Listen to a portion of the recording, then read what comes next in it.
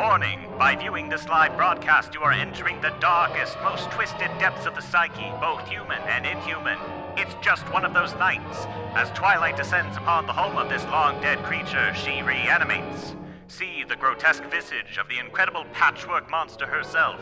Neither alive nor dead, this shambling corpse is driven only by her desire to game. Her choices in interactive entertainment will drive you to the edge of sanity. Laugh with her, cry with her, perhaps even die with her. That's right, unimaginable terror lurks within this graveyard. So put your vehicle in park and grab some refreshments, because there's no escape from the midnight showing.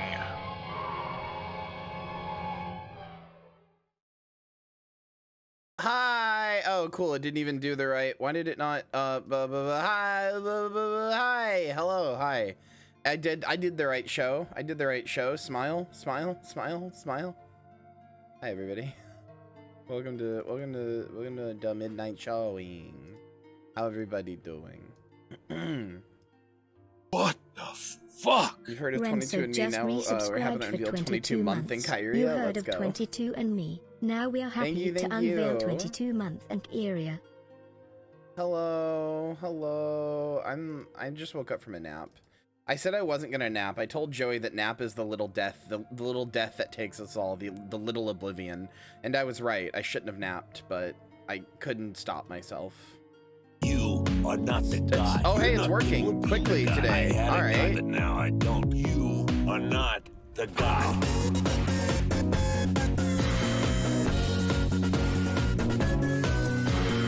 You are not the guy. You're not gonna be the guy. I had a guy, but now I don't. You are not the guy. I had a guy, but now I don't. The guy. I had a guy, but now I don't. The guy. I regret to inform you that the scariest possible fucking thing has happened. The absolutely most scary thing possible has happened. Hannah bought me not just The Walking Dead Destinies, but Skull Island Rise of Kong Colossal Edition. Not just the regular edition, Colossal Edition. I have, of course, accepted them into my library, though I am loath to do so. So many shitty game streams, I know. The Walking Dead Destinies I might play more than once. I am not playing Skull Island Rise of Kong more than once. Holy shit. I cannot believe you paid $20 for this, Hannah. I cannot believe you paid $20 for Skull Island, and you paid, how much for Walking Dead Destinies? $50. Holy shit. Holy shit. That's so much. Oh, that's gonna be funny. Anyway, Molly, you want your flirt? I can't think of a good one. Mwah. Kissing you on the head, giving a little kissy. There you go. That's your flirt. A little forehead kissy. Should my mom berserk today? Why would you do that? That seems like a bad idea.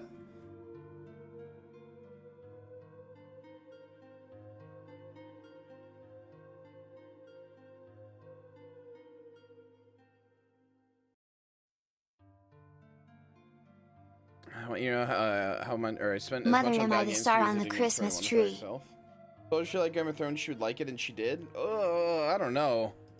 Berserk is, I don't know. That's not something I would share. I would share with my parents. But hey, if you have a good relationship with your mom and you think she would like it, then more power to you. I just, that is a scary prospect to me, brother. I gotta tell you. Chat, I've had a hankering recently. I've had a fucking hankering. First of all, I've had a hankering for some just chatting content. Kinda, even though it scares me immensely, sometimes I kind of just really want to do it. I've had a hankering for that recently. But also, Blonde Princess, thank you for giving me Clive Barker's Undying on GOG. I don't totally know what that is. Like, I do, but I don't. But I'm excited to learn more and play it. I've had a hankering though recently, chat. I've been wanting to play some fucking Alien, some Krungle chess. I've been wanting to play some fucking Krungle chess, dude. I don't know why, ooh, I've been wanting to play some fucking Krungle chess, which is Into the Breach, if you don't know what I'm talking about. Into the Breach is a very good game.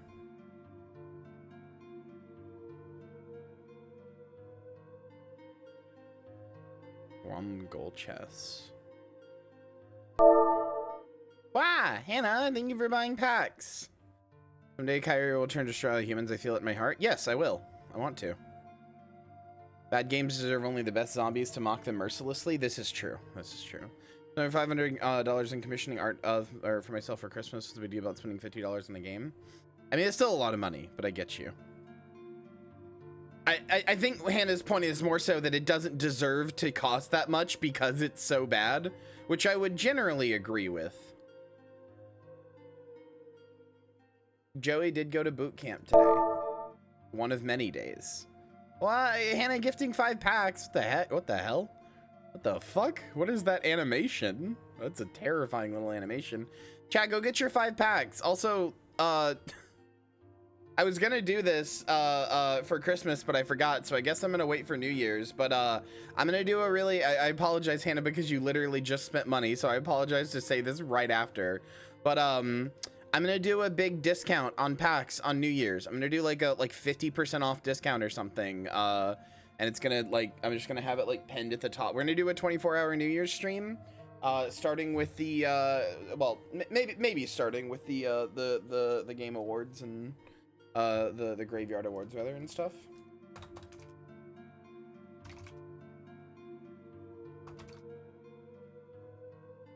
And we will be playing bad games like The Walking Dead Destinies and stuff. I'm gonna try to get to buying packs weekly again. That's very kind of you.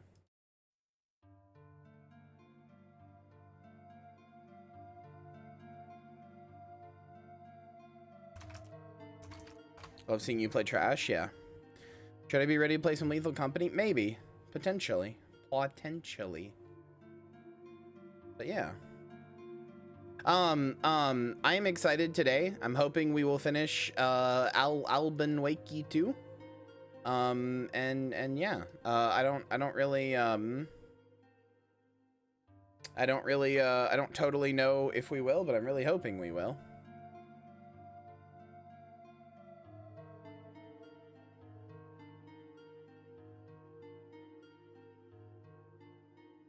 He's asleep, sorry. Well, I gotta wake his ass up.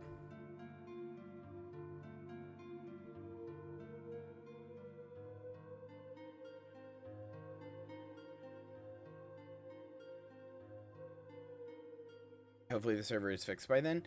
Yeah, I'm hoping it is too. I mean, that's why I didn't want to tell people until it was ready, because I don't, you know, want to get people hyped for a thing that we may have to, like, stop and get something somewhere else or anything. But yeah, I really want the server to work, because if I could get a Garry's Mod server that I could just install a bunch of add-ons on, that would be so fucking dope. I would really, really love to just install a bunch of add-ons to a Garry's Mod server and then just be like, hey, we're gonna go play fucking Instagib, or I don't know, like, we're gonna play some fucking sandbox, get in there. Why can't I just mod Gary? He doesn't even exist anymore. He's dead. He's not dead. He's not dead. He's actually making a game that when I'm making a sort of a long shot call here. He's making a game that when it comes out, I think is not going to be as big as Garry's Mod, and is turn alerts aren't working. Oh no, I guess not. Huh? Wait, hold on. What happened? What happened? Hold on, let me check Twitter. He's making a game that's not going to be as big as Garry's Mod, even though it's effectively Garry's Mod's replacement. And also it's, oh, hell yeah, Spider-Punk shirt, let's go. Hannah, thank you. That's so kind of you, thank you. Let's freaking go. I actually need a new shirt. I need, like, new clothes in general, so thank you. Yeah, hold on. Let me pull it up. So Gary is making a new game called Sandbox. It's the way you say it as S and then the and symbol, like the ampersand symbol. So it's sand and then, you know, Sandbox. And I just don't think it's gonna be quite as it's the spiritual successor to Garry's Mod, but the thing is that it's using all new assets. Like it's using it's using like it's using like totally new models. Like it's basically like Garry's Mod is built on top of Half-Life 2, so like even if you didn't play Half-Life 2, it has a lot of Half-Life 2 stuff in it.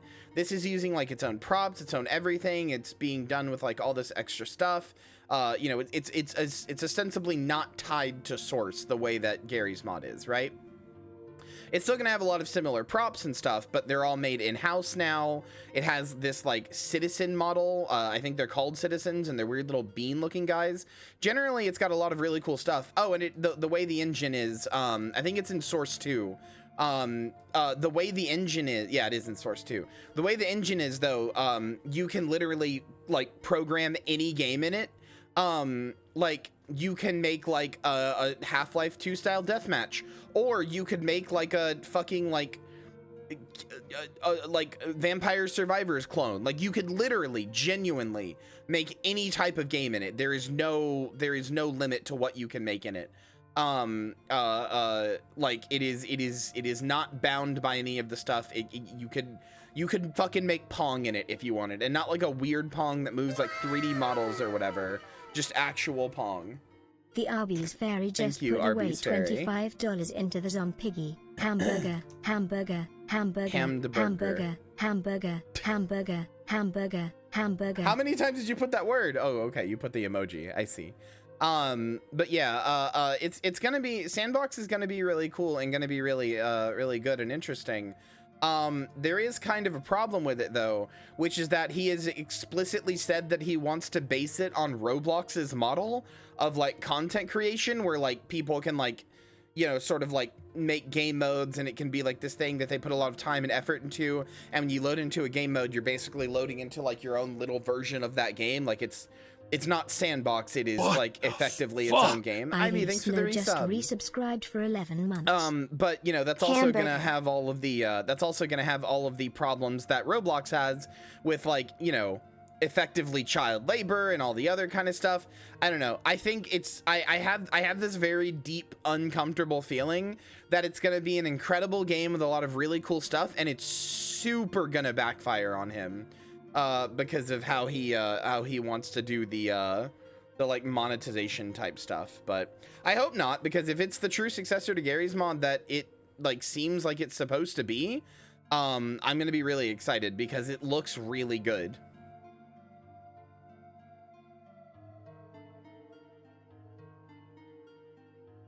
They were doing like monthly blog posts about like the stuff, like the updates they were doing that were written by Gary and other people. They seem to be gone for some reason. Like they're there, but like they stopped doing them. Haven't done one since September, and instead Gary is uploading these videos on his personal YouTube channel that goes over the stuff that they've been working on with an AI voice that raps at you, and I'm not excited about that, I'll be honest with you. But what? Here, I'll show you. Can I get some curly fries? Yeah, hold on, I'll show you. Is Gary of Mod cringe? Oh, extremely. Like the man is esoteric and weird. He's always been esoteric and weird. I remember when I was like 14 or 15 or something like that, I used to really respect him and like really care about him, and I still think he's pretty cool in a lot of ways, and he's definitely kind of a genius in like a lot of the stuff that he does. But also one time he just wrote a blog post, and granted it's his blog, he can write whatever he wants, but he kind of has this very like loner mentality, and this very like, maybe not mentality, but he's very prickly, let's put it that way. At least from what I've seen online, he's very prickly online. I don't know about in person, I've never met him.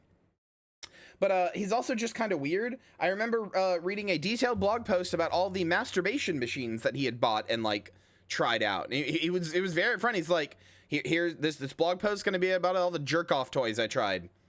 Just here you go.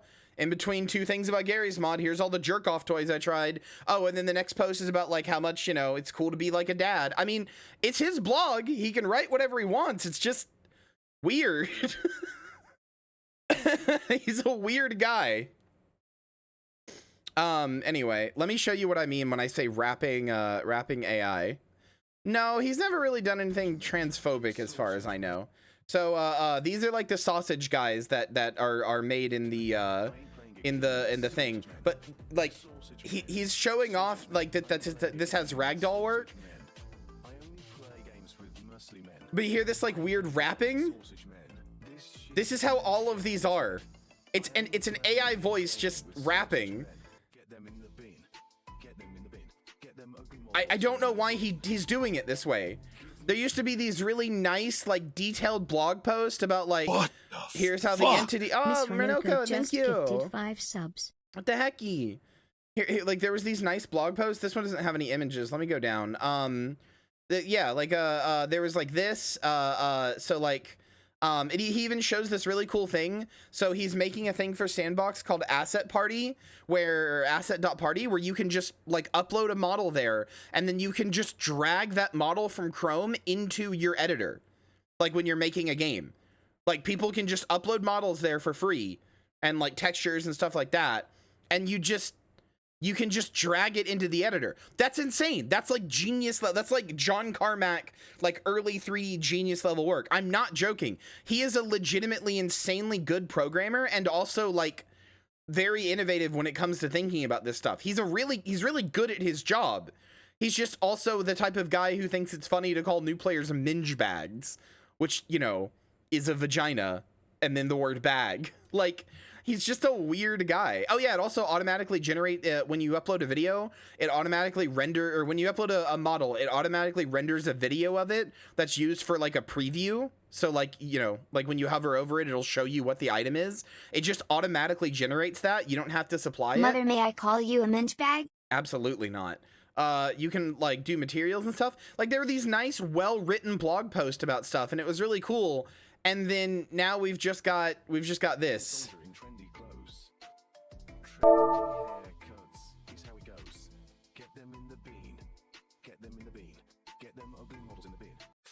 Is this all about the ragdoll work? Oh no, here's multi-select and edit. Yeah, I don't know why he's decided to make these like unwatchable, but he has.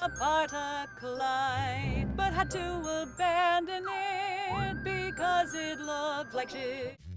Multiplayer progress. Multiplayer progress. Why are you showing it off like this? Multiplayer progress. Multiplayer progress. Multiplayer progress. Multiplayer progress. Implementing the network system from scratch took a few weeks, but has given us something if not more suitable. Looks great. Why are you presenting the information this way?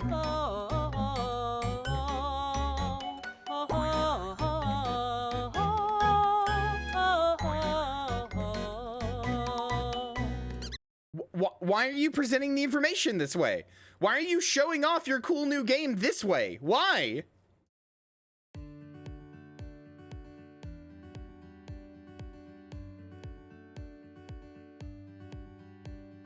Sometimes I feel like when somebody is a bona fide genius or something, it makes them a little bit insane. I agree. Fireworks, thank you for the biddies. Wow, why is everybody being so nice to me today? What the hecky?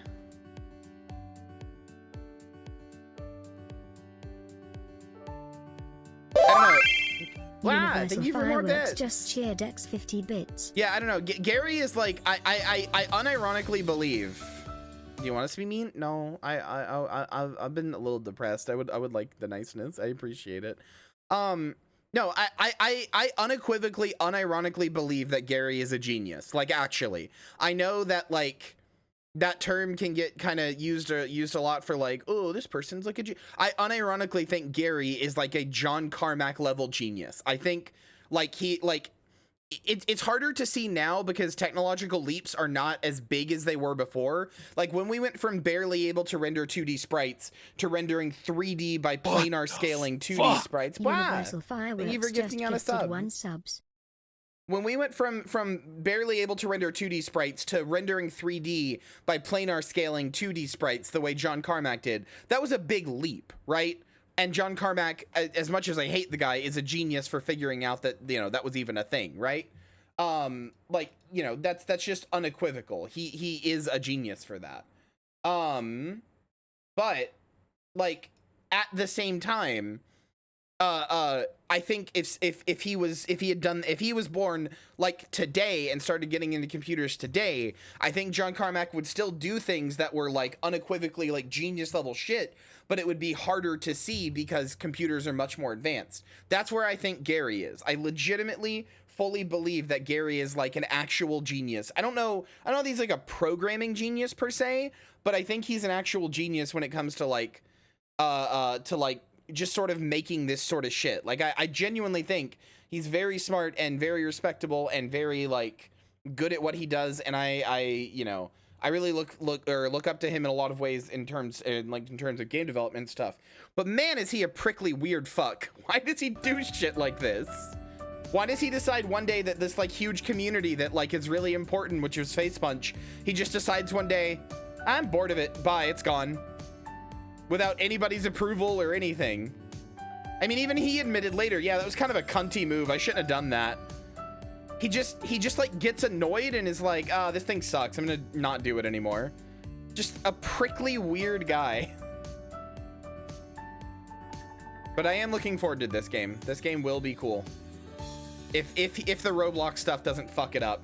I have a feeling the Roblox stuff is gonna fuck it up. The Roblox style like monetization and the Roblox style like approach to games and stuff. But if not, if it does pop off the way that, you know, I'm kind of hoping it will, oh man, it's gonna be great. I do especially really like that even though it's on Source 2, it's not actually tied to anything Half-Life, because despite how much I love Half-Life and despite how funny it is to spawn like G-Man and put him in a funny car or something like that, it's actually so much cooler that like this is just its own thing and has its own like art style and stuff that's clearly Half-Life inspired, but isn't like it doesn't have to stay there, you know? Like you can branch it out into whatever. Like on their blog or whatever, they have a bunch of different like showing of like different things like people had been doing to make different games and stuff in it. Jeff Gert's been talking about Roblox. They're saying basically a ticking time bomb because eventually someone's going to get through to the right politician about how fucked its monetization schemes are. Oh yeah, absolutely. I mean, somebody's going to get through to the right politician and point out that it is effectively child labor, like legitimately. But yeah, like this is one of the games that's being made in-house to show you the type of game that can be made in this. Even though it's like a 3D game, like you can just make something like this. You can just do that. Like it really is more of an engine than Garry's Mod ever was. Garry's Mod is Half-Life 2 with scripting capabilities. This is like an actual engine. Like you can remake Trouble in Terrorist Town. You can also make fucking Golf or whatever. And this is specifically showing how this blog post is specifically showing how games can like have their own like main menus and stuff now with their own like style, like way of styling it and stuff like that. But yeah, it is much more of a game engine than anything else ever was. Yeah, like so the deathmatch 98 thing here is a very reminiscent of like Half-Life. You know, it looks different than all the other game menus. It's just cool. It's just cool. And I really hope that this oh yeah, here's a game somebody made in it. Bomb Royale, one of the people who works at Face Punch made this. I don't know why my browser is so slow on these videos for some reason. It's not supposed to be playing at like 5 FPS, but whatever. But yeah, I don't know. If it gets out, if it gets out and plays, it'll be cool. I need to mute this because you can't mute the videos once they start playing. Did somebody get Doom working in it? That's funny. That's actually funny. Anything else in here? Oh yeah, somebody made Jailbreak. Remember Jailbreak? Yeah, these are the little citizen guys. These little like bean looking dudes are the little citizen guys that are the like the character, and like you can like give them clothing and like different like props for like hats and stuff like that. They're the player model of the game. Also, wow, hype train complete. Thank you guys. That's very kind of you. But yeah. Anyway, I have thoughts and feelings and predictions about this game. None of which are about Alan Wake 2. So apologies. I'm just really hoping that this does eventually come out and is good, because I don't know if I trust it to do those things right now. First good hype train emote. Oh, that's adorable. That's actually so cute. Okay, I am, hold on. Let me check my bank.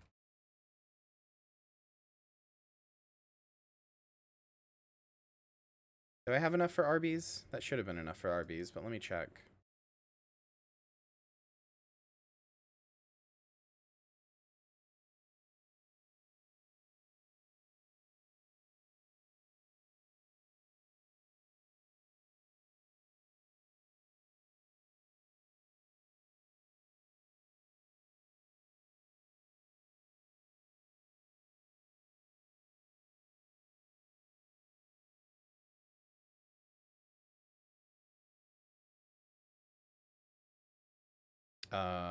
Hold on.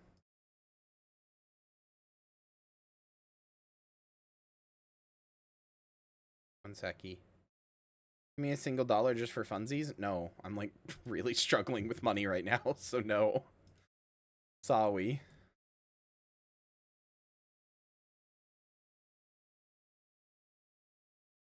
What is my bank doing? Let me in. Let me in.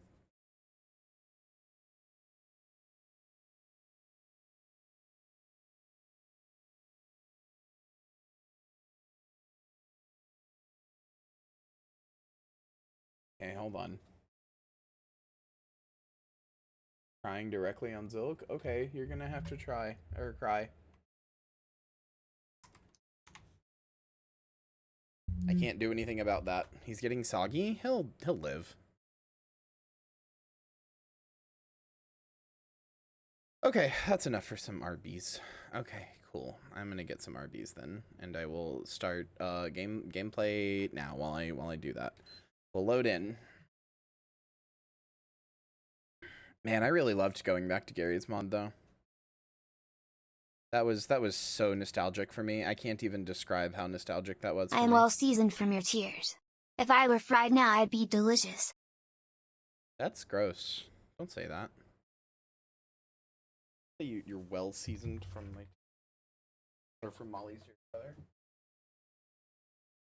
Oh god damn it! My controller isn't connected. Hold on. Don't be gross, little guy.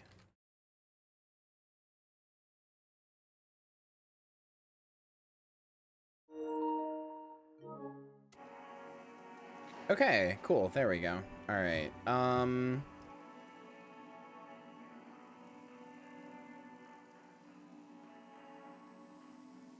Let's go.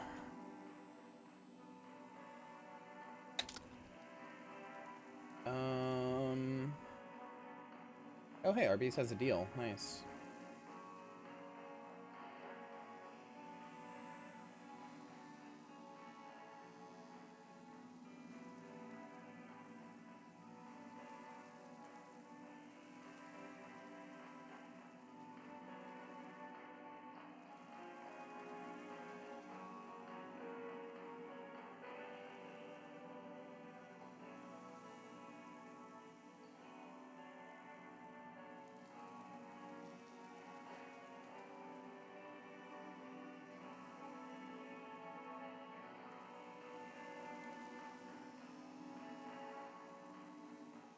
I love this song. I love Audie's little song here. I just wish it had his dulcet tones, you know? Alright, calm down, Alan. Where the fuck? Am I stupid? Am I insane? There it is.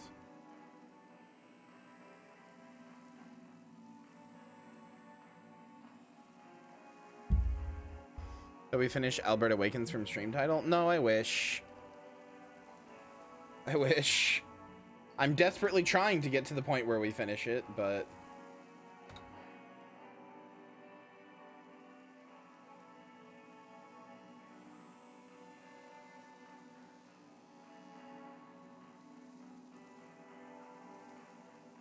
Okay. Alright, let's go. We are going in the Grand Budapest Hotel. This thing. That's not actually Grand Budapest Hotel. You know, I never saw that movie. I only have a bad memory of that movie. Is that Alex Casey? Scratch was closing in. Oh, Gaining control. Alan Wake. I couldn't let him escape the dark place. I had to keep him from Alice.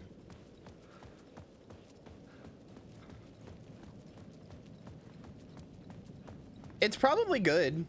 My only memory of it is that my ex, who unfortunately gave me an NTR fetish by cheating on me 10 different times with 10 different people, parentheses, this was not good. I got the fetish to cope.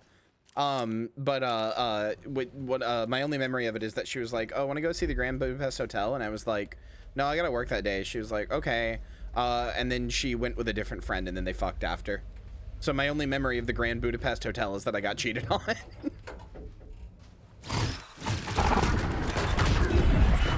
10 times? Yep. I don't even dislike it. I don't even really have any strong feelings towards it. It's just...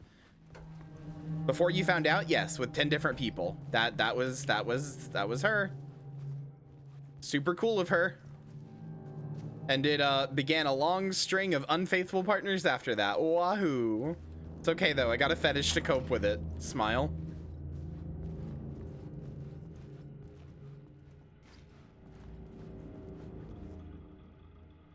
Oh hey, Barry. Wait, hold on. Greetings from Hollywood.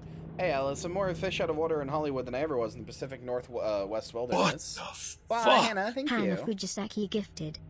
I don't know. It's kind of a sad story, so I don't want to like make everybody sad about it. But I don't think it's. I mean, it's sad, but like it doesn't bother me anymore because I'm used to it. But yeah, subs in the channel. I'm very sorry, Allie. My brain was just like, man, if it's gonna happen anyway, I might as well sexualize it. Although I didn't sexualize it into the point that I ever like enjoyed it. It was more like, okay, now I have a kink for this. So if you want to do this consensually, that's cool. But like, you're still doing it unconsensually, and that makes me wish you get hit by truck, please. I have absolutely zero patience or time or tolerance for cheating. It's the one thing that if you do it, I'm like, that's it. You're unequivocally a bad person. You can't be saved. Sorry. You deserve suffering and get hit by truck. Which is probably not true. I'm just, you know, angry. Anyway, I'm more of a fish out of water in Hollywood. Oh god, the ray tracing really fucks up the text here. Holy shit. Than I ever was in the Pacific Northwest. These yuppies with their glow-in-the-dark teeth. It could be more fake if they had 6 fingers. And everything is so fucking great all the time, even when it's just in fact the opposite. More than once I've thrown up in my mouth during meetings with these movie exec jerks. Go out here and look after Al's legacy. Everyone wants to gobble up the film rights for the Casey books, and they have no moronic ideas about what to do with them. It's my duty to herd this horde of tan zombies in the general direction of something resembling good taste. I'm painfully aware how deeply Al would have hated the adaptations if they didn't do justice to his vision. He was a master of hating things deeply. For good reasons, I mean. That's why I loved him so much, right? Anyway, gotta hop on another video call to talk about casting. Your pal, Barry. Joined a cult from Barry Wheeler to Alice Wake. Hey Alice, you're gonna think I've been replaced by an evil double, but I've joined a cult and I love it. Joking about it being a cult, kind of. Blessed wellness retreat. Working with Al or the Andersons was tough sometimes, but these wow, that was 1 year between these two things. Between these movie biz types are insane. My stress levels were through the roof, but then I was tipped off about the retreat. Best decision I ever made. I've never felt this good, well, and healthy. The guy who runs this place, Chester, is a goddamn miracle worker, not a wacko in any way. I know you think I'm full of shit, but I've lost a ton of weight. You wouldn't recognize me. Chester says I'm lucky to have ended up here. Something bad would have happened to me if I'd stayed in New York. I believe him. I wasn't feeling great after everything that happened, especially after those FBC creepos wanted to chat with me. Enough to turn anyone into a conspiracy nut. Hope you were good over there. Come visit anytime. West Coast is not as bad as I made it sound in my earlier mails. Your pal, Barry. Hey, look, Barry's hanging out with the paracriminal Blessed organization from Control. I don't remember this organization at all. To the point that I'm almost like, you're making that up. I know you're not, but like... I don't remember this coming up a single time ever. Hey Alice, checking because I haven't heard from you. Everything good back there? I've been trapped in non-stop meetings and no breaks. Open kimono, I've considered peeing in a mug and lunches be damned. How do these people ever get a movie made when all I do is sit in meetings is beyond me? Your pal Barry. Hey Alice, shark circling. They now, or I'll handle it. They now want to turn what happened to Al into a movie and or TV show and or, get this, a fucking video game. I told them to fuck off. Also, in case you hear about this from someone else, a true crime writer named Tammy Brooker is working on a book about Al. Hunted down a publisher and told them we'll sue. Don't worry, I've got you covered. Your pal Barry. I don't remember the surfboard or the train, unfortunately. Hey Alice, everything good with you back home? Just checking in. Tried to call it yesterday, but you couldn't reach you. You're probably just deep in your creative process. Now how you artists get when you're in the middle of your projects, everything else disappears. If you call back and can't reach me, I'm doing whatever it is an executive producer is supposed to do. Still a mystery to me. Oh, and if you want me to help with anything business related, just say the word. Well, I'm glad Barry, despite joining a cult, I'm glad that Barry is okay. I would have been sad if he wasn't. For months after Ellen died, I didn't leave the apartment. Part 1, The Depths. Love is weakness. I was flattened by the confusion, shock, the guilt, fear.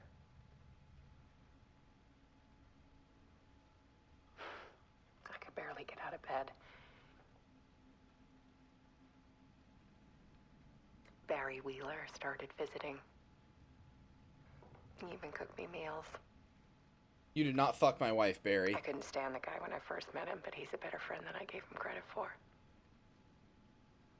And he still checks in. Even after he moved out west.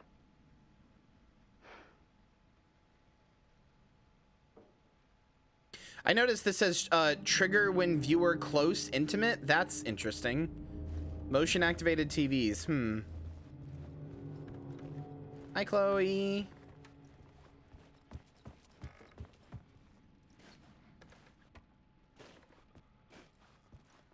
So my wife must remember the dark place a little, right? Her whole life. Like she must remember having been in there, even if I saved her. Oh, hey, that's what happens when I die.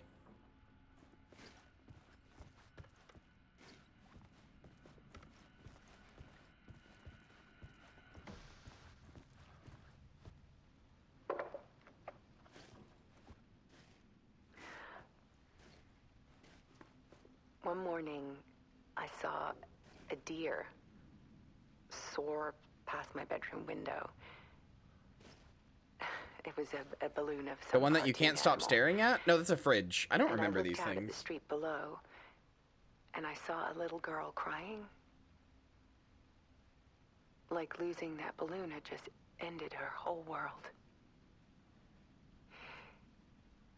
It was the perfect image of the horror of caring. And that's when I got myself out of bed. And I picked up my camera.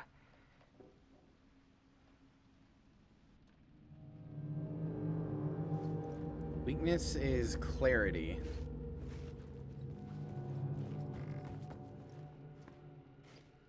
Yeah. What does that say?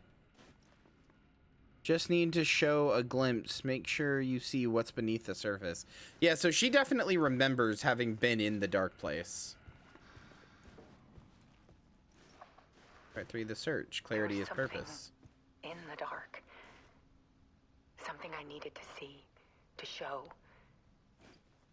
The more shadows I photographed and filmed, the more I felt like I was on the verge of a breakthrough. I submerged myself in it. I only went out at night. My search became obsessive, but I still had no idea what I was looking for.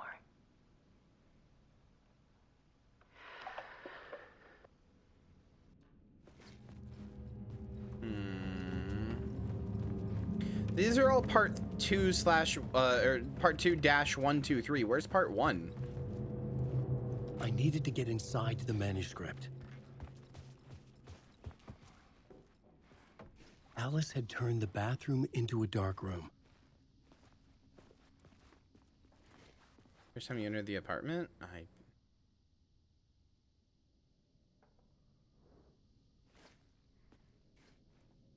No such thing as too personal. The photos are me. Just need to show a glimpse. Make sure you see what's beneath the surface. Okay. Are dark rooms like this even used anymore? We don't really, like, make photos like that. Oh yeah, Chad, have I ever told you that I can never, unfortunately, show it to any of you because it would dox me, since you could, like, you know, if people figured out where Keffels lives from, like, or where Keffels was staying one time from hotel bed sheets, I can never even give you, like, a glimpse of one of my windows or something. But, like, I don't know if I've ever told you guys this. I used to be really big into photography. I still wish I was. But I used to be really big into photography, and I actually own a kind of rare camera. I thought it was expensive. It's actually not that expensive, but it's kind of rare. I own Sony's first ever DSLR, ever. The first one they ever made, the Alpha 1000. It's a really good camera, too. Like, legitimately. I really love taking pictures with it. Wish I could show you any of them, but...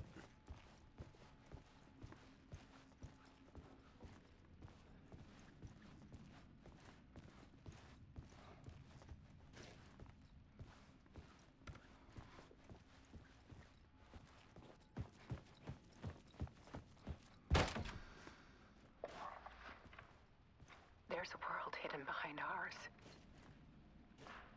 A dark tide ebbing and flowing against reality.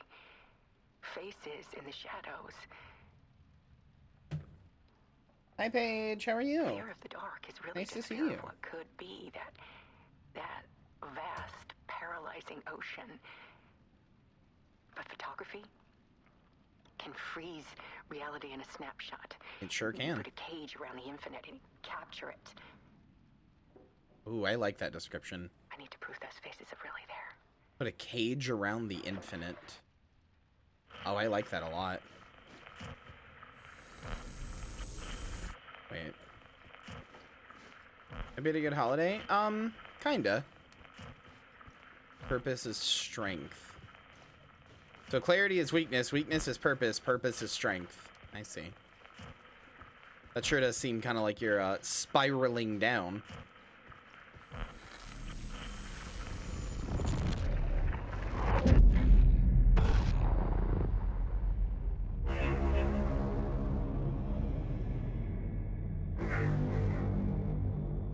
Speaking of spirals, there's one on the door. I don't know if you guys can see it.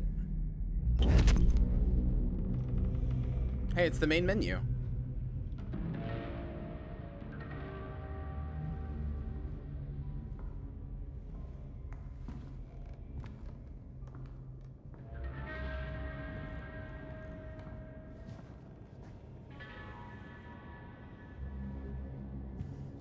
If Alan is a para-utilitarian, I think he's the strongest ever. Like, ever. The full manuscript of a novel. Return. A horror story about the dark presence escaping from the dark place, taking over Bright Falls. I couldn't remember writing it. I had not written it. I would never write this. I knew who had. Scratch. A monster with my face. If this story came true, Scratch would get out, people would die. Destroying the manuscript, it wouldn't stop it from happening. I would have to fix it, edit it. I could not change the genre of the story. I'd have to work within the constraints set by Scratch. I needed someone in the story to fight the darkness. Saga Anderson. I kept seeing her in my visions. She was already in Bright Falls, already involved, but she was not in Return. Not yet. I'd write her in. Try to stop Scratch within the limits of the horror story. It was almost impossible. It was taking too long. I had not reached the end.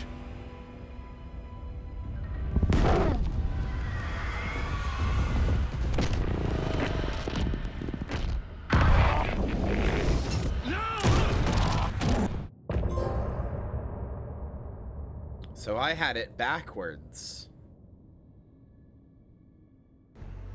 Scratch wrote return. Wait, hold on. This has to go on my board. This actually has to go on my board. That's like way too important to... That's way too important to not change. The return...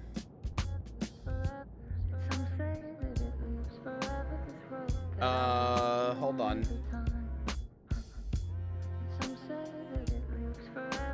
Written by Scratch, edited by Alan. Although he's scratched out like his name on there, which effectively kind of and like started scratching stuff out to write it, which kind of makes him Scratch. In essence, like they're just swirling on top of each other at this point. But is that why he's called that? No. Before I could finish my edits to the manuscript.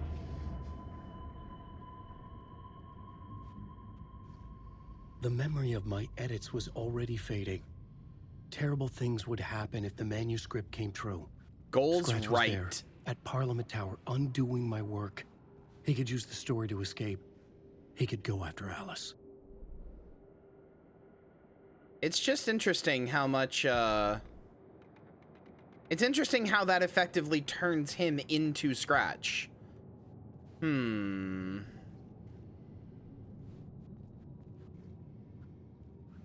I have some thoughts on this. I needed a new draft of the... Where even am I? Am I still in Parliament Tower? No, I'm somewhere in the wardrobe thing.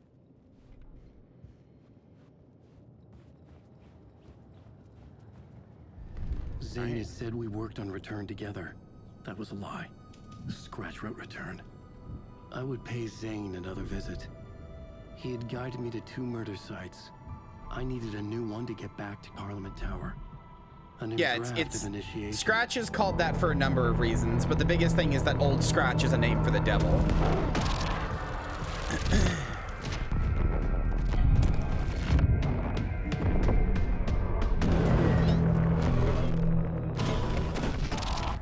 What was that on Alan's head?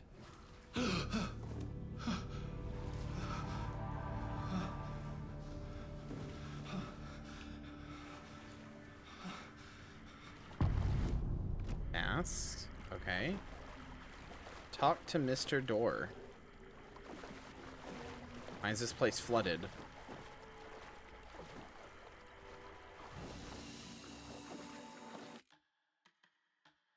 Okay.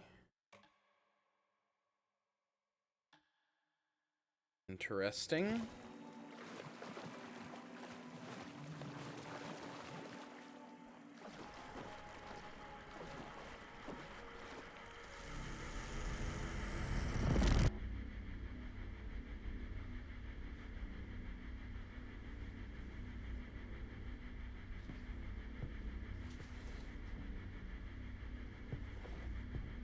I wonder if this is the cutscene that YouTube keeps recommending me called Warlin Door Tells Alan the Truth. It looks like it.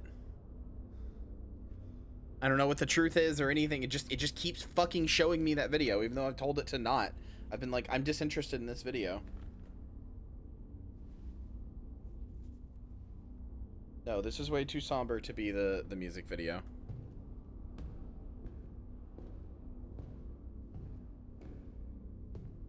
Oh, I think this is that. Yeah, I reckon that face right there is the thumbnail.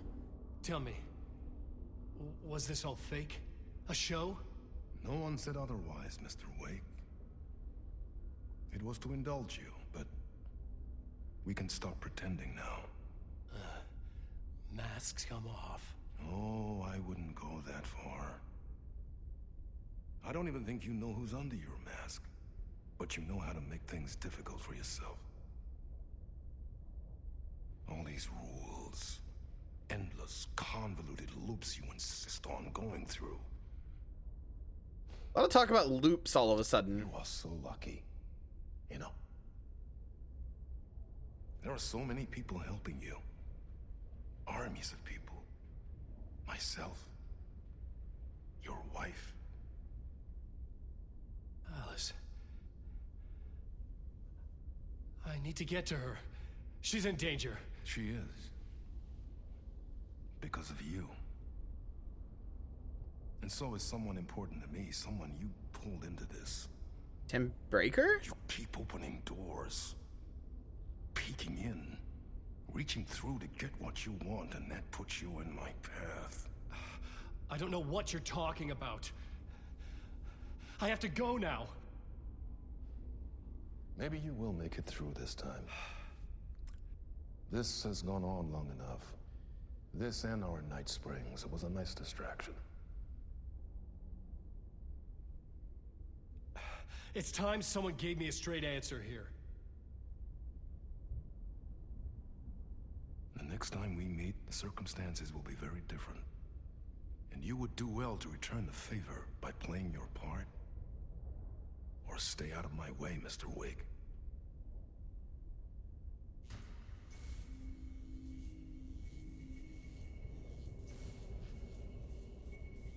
Whatever you say.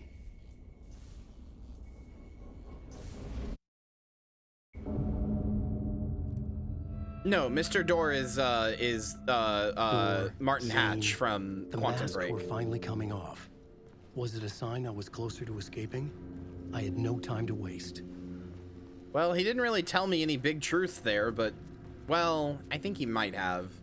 I have an idea. Wait. Oh, good.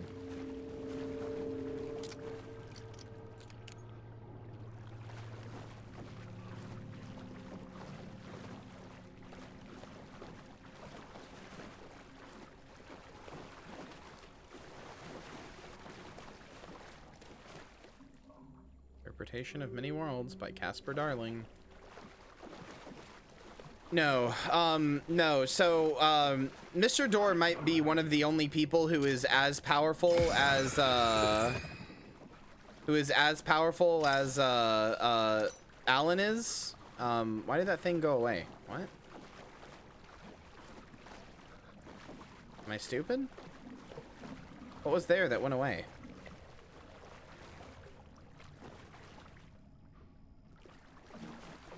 Was that supposed to be like one of those viewy thingies, like where I can see like a memory?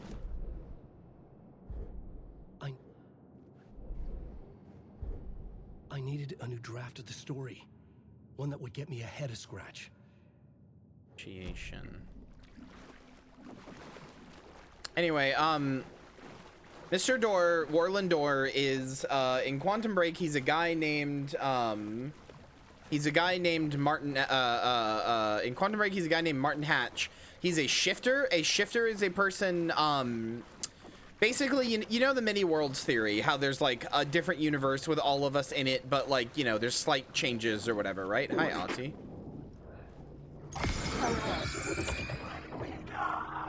So basically, Warlin Door is a person who, because of,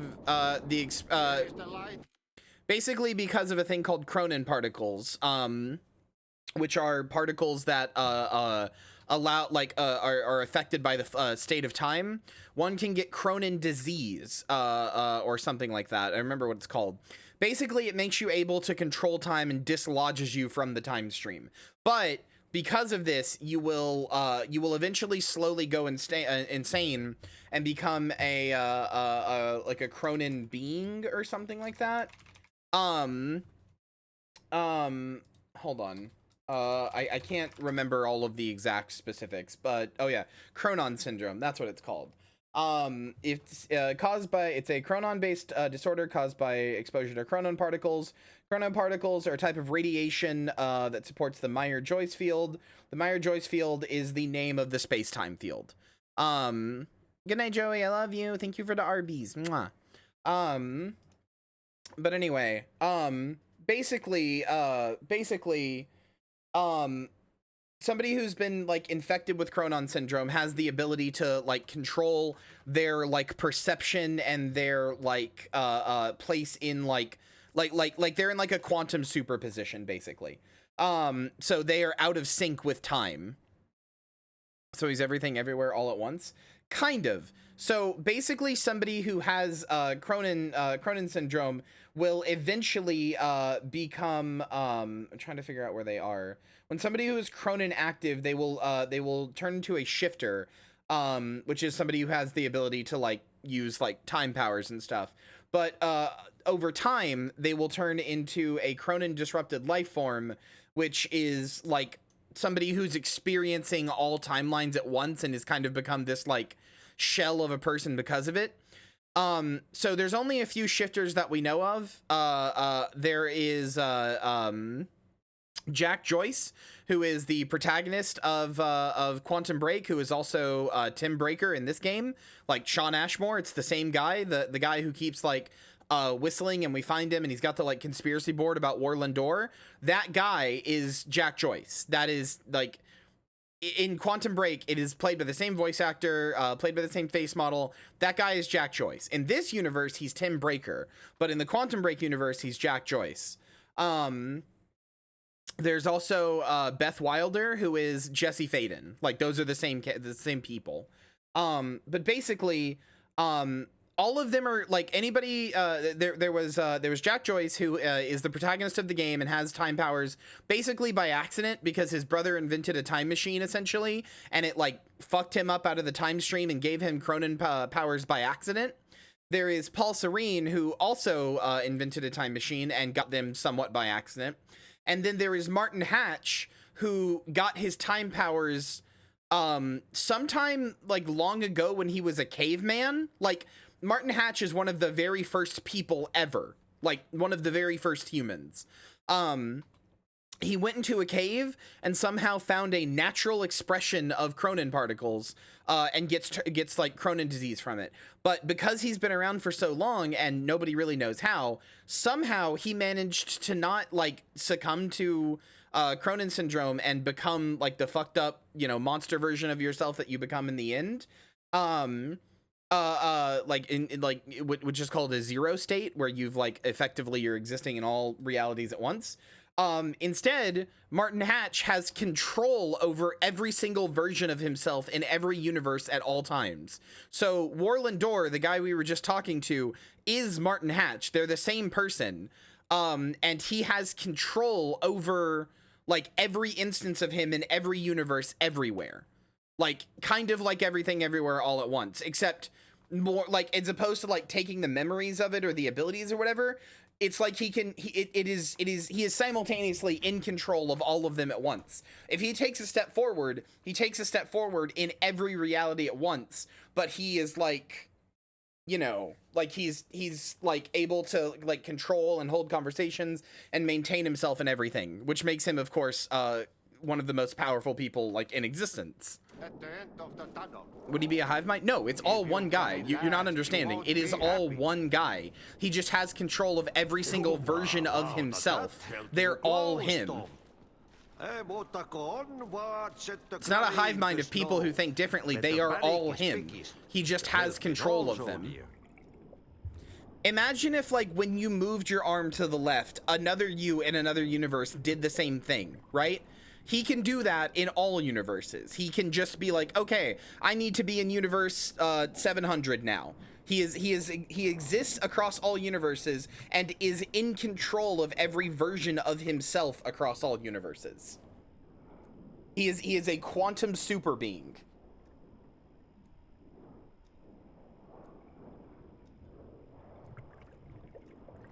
David Harewood? I don't remember who that is. Is that Ahti? Door didn't seem happy to see me this time.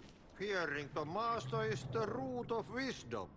But don't yeah, he does let really the good in this game. Get you down. He's playing his role. Maybe put him in your films, Tom, like you have put me. Sehän oliski. What films? I'm a fan of your masterworks. There is Tom the Poet, my favorite, and do you think Ahti has a Letterboxd account? The most famous one, of course. And is it true what I hear, that it's coming back to cinemas soon? Is there a bottom to this rumor?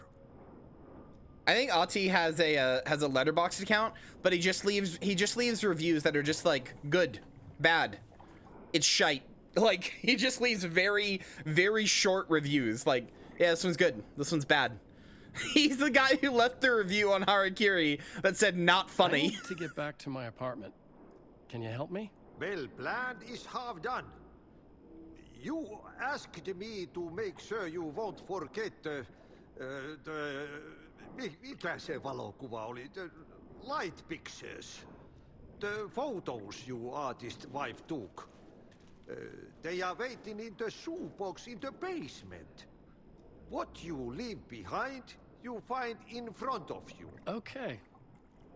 Thanks, Adi.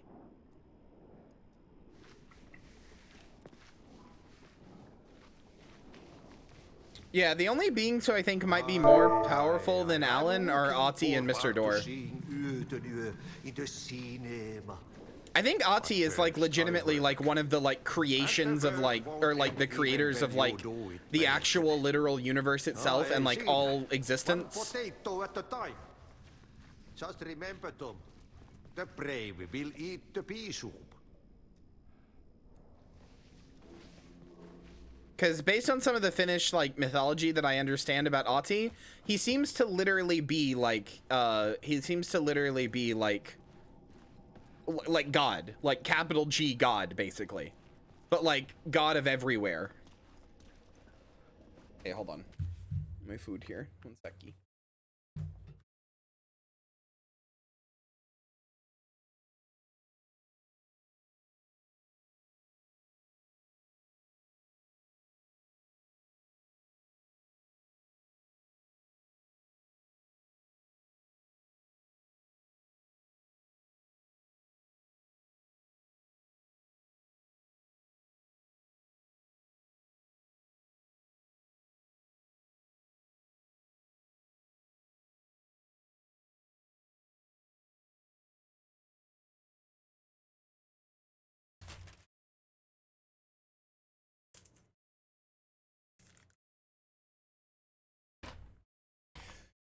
That's why he reviewed Harakiri as not funny, because in the universe he was watching it in, it was a comedy, but it wasn't like a good comedy. It was actually a really bad movie.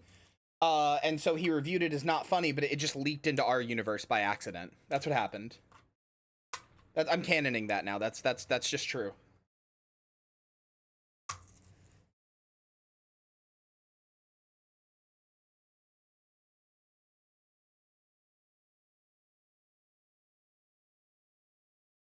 Star Wars with Jack Nicholson, I think, would kind of own. Was he originally going to be in it or something? Or is that just a random draw?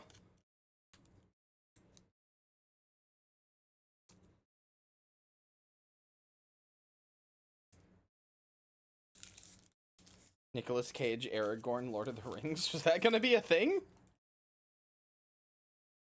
That would have been incredible.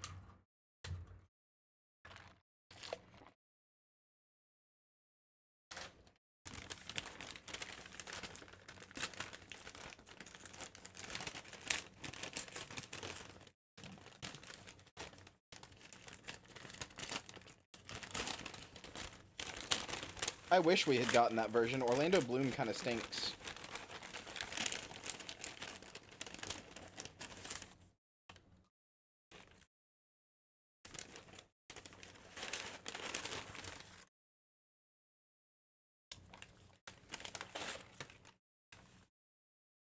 This is either going to be one of my hottest takes or my coldest. I think a bunch of the side characters like Aragorn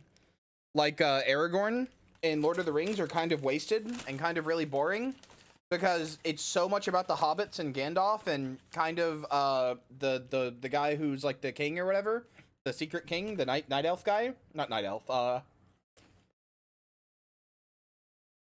Mother, can you help me audition for the next Star Wars movie? I want to be the cute Krungle mascot and also a Jedi. Oh right, okay, yeah, sorry.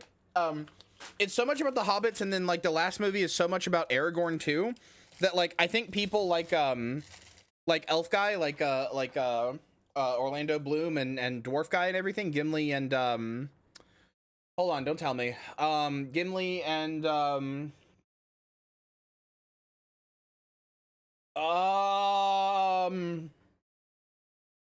Fuck. My brain wants to say Ocelot, like from Metal Gear Solid, but that's not right. What's his fucking name? Oh, I'll remember the character's name. I'll do it. Legolas. Gimli and Legolas kind of just don't have any, like, they don't really get a story. They're just kind of joke characters that exist, and it makes me sad.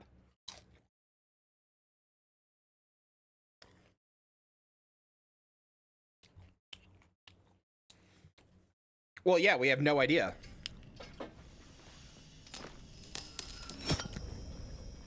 We don't have a single clue what they want.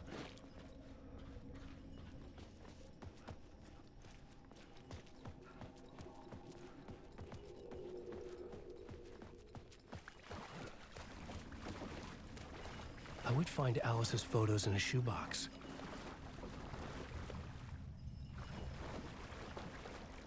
I do think it's funny that Legolas snuck Gimli into Elf Heaven. Flat Earth Elf Heaven. Well, he's not just cleaning up the messes Alan makes, but yeah.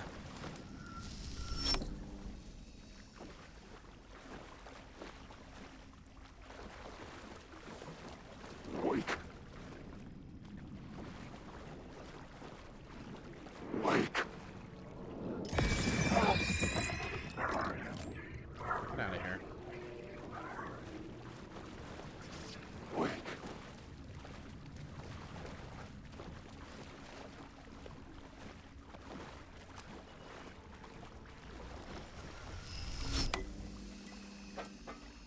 There's the shoebox.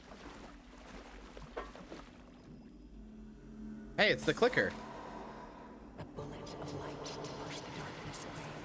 These were Alice's photos. I recognized the style. One showed the clicker sinking into darkness. The other showed a light in the shape of a bullet. They were important, even if I didn't know what to do with them yet.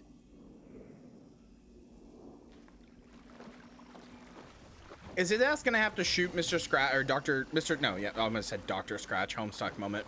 Fucking Mr. Scratch with a light bullet to eradicate him from the inside out? That would be kind of funny in GL.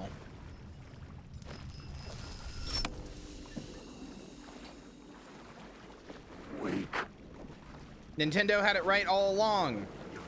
Wake. Oh my god, all my adoring fans. Wake, wake, wake, wake, wake. Bye, bitches. Like oh, a camera! Wait, yeah, that makes so much sense. Charlotte's so smart. Holy.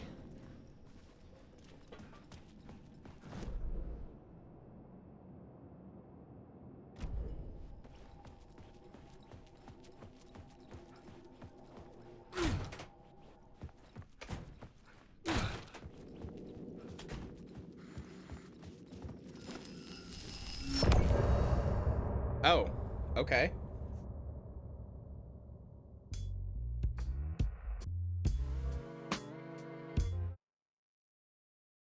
I'm lost in the dark, drowning. I'm drowning. Wait, I feel like I skipped something there.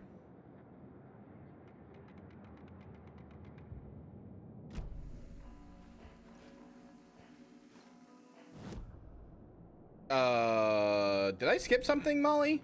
You've played this.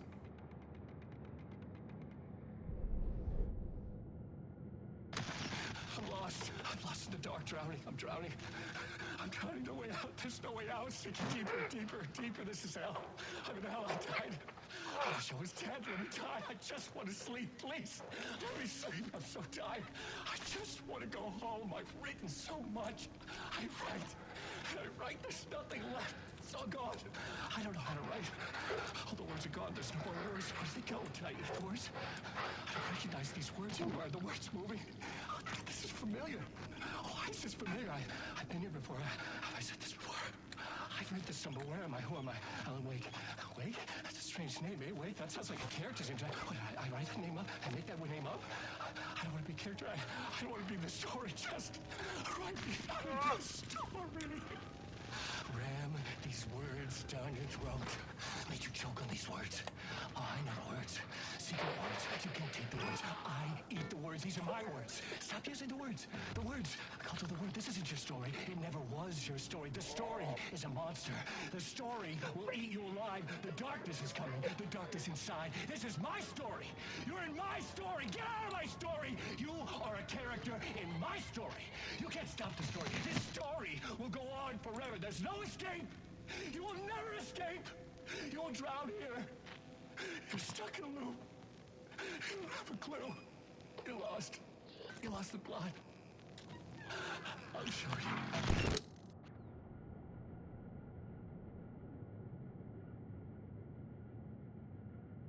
That boy needs therapy.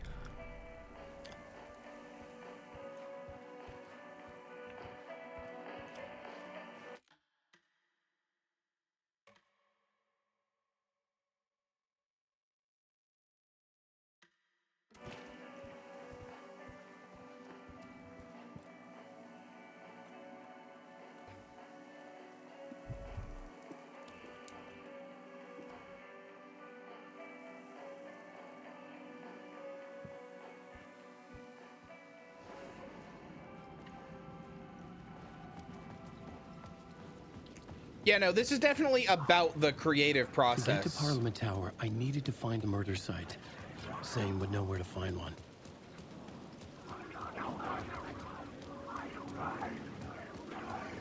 Like on a less like Marvel ass level about it, this is about the creative process.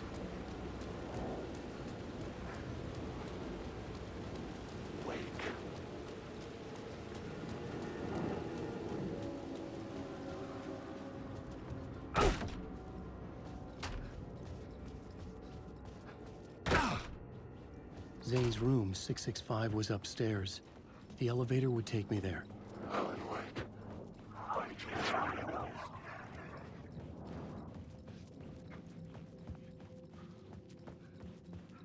Where's the elevator? My stupo? Oh, right. That reception. I am stupo.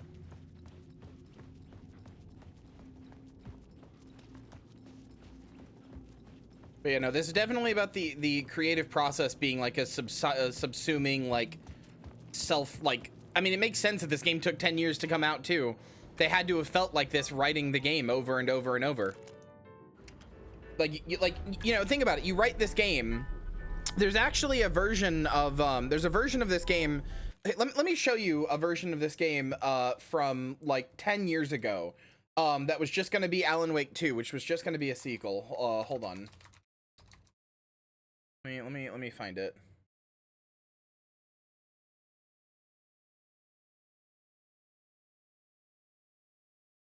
It got recommended to me like a few weeks ago and I watched it and I was like, my God.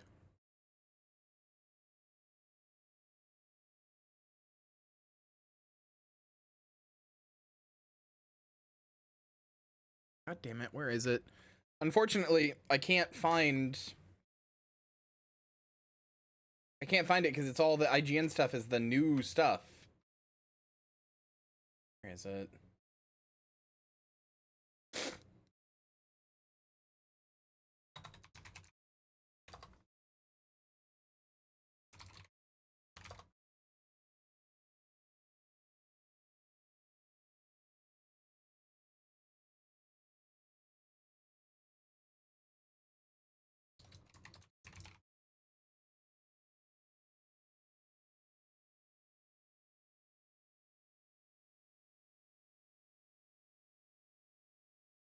Here we go. 13 minutes of Alan Wake 2 concept demo. This was released 8 years ago. And it's kind of amazing when you go back and look at it, because it's like, this was originally going to be the sequel to this game. To the first game, I mean. I think we're good. All right. So, do you know who Alan Wake is? Oh, yeah, sure. The writer. Yeah, writes the crime stuff.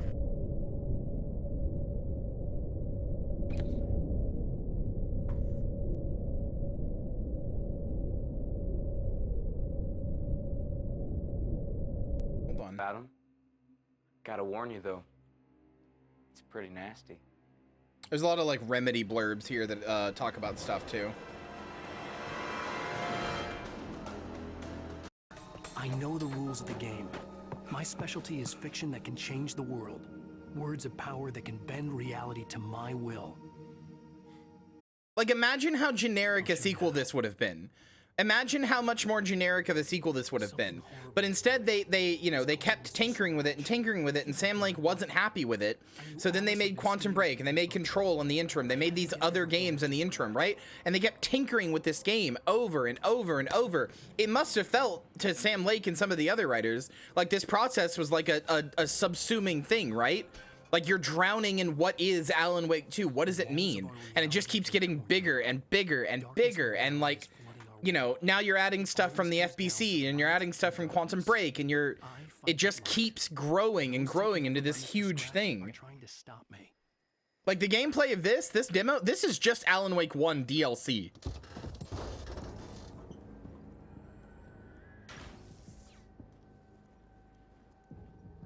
I mean, this demo did turn into basically American Nightmare, but American Nightmare was basically a fun budget title.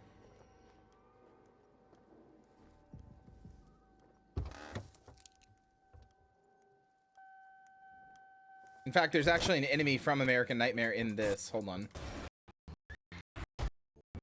Go forward a little bit to when he gets on the bridge. Weapons of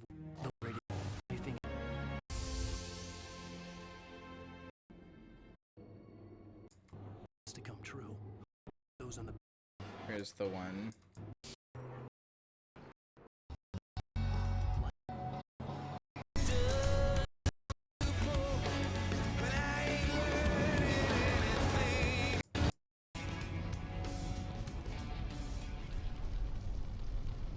There's Bright Falls and Watery. Where is it? Yeah, this enemy right here. The one that's a bunch of crows that turn into like a dude. This was reused in American Nightmare.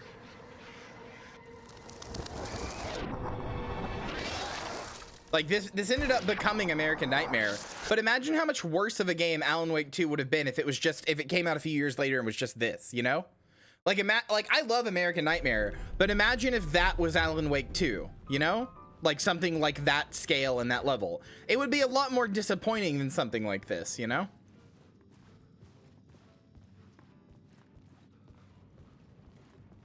Something told me Zane wouldn't be happy to see me this time.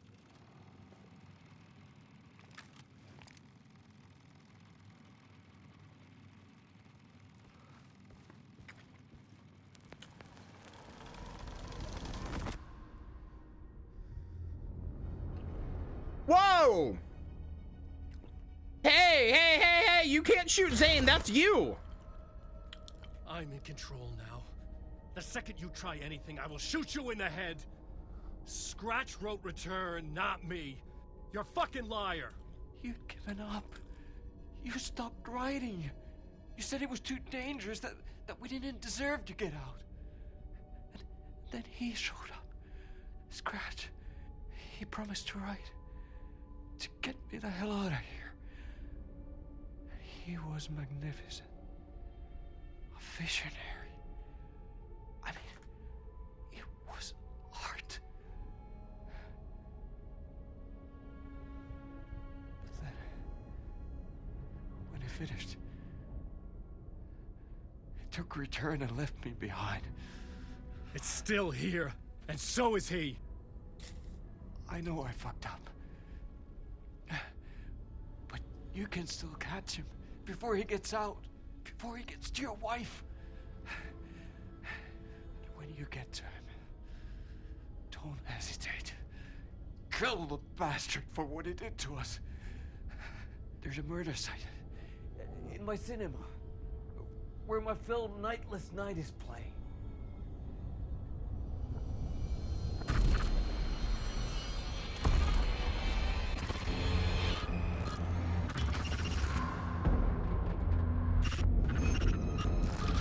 What the fuck? What?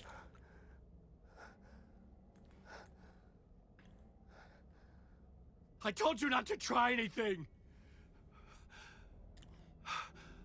Oh, he was trying to rewrite the scene, so Alan was in the chair and he was... Oh my god.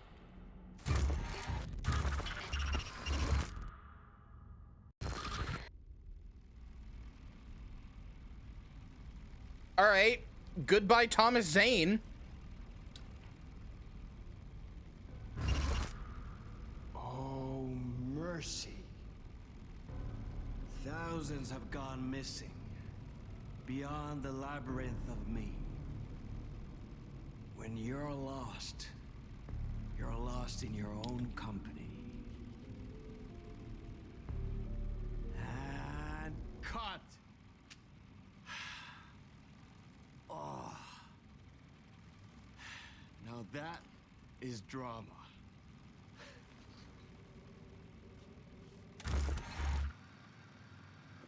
I knew it'd be too fucking easy for Zane to just die like that. I had a million questions about Zane, but I had more pressing concerns.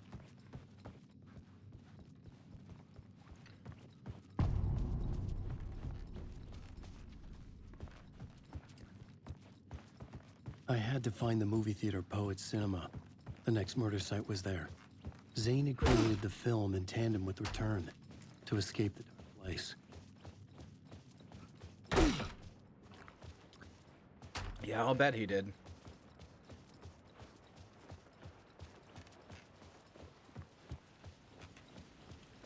Man, this game is going places. Alan Wake.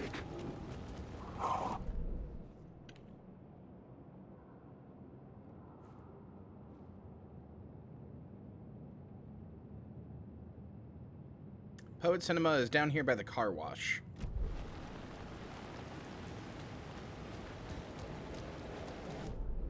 I've got to get down somehow.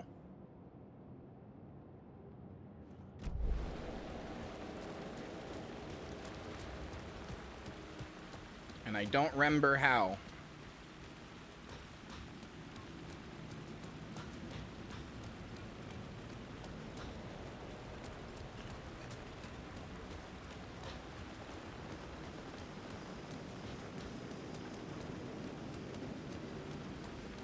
Maybe it was up here?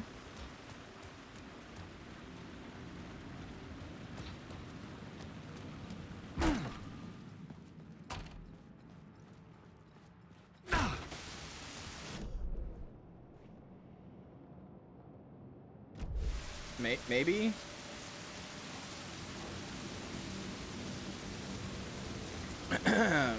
I wish there was. Alan Wake does look a lot like John Wick in this.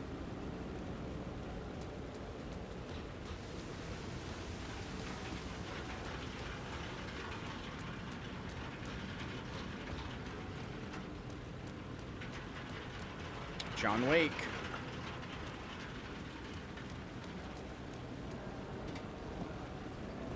Hey, I hear Tim. I know he was here before. I wonder if he's changed. No, this is still the old version of him.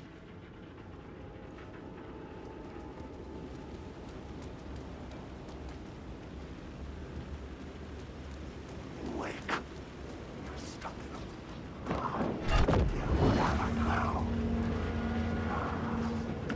Good, now I hear my horror tulpas saying, Wake, you're stuck in a loop. That's good. That's always good.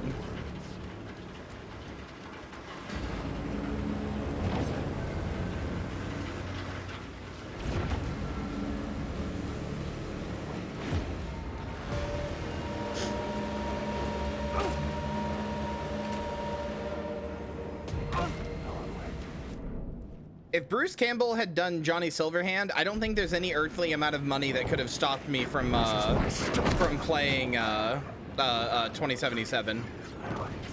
It was using darkness as a weapon.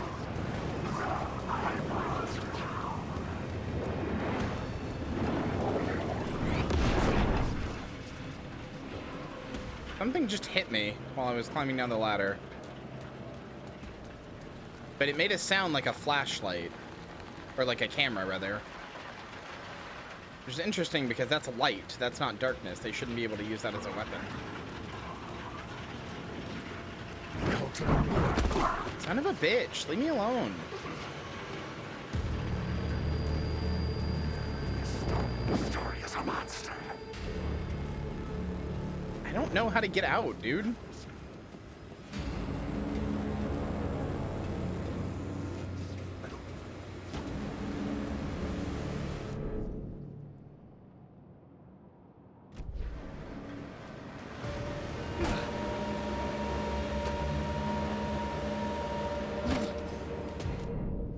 Okay, there. That's how.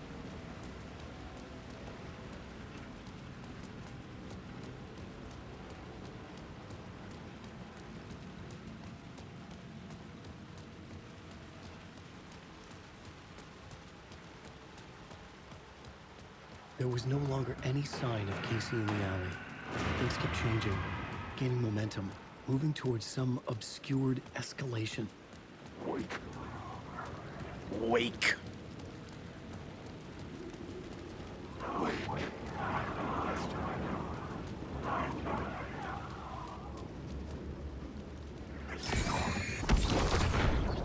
Oh, okay. Oh!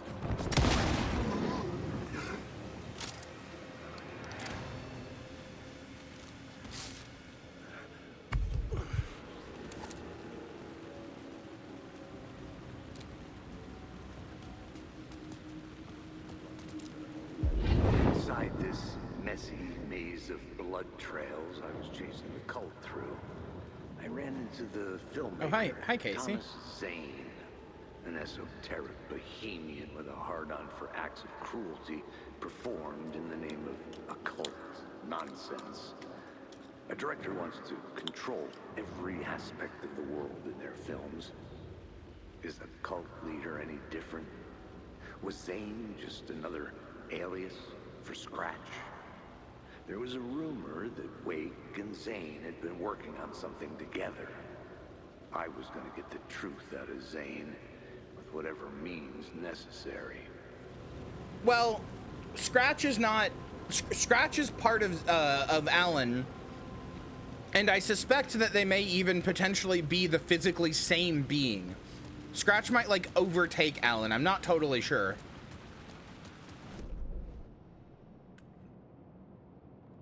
Zane is aligned with Alan. He just was temporarily against Alan because Alan stopped trying to write. But Alan and Zane are the same person. Zane wrote Alan Wake into existence.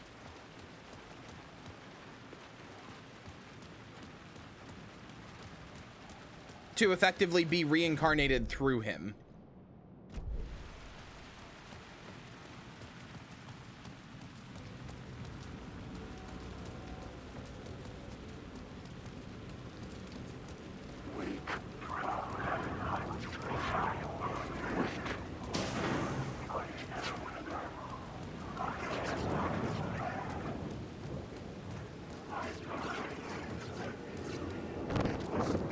Leave me alone.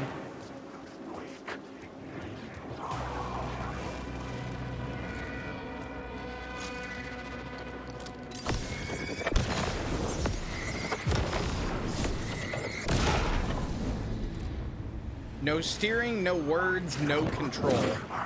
But I like that game.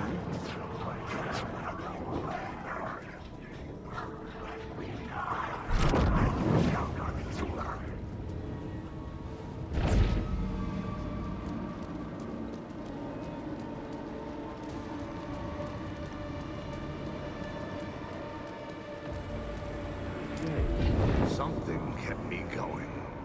A broken man. No hope, no prospects, no love. Too stubborn to die. Like a cockroach with a misguided sense of honor and justice in a city where there can never be justice.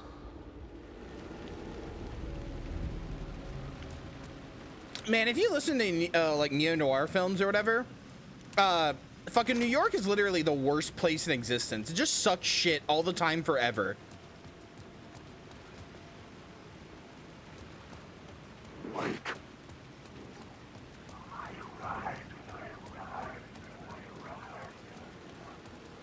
Might as well be fucking hell on earth. They talk about New York like it's a fucking like the way Republicans talk about like Detroit or like, I don't know, fucking California or whatever.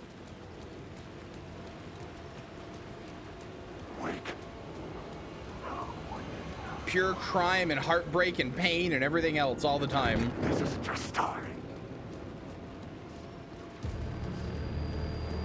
Yeah, Chicago. That's the one I was thinking of. Sorry, I couldn't think of one. I knew it was something with a C. That's why I said California. I couldn't remember what it was. I knew it was something with a C.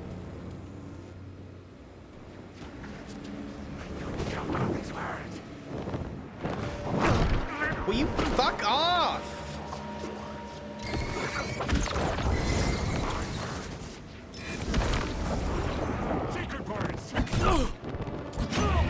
Oh my god. Okay, jump scare time.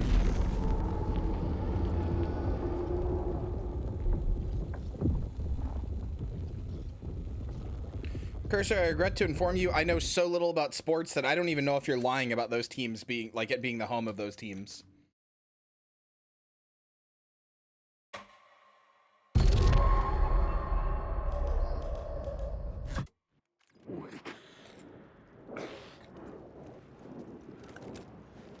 You guys good? Fuck off and die.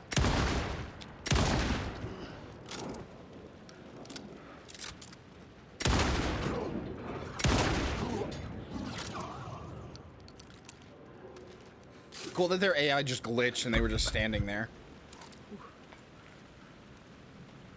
Yoten yo. Thomas Zane film.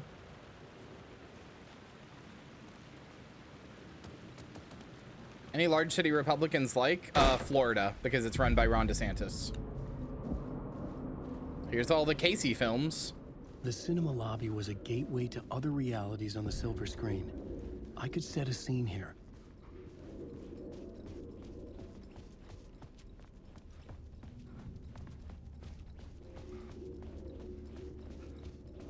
We're gonna get some primo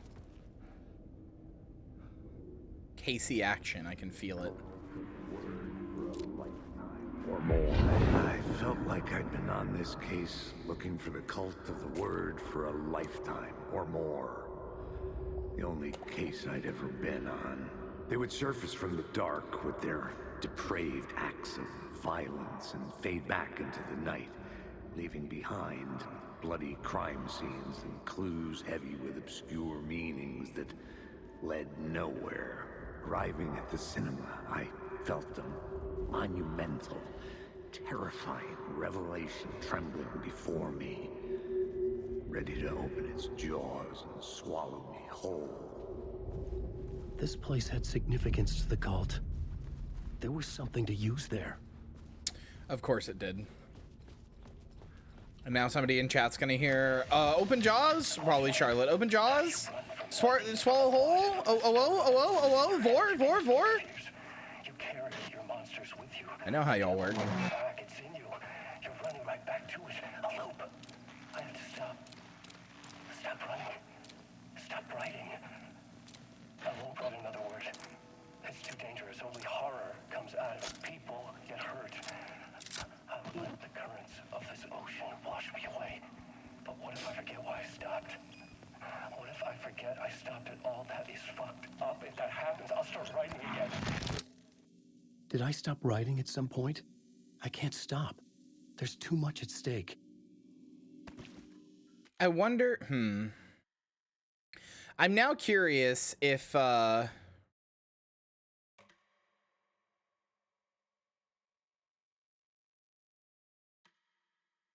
wait, I don't even see an auto mod thing, Cursor. I don't even see like a prompt for it. Fan of teams that are rivals with all those? What's content I hate? Yeah, I don't know. I never even saw like a prompt, or I would have let it through. Anyway.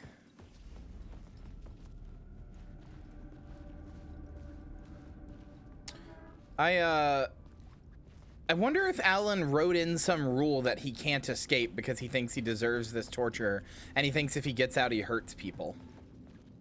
And that's why it's a loop. Although I'm beginning to not think it's a loop. I have an idea. But we'll see. That's not the weirdest form of self-flagellation I've ever heard. That's a pretty normal form of self-flagellation, I think. To think that what you create is inherently evil and doesn't deserve to be seen or shown. And to think that the only way you can create anything is to suffer through it in the first place. Creation to a lot of people has to equal pain when it really doesn't, but they think it does. What is the weirdest self-flagellation?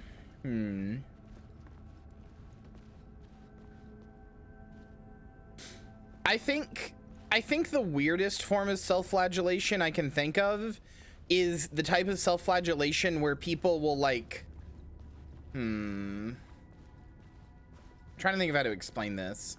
I know what it is, but I'm trying to think of how to put it into words. The type of self-flagellation where people will insist that any success that they have... Wait a second. Wait a second.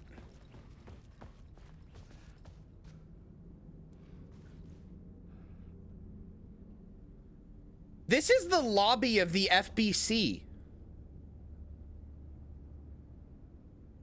At the beginning of Control. This is the lobby of the FBC because you come up these stairs and there would be the pictures of the board members, of the directors and stuff, and Ahti and everything.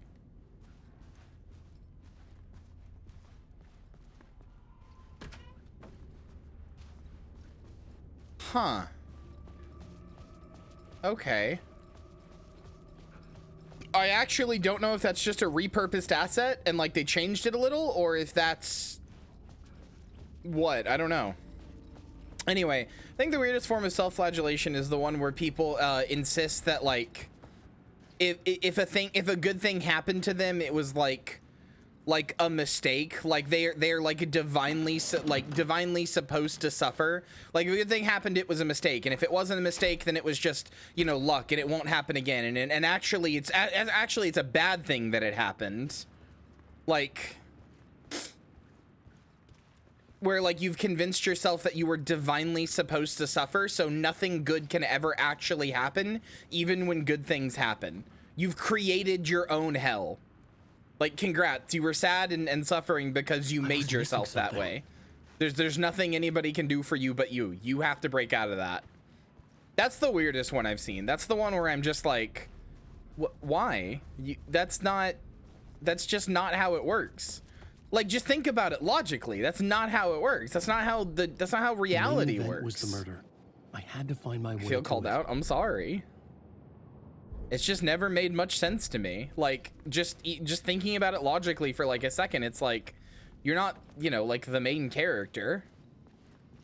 That's not how reality works.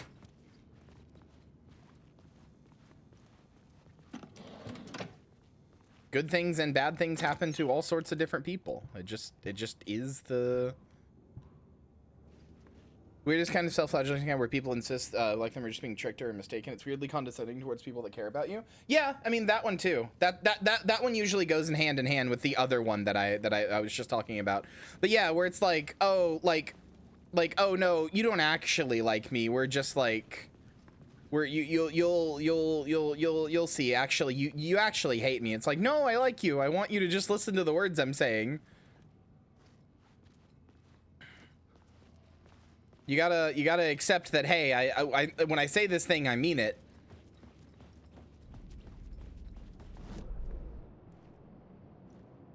And to be clear, if I'm calling any of you out, I'm not like trying to be mean, but like you gotta accept that when people say they like you, they like you. You just gotta accept that people aren't gonna lie to you. Like, yes, they can, but that doesn't mean everybody is by default.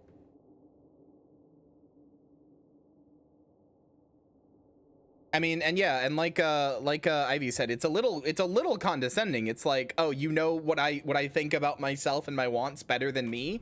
No. I know who I like and who I don't like and stuff. The first step toward the murder site. I was making progress. Calling me out, that's me, and by me you're proving you don't actually like me. Ah, you found my gambit. Masterful gambit, Hannah. What's that fucking Elon Musk thing? Trips and falls on his dick? Masterful gambit, sir.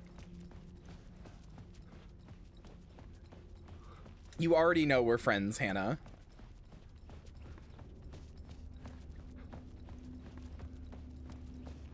I beat you up. Good night, Rinso. Your gambit, what about your rogue, your cyclops, your phoenix? +2. Someone had barricaded themselves in the room. Is it Tim? No, I get it because I've been there. Like mentally, I've been there in the whole like oh, people don't like me, and if they do like me, I have done that form of self-flagellation.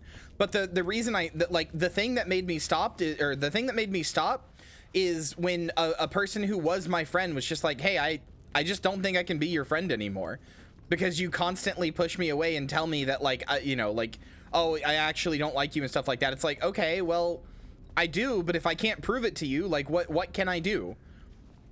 What can I do besides sit here and say repeatedly, yes, I like you, yes, I want to be your friend?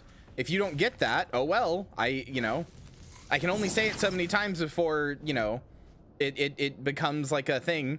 I used to be bad about it when I was a kid. I had a really bad habit of assuming that everybody didn't like me or that I was like tricking people or whatever. When I was a teenager, I had that bad habit, right? And what I would do is I would I'd do it probably twice a year or something, but I would remove people off of Steam. Like I would purge my whole Steam friends list, my Skype friends list. Like I'd remove all of my friends because it'd be like, I deserve to suffer. Like I don't deserve to have any friends.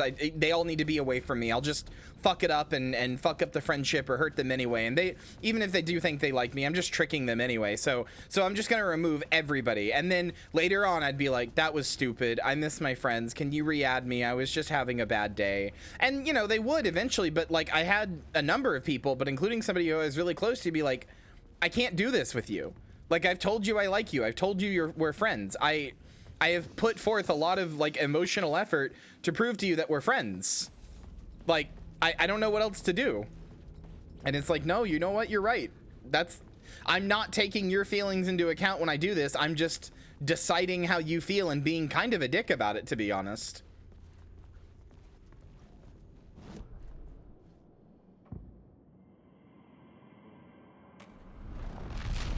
There's extremely easy time engaging someone I don't like. I simply walk away. It'd be insane to me to pretend to be so imperceptive. Just remember that if someone wanted to stop being your friend, they would simply stop. Yeah, that's what I'm saying.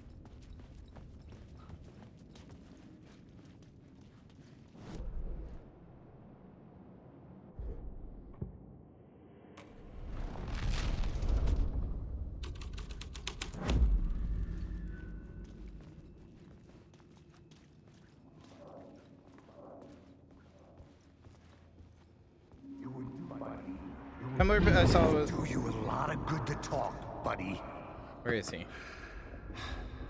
It was an initiation ceremony. Oh, hey, that's the Cosculus. Oh, wait, no, I fucked it up. A lot of good to talk, buddy. It would do you a lot of good to talk, buddy. It was an initiation ceremony. Or so we made our new members believe. 2 of New York's finest. They had performed endless favors to earn their place among us. We had something special waiting for them. And something very special for you, Alex Casey. Who's your leader? Alan Wake? Scratch?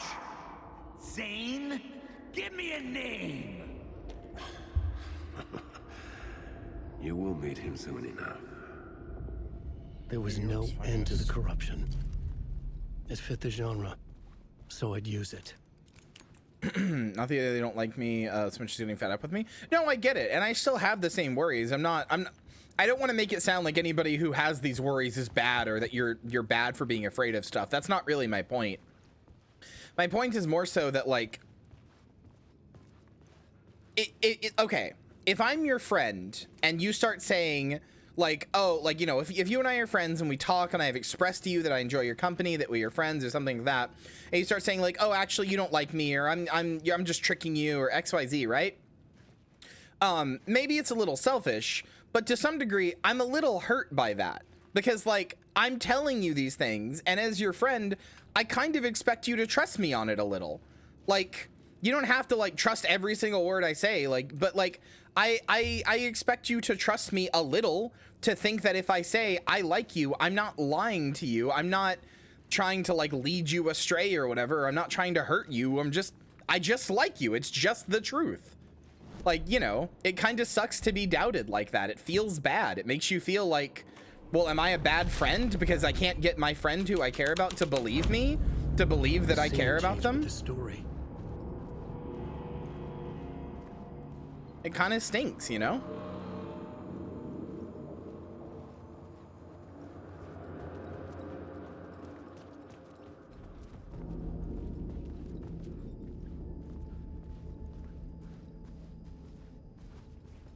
The problem is that, yes, people trust their friends versus they're not friends, and they can't be trusted when they say they are friends. Okay, but you have to, like, that's on you.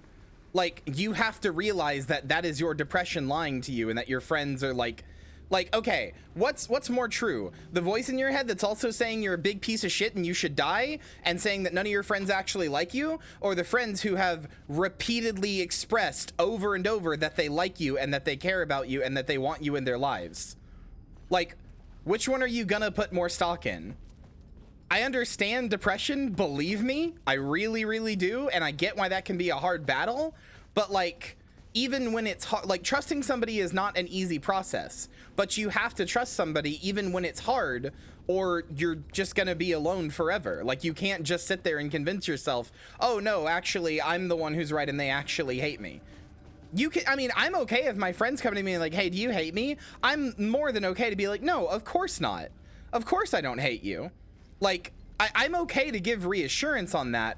I don't mind giving reassurance. That's fine. Reassurance is a good thing, and you should ask your friends for it. I don't mean that that's a bad thing. What I'm saying is, like, if you come up to me and say, hey, Kyria, I'm feeling really down right now. Can you just, like, reassure me that we're friends? And I say, yeah, of course we are. I love you. We're great. I love hanging out with you. Love spending time with you. And you reply, no, you don't. Well, all right. What can I do? What can I say there? What? I don't know. I don't know how to fix that. I don't know what I'm supposed to do. If you've already convinced yourself of that, I can't change that about you. I can't change how your brain works. That's just your own self-flagellation. I can't do anything about that. You've got to accept that I'm telling the truth. There's not much more I can do. Like, I can get in a back and forth with you and be like, no, but I really do. But, like, it's ultimately on you to accept that I'm telling you the truth. That I care, you know?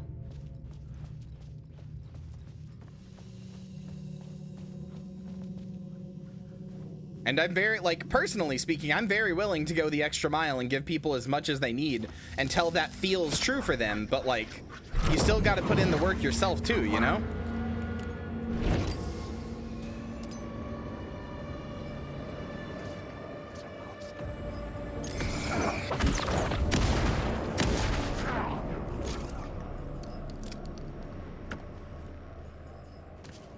That's the type of self-flagellation that's just, like, outright dangerous to you and the people that you care about.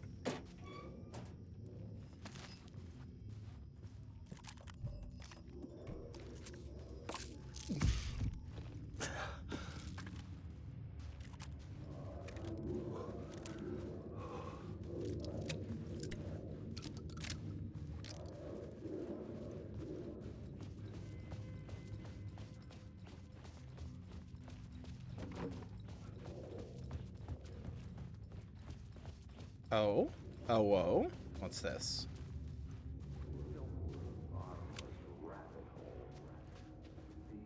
The urban legends circling Thomas Zane were a bottomless rabbit hole. Yeah. I mean, that's one of the reasons depression sucks, you know? To film freaks, he was a mythic auteur in the art house cinema. A rising star coming to America from... It's an insidious little beast. But he only created one film. But you only get through it by having a support network, and you have to actively work to not push your support network away at the end of the day. Character in the movie, played by himself. The biggest mystery was around his lost film, an early work made in Finland, Nightless Night, rumored to have mystic properties. Some claimed it was a snuff film, that the ritual murder in the film was an actual murder. There were no known... Is this based on that one movie? That like one movie that like got filmed on an island that like the director pretended was a real murder? What was that movie called, chat? I can't remember. There was a movie where like a director filmed it and it was like it got banned because it had like incredibly gruesome like real torture scenes or something like that. And then the actors were instructed to like not show up in public anywhere. Yeah, Cannibal Holocaust. The actors were instructed to not show up in public so that people thought they really died.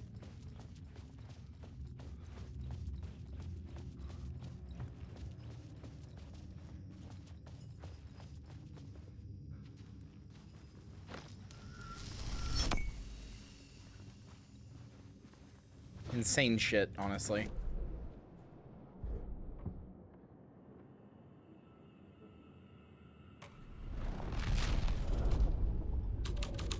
I could use that and send it to Nerdle Battles. Story. And with that, probably. The dark place changed.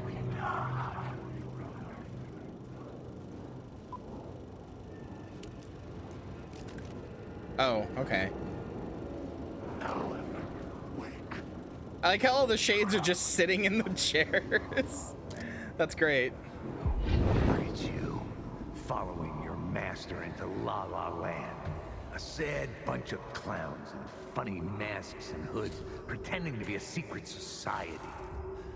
Maybe it is you who's playing a role, Mr. Casey. A role carefully laid out for you. A puppet blindly performing the ritual steps for the glory of the cult. Huh? What the fuck have you been smoking? Nightless Night. A clip of the lost film survived. You will see, Mr. Casey. In the Nightless Night, you will finally see. Yeah, maybe you're in the fucked up film. They played a role in this story. Stupid piece of shit.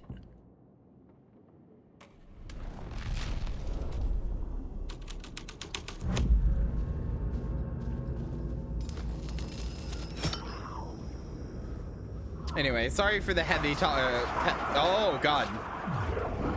Sorry for the heavy conversation topic, chat. Just know that people love you. These are my words. Did you guys hate cultists? Have a good day.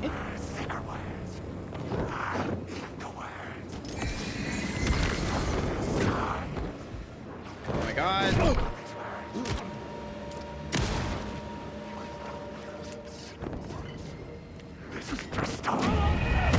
God damn it.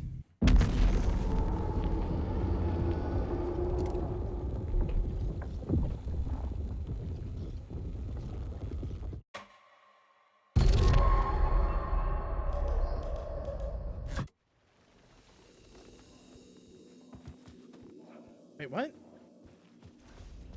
All the way back here? Oh, come on.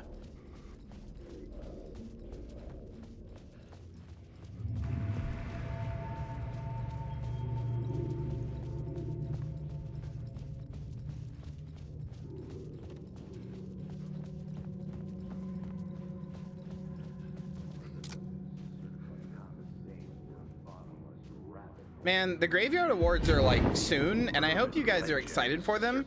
But also, I'm gonna be honest, I haven't like set them up yet. I don't know what's gonna win what categories yet and what categories I'm gonna have. But like, I'm gonna be honest, this might be the most contentious game of the year I've ever seen. Like Spot, I mean, not this game, but like, I can think of like 6 or 7 games this year that I could think of as game of the year. He was a mythic auteur in the art house cinema. A rising star coming to America from Finland. That I played, I mean. But he only created one film. Tom the Poet. And most of them are actually from this year. Mirroring the vanishing of the main character in the movie, played by himself. The biggest mystery was around his lost film, an early work made in Finland, Nightless Night, rumored to have... Did you agree with any of the games that actually did win? I don't even remember what the awards were. I think I agreed with a lot of them. The film was an actual murder. There were no... The one I don't agree with is the Steam Awards, but also I knew that was going to happen with the Steam Awards because it turns out you can't democratize game awards, actually. Like, I'm sorry, but it turns out that, like, most people...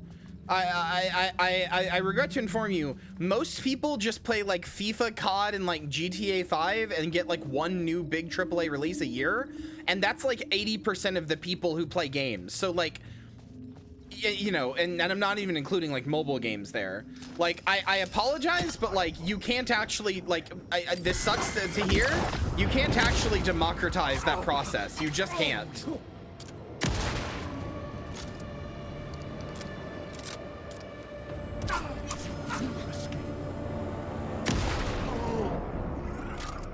No, the Steam Awards are over. Well, I think. I don't know. I mean, it really doesn't matter. It's all of the stuff in there. How did RDR2, a game which they openly abandoned last year, get nominated for Best Ongoing Game? Yeah, I know.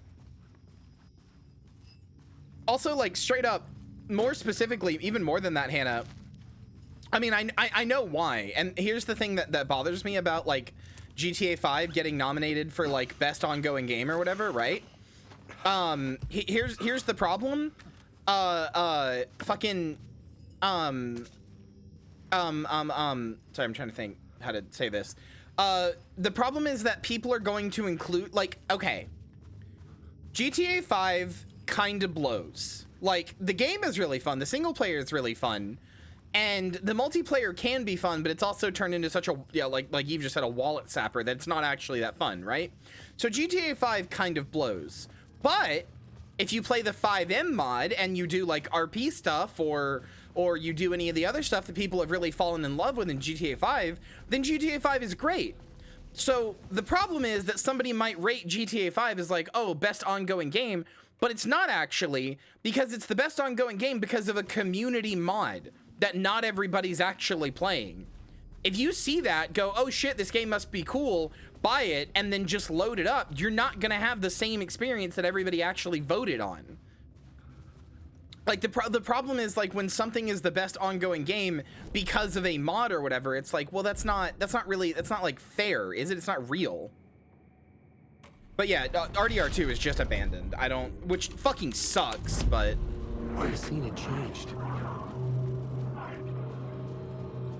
Well, yeah, because I'm gonna play it. I want to play it whenever I want. Look at you, following your master into La La Land. A sad bunch of clowns in funny masks and hoods, pretending to be a secret society.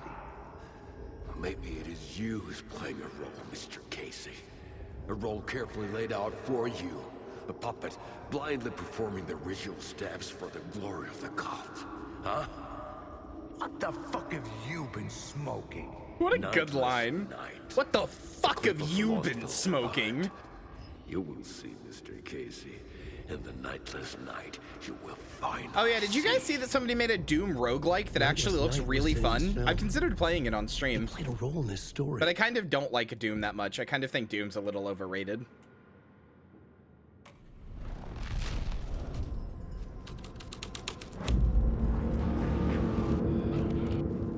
Uh-oh. That is Casey. What is this? Uh-oh.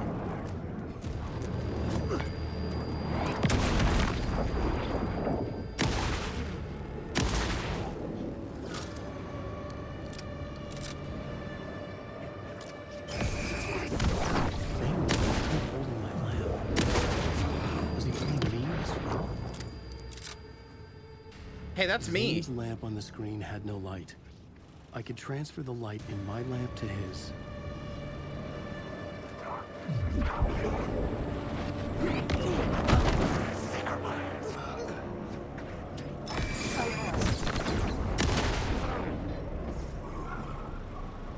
It sure is, isn't it? The light of the lamp shone out of the screen and revealed the door.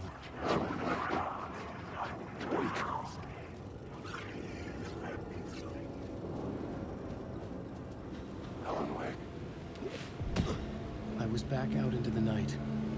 The seedy alley away from prying eyes was a good scene for dark deeds.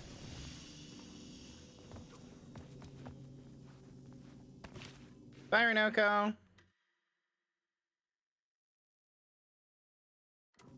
I mean, like I said, there's a reason you can't actually democratize voting for like X of the year stuff. Like, I'm sorry, I know a lot of people get mad.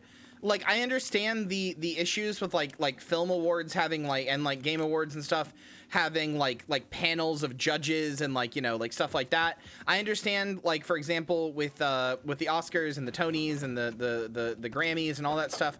I understand there's a tendency among those like groups of judges to like eke out like black artists and you know, people of color and stuff like that. I get those complaints.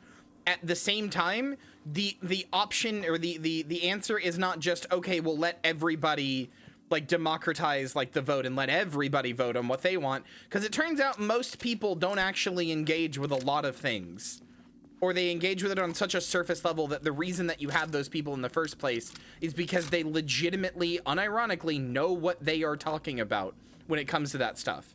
You don't have to agree with them. And is there a lot of like biases in there? Hell yeah, there is.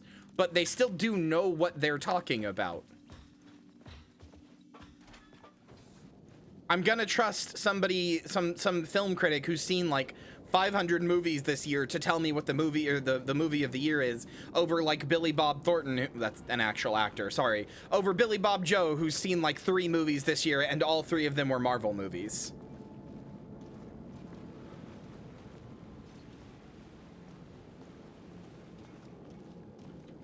You need to expand your list of experts to people from more marginalized areas. Yeah, absolutely, absolutely. You absolutely do. I should work this out on a plot board. No, you absolutely do need to do that, Hannah. You're 100% right. Do you guys see that Starfield's stuff is overwhelmingly negative now?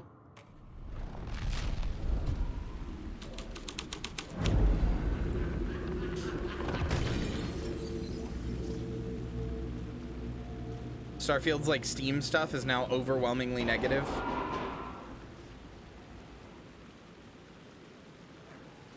Yeah, I don't think it does either. I think it's just generic. I've seen a lot of people compare it to Fallout 4 though, and I like Fallout 4, so maybe that's the disconnect for me.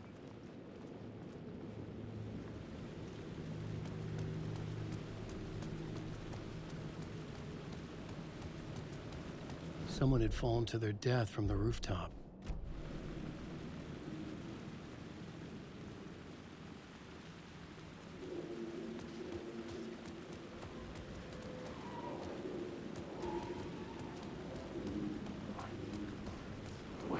I mean, yeah, part of the reason people are mad at Starfield is because it's not like, it doesn't do anything new. It's just another Bethesda game. Like it does stuff new in terms of like, you know, setting and stuff like that, but it is ultimately still just a Bethesda game. But personally, that's what I wanted it to be, so...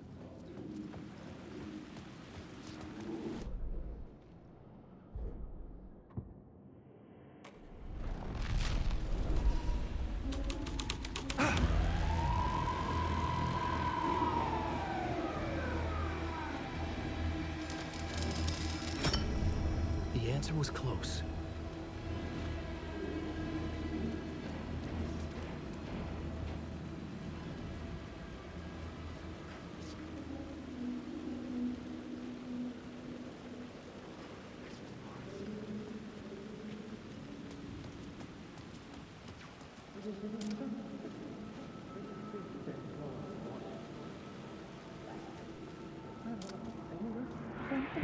You don't think they're gonna want us to, like, cut off a finger?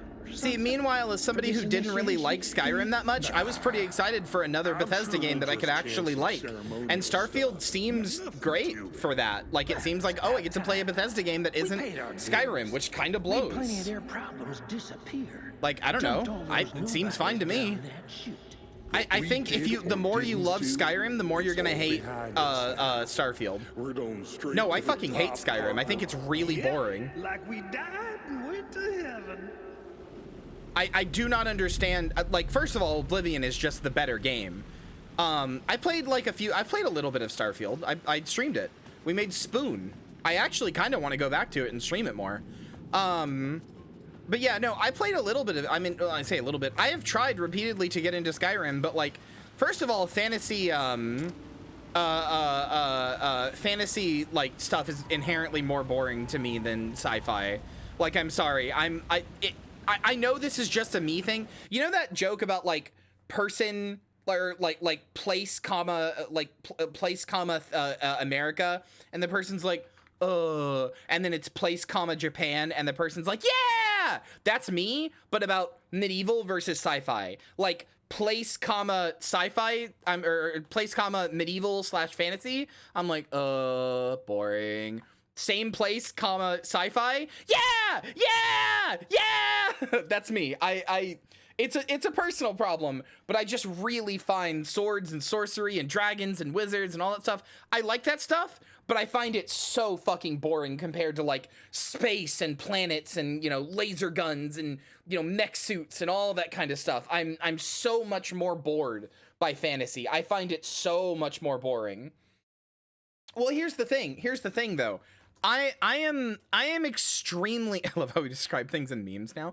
Here's the thing though. I am extremely in the outlier here. Most people like Skyrim because it's a swords and sorcery and dragons and wizards game. Like, I need you to understand that most people who don't like Starfield and are complaining about it, but they do like Skyrim. The only difference there is that one is sci-fi and one is fantasy. That's it. That's legitimately it. Like, that's all it is. One of them is swords and dragons, and that makes them bat chest, and one of them is sci-fi, which has traditionally struggled to even be seen as a real genre. Like, remember that sci-fi is like up there with horror. Like, sci-fi is up there with horror as one of those genres that, like, people didn't even view it as like a real genre for years.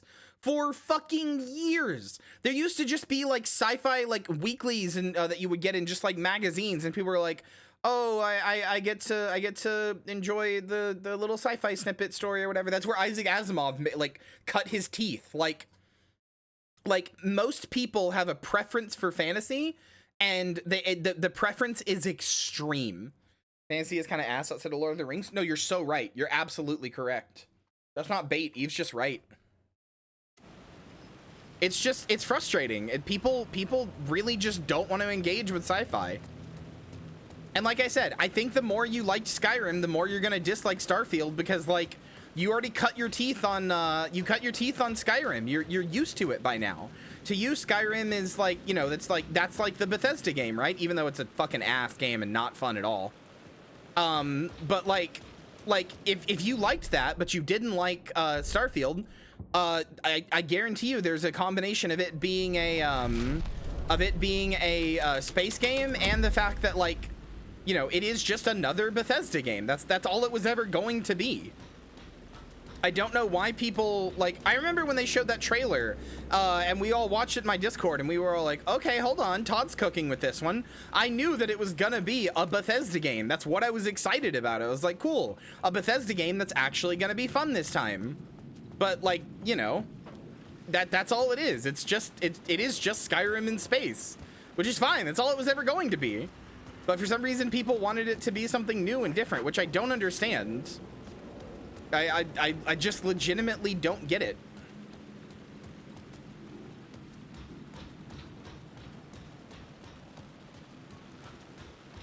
No, basically as far as I can tell, basically every feature that Todd said was going to be in the game, in that like presentation that everybody got really hyped about, is in the game exactly as he described it. Like, I don't think he overpromised this time. I really don't.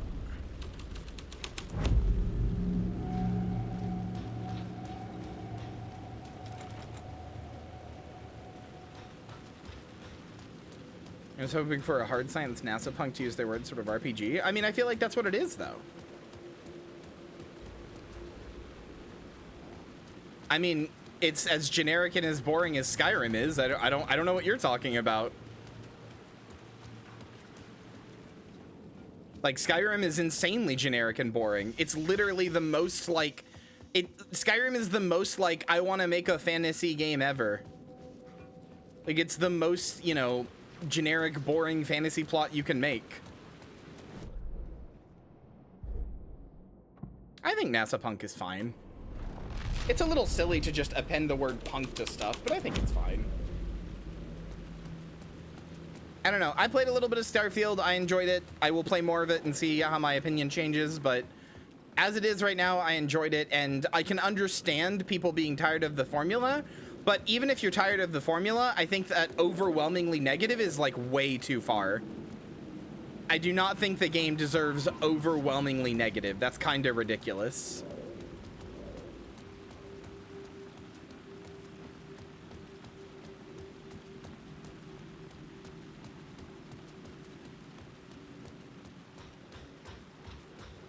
Like, overwhelmingly negative should be reserved for games that literally don't work, like Kong or something, or like Gollum or something like that. As far as I'm concerned, it's like when people give like a movie or like a game, like I mean, I've already said this many times. 5 out of 10 should be an average rating, not 7 out of 10. But like, if you're giving a game like 2 stars or 1 stars or something out of 10, like when IGN reviews a game, like, oh, this is like a 2-star game. It's like, so do you understand how bad that is? That is a game that barely fucking like launches.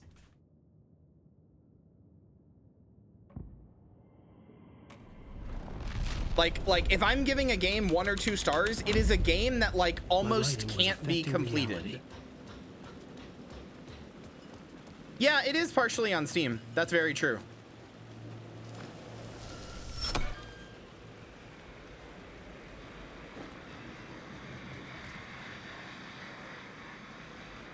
Oh, wait a second.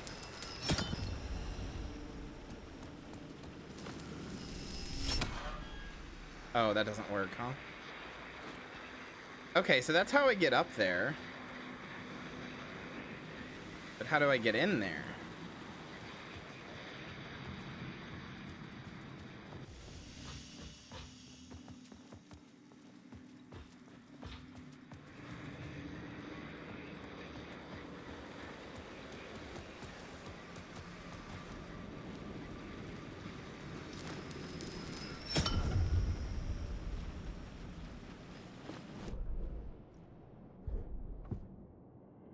Finest. What about clip of the lost film?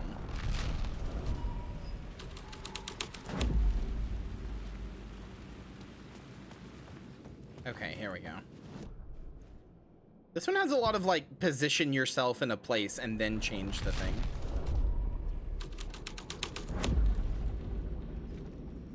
Yeah, but how are you using 5 out of 10 in this context? Because to me, a 5 out of 10 is a literally average game. Like, it is a game that is, like, it is what most people would call a 7 out of 10.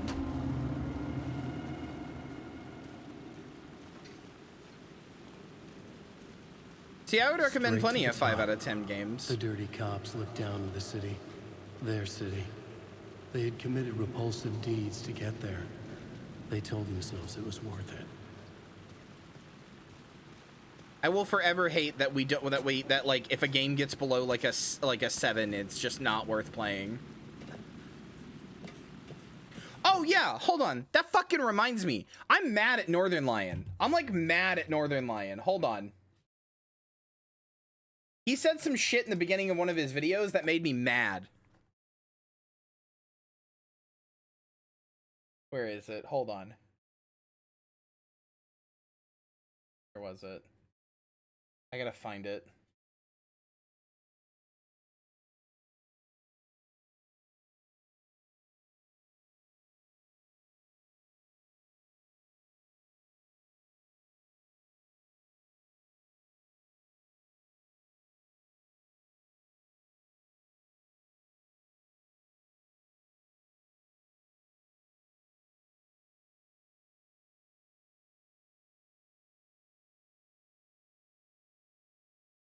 Okay, yeah, here it is. Here it is. He played Against the Storm, and he said this in the beginning, and it made me so, like, not actually mad, but like 1% mad. Listen. Your eyes do not deceive you. We are playing a new video game. It's called Against the Storm. It is a roguelite city builder that I'm basically playing because a couple of people told me to play it, but then also it has a 95 on Metacritic, which is an unbelievable score in the world of gaming. I don't know if you know how gaming reviews work, but for noteworthy games, basically if something gets like, if something's between an 81 and an 87, it's essentially not worth playing. It's just there for wasting time. And if something gets an 88 to a 100, it's one of the best products ever made in its medium. And then if something gets like a 70 to a 79, it's like you're gonna be bored out of your skull. But a lot of the stuff that gets like between a 55 and a 69 has a real appeal to me. He stole my line! No, I've been saying this for years! He stole my line! I've been saying this for years! I literally have a fucking award category in the Graveyard Awards called the best 7 out of 10 that's secretly a 10 out of 10. I've been saying this for years! I'm so angry. Cursor, I have gone on, you weren't here when they happened, and I haven't done it in a while, but I have, Cursor, I don't know if you're, I'm sorry, I'm autistic. I can't tell if you're being sarcastic or not. This is a bit, okay. Sorry. I have gone on extended rants that a 7 out of 10 is so much more, like, a weird 7 out of 10 is so much more fun and means so much more to me than a 10 out of 10. A 10 out of 10, kind of boring, because it's just so polished. It's great, but like, whatever, it's nothing to see.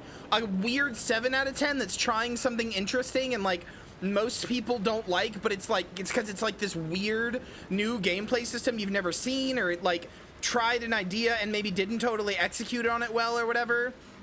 But like it has this weird, interesting system that like could be expanded into something better. One of the best games you'll ever play in your life. And I mean that.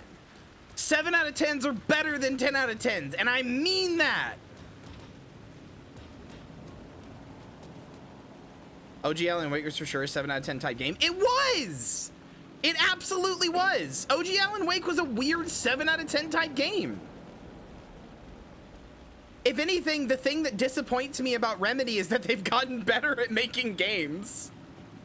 Like, legitimately, I'm a little disappointed that Alan Wake 2 is such 10 out of 10 quality, and I'm not joking.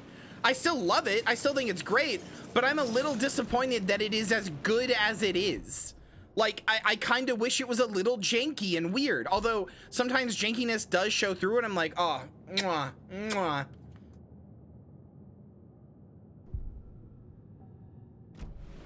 It's immaculate, dude.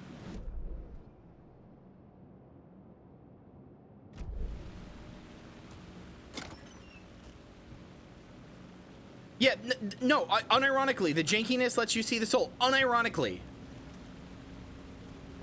I believe this with no bit, no joke. Motherfucker stole exactly what I've been saying for years.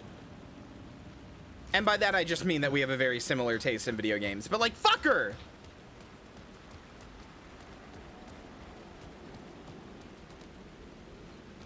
So if there's a game that totally appealed to you and is everything you wanted in a game, would it be a 7 out of 10 or a 10 out of 10? For me, personally, it would be a 10 out of 10. But if that game existed, One Princess, it would probably be a 7 out of 10 to, like, the general public.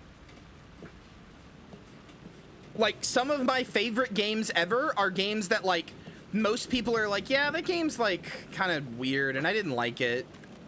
It's the games that most people look at and kind of go, like, eh. Those are some of my favorite games of all time.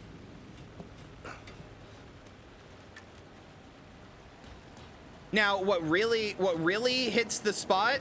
Yeah, objectively a 7, like, to the general public. To me, a 10.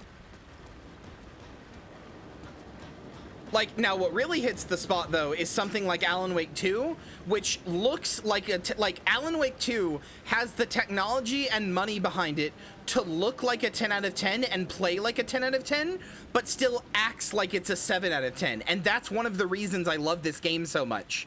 This game does weird, experimental, strange shit that makes me adore it. It plays like it's a 7 out of 10, but it has the budget of a 10 out of 10. So it's got like insanely good like graphics and you know, everything else and stuff like that. Like, it looks like a 10 out of 10, but it plays like a 7 out of 10, and I love it for that. Hey, Hi, Tim. Alan. It's good to see another sane face. Not sure how sane I'm feeling. Be careful out there, Tim. If you see me, make sure it's really me, not some psycho wearing my face. Sounds like you've been having a rough go. I've been there. The missing time, the aliens. The aliens? What? What's this about aliens? Oh, I was just convinced that everything going on with me was because of aliens. Abductions, signals beamed into my head, that kind of thing. Now I know it's been Door all along. I haven't ruled out him being an alien, though. He's probably a Missing Krungle. time. It's the same thing I've been saying. The dreams. Sometimes I wake up in a completely different place, missing entire days. I have no idea what happened, but I'm trying to find out. Things always get better if you just keep moving forward, Alan.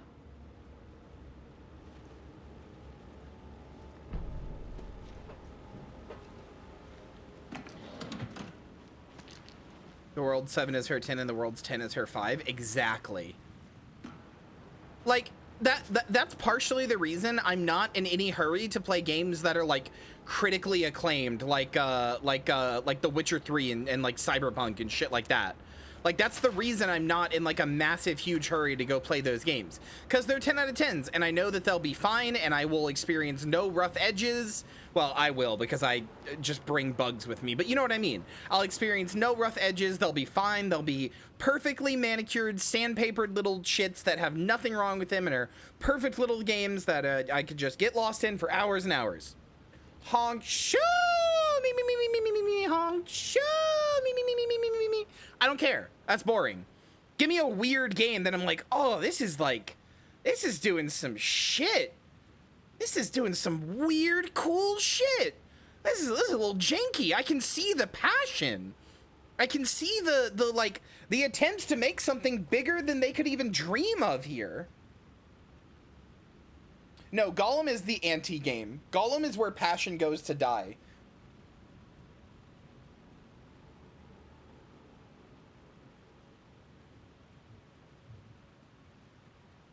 I mean, unironically, this is kind of my problem with Marvel movies too.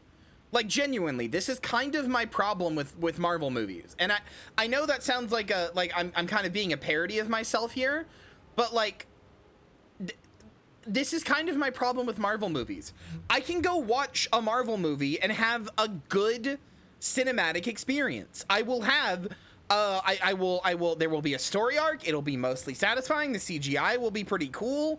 Like, you know, there will be funny moments, there will be cool one-liners. I might even get some chills at stuff like that. You know, maybe, whatever. But it's so fucking boring because there is no roughness, there is no hard edges, there is no anything. It's not like it's slop, because it's like, it's not that they're objectively badly made movies or anything.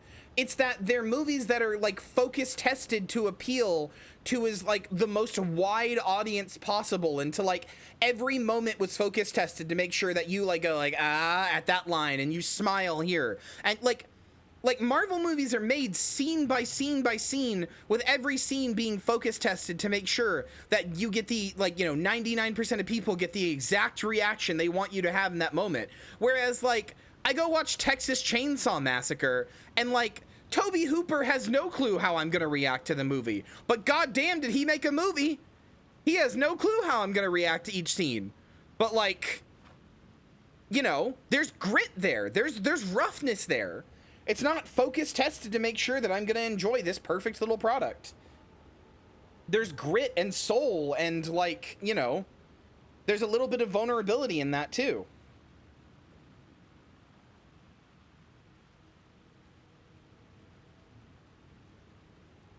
Like, to make something that isn't focused, like, it is easy to make a Marvel movie. And I know this because, like, Taika Waititi, for example, even said, like, oh yeah, I went and made Marvel movies because they make money. Like, he made Thor Love and Thunder, which, or not Thor Love and Thunder, Thor Ragnarok, he did make that one too. He made Thor Ragnarok, and you know what? Thor Ragnarok is a really good movie. It, like, shines out among the MCU by not totally following the formula and, like, being pretty fun. But also, his material was, hey, Thor and Hulk meet up and, like, and get to, like, kill a bunch of people together to, like, save a planet of slaves. That movie basically writes itself. Like, you don't have to do anything.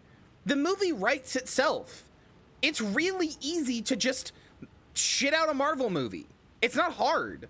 There's no passion, there's no, like, there's no love in it, there's no any of that. You just kind of shit one out. There's a lot of vulnerability in making a movie that you have no idea how people are gonna react to. You know how people are gonna react to a Marvel movie. But, like, you know, if you're making your first little weird indie movie and it's like, there's weird serial killer movie that, you know, purports it's like a true story based on, like, Ed Gein and shit, like, you are crazy and have dreams of RPG dice. Nice.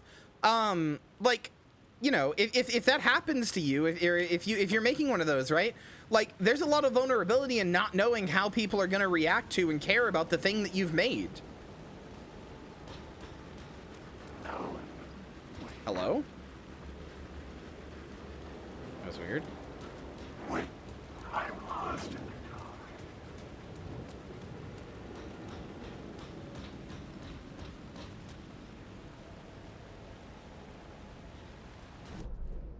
I'm back to El Problem Escapismo. I mean, yeah.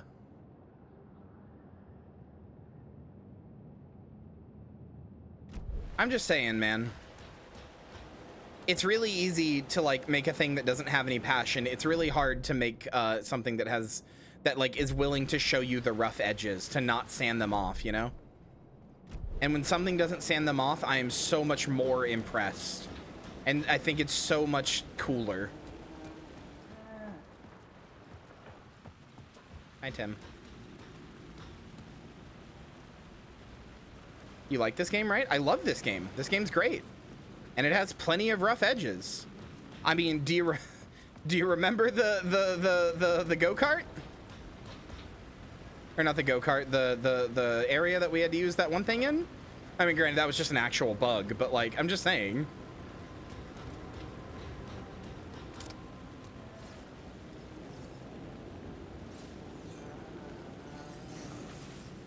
Word of lamp found.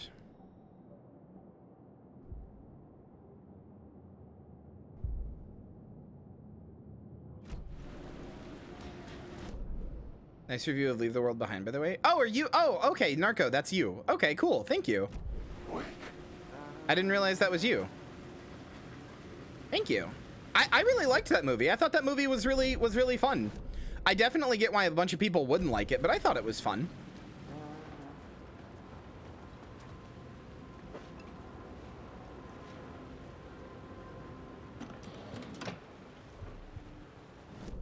If you guys are looking for something to watch on Netflix, I do recommend the movie Leave the World Behind. It's not like the best movie I've ever seen, but I enjoyed it quite a bit.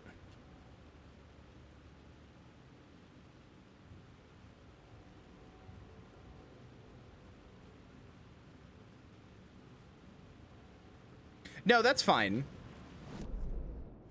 I'm not gonna, like, dox you or anything. I'm just, you know, it's good to know who, like, it's good to know, so that, because I didn't know if that person who, like, was responding to my stuff was, like, somebody who followed me on Twitter or whatever, or just, like, a random Letterboxd user who found me.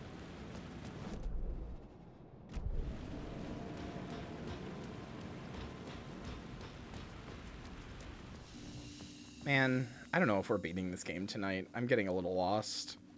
I want to beat this game so bad. I'm trying so hard. I promise, I really am.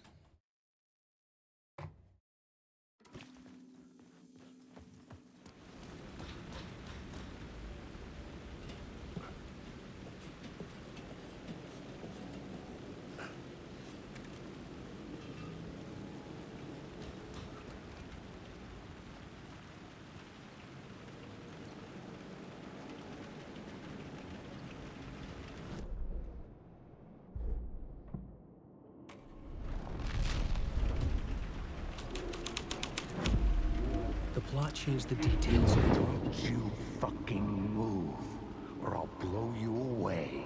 You got me, Mr. Casey. I'm all yours. Go ahead. Ask that burning question in your mind. How did you do it?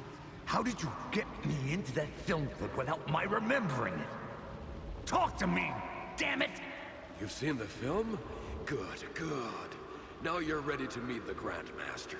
He's waiting for you in the projection booth where everything will be revealed, where he will project a new reality onto this one. And now, Mr. Casey, I've played my part to the end. No! Crazy bastard! Why'd he jump? The projection Oh. booth. Was that where I find the murder site? Okay.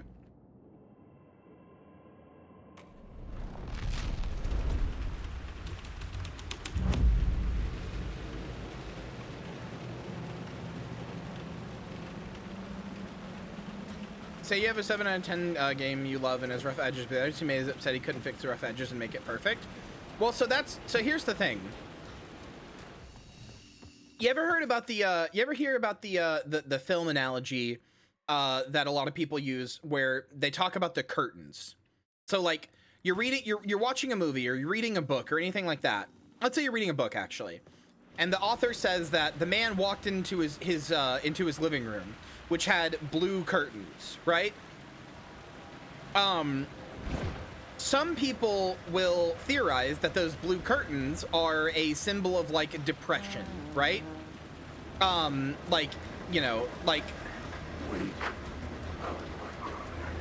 some people theorize that those blue curtains are a symbol of like depression or mental instability or anything like that, right? God damn it, I'm trying to talk. Fucking cunt.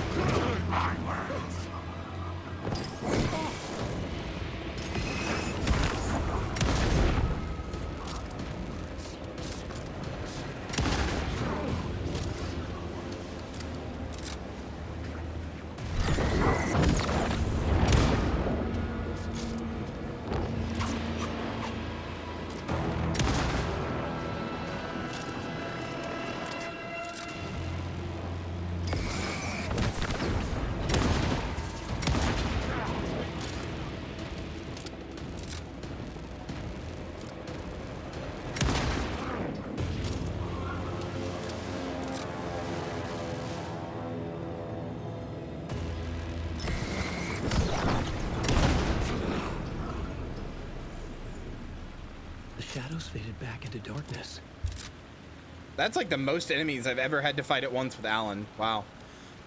Anyway, so like if you're like you're reading an author's book and he writes in the room, or he writes that like, oh, you follow the protagonist into this room, and in this room the curtains are blue, right?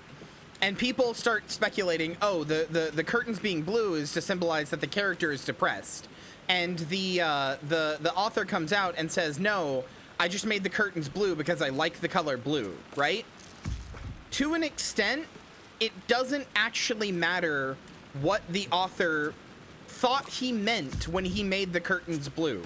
If he, wrote that, the curtains are, like, if he wrote that the curtains are blue, then the curtains are gonna be blue for a reason. Like, part of understanding things and part of engaging with media is understanding that sometimes the artist or the author or whatever is going to make a decision that even they don't really understand why they did.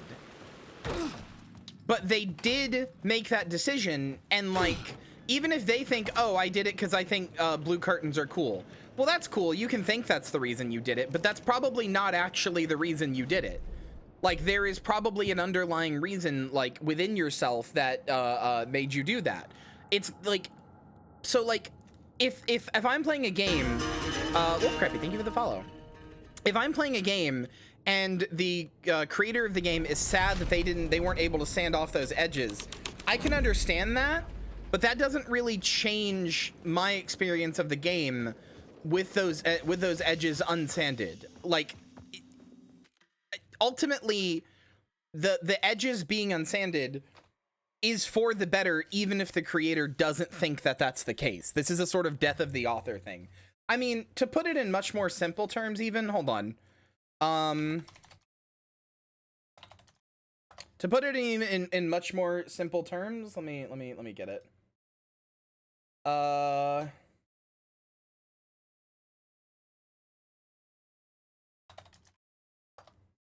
This is something they showed us as kids. Who's the more appealing character here, chat? This one or this one? Which is the more appealing character here? That's what this what this is from. It's literally what this entire episode was about.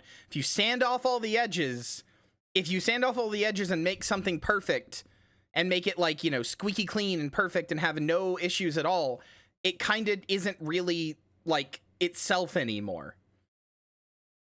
Like, there's a reason we like SpongeBob. There's a reason we like his design. We think it's cool. We think it's fun. He's kind of a flawed, goofy looking guy. That's okay. That's part of what makes him fun.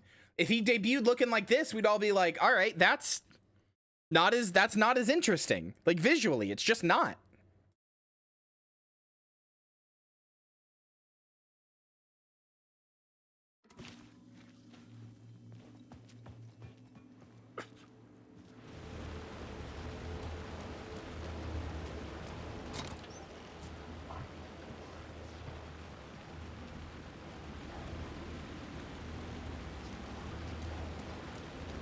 If I made a game and showed it to you and you gave it a 7/10, but it was sad it wasn't a 10 out of 10, what would you say? I would say that you probably need to reevaluate whether, like, why it's not like, why that score makes you sad and why that is a bad thing to you.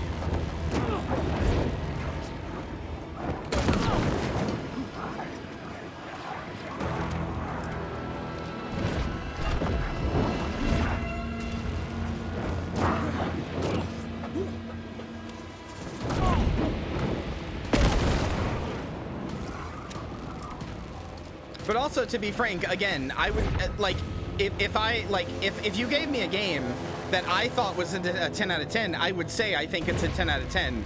I would say that the general public might think it might be a 7 out of 10, but like, frankly, I'm not playing games or experiencing art to appease the artist. If you don't like my review or feelings about your game, okay, sorry. It sucks for you, I guess. That's not really my problem. I'm not here to make you feel like you've appeased the you're like I'm appeasing the your like sensibilities and feelings about it. I'm here to experience the piece of art. Some of the most powerful pieces of art I've ever seen were made by people who can't even look at the thing they made anymore. For example, Evangelion. Hideki Anno, for example, you must make yourself vulnerable to critique. Yeah. Hideki Anno famously cannot, like, well, I mean, I guess he can now because he's made the rebuild stinky, but like Hideki Anno famously can't really go back to Evangelion. He made it when he was in a really dark, sad place that he can't really, like, go back to consciously. It makes him too sad. It makes him, like, he made it when he was in a place that he, you know, doesn't want to engage with it anymore. It's bad for him, right? Which is fine, but it doesn't change the fact that it's one of the most moving and incredible pieces of art I've ever experienced. Well, that's the dregs of creation, isn't it? Well, yeah, that's what I'm saying. He did say the Christian symbolism in Evangelion was just for funsies, and I'm sure he believes that it was. But like, why was it when he thought, oh, I've got to include a religion in here? Why was his first thought Christianity?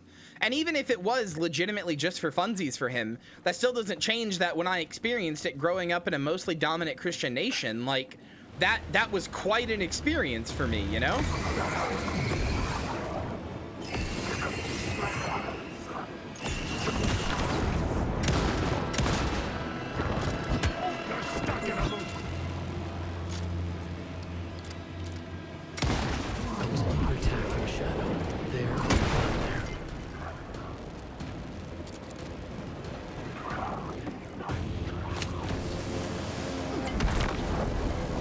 know what I'm supposed to do, brother.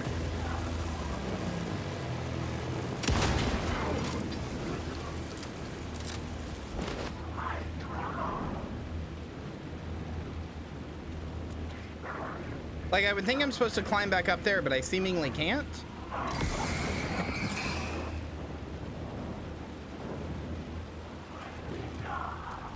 I think I'm supposed to go down there, maybe, but I also seemingly can't. Maybe one of them will let me?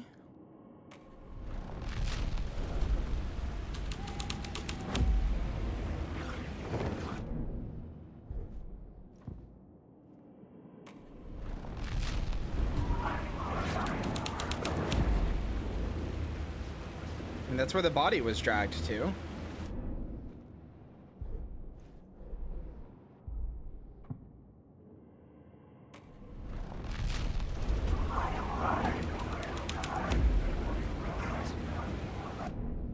Yeah, I don't know what I'm supposed to do. I can't get back up to the area that I was in. I can't seemingly get back up in there.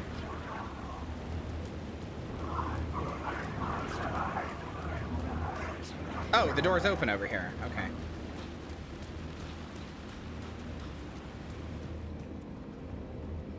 I'm stoopy.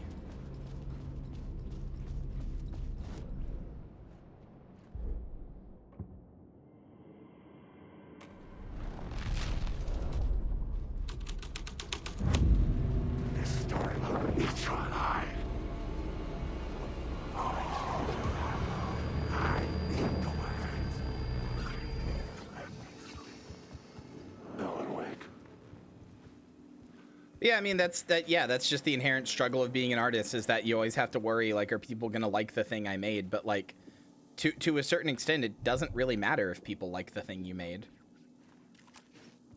The point of creation isn't to make it for other people. The point of creation is to get it out of yourself. Like, creation is like an inherent thing to the human spirit. That's that's something we more or less know almost for a scientific fact. Like, people have a deep desire to create, right? And so, like, the point is to get it out of you, to get that need to make something out of you, more than it is to, like, make something for other people. Nice, Manta.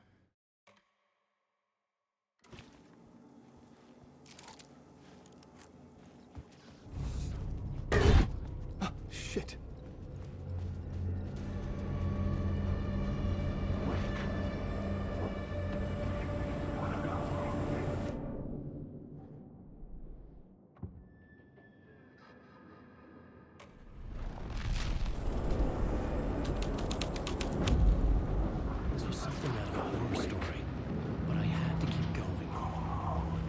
Oh, hey, the spiral door.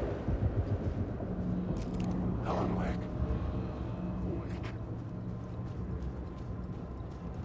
Can I actually enter this one? I sure can. I found myself in a maze of film equipment. There had to be a way to the projection booth from here. Oh, hey, it's all black and white except for the reds. I wasn't alone.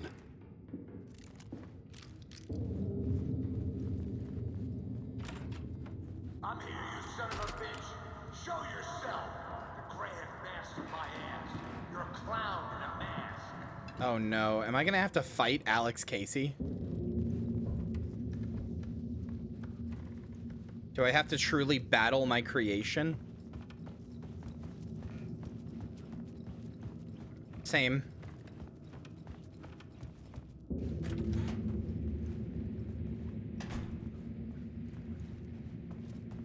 Also, chat, I just finished rewatching The Boys last night up to, like, the end of season 3, and, like, my god, it's amazing how much better that show is than the source material.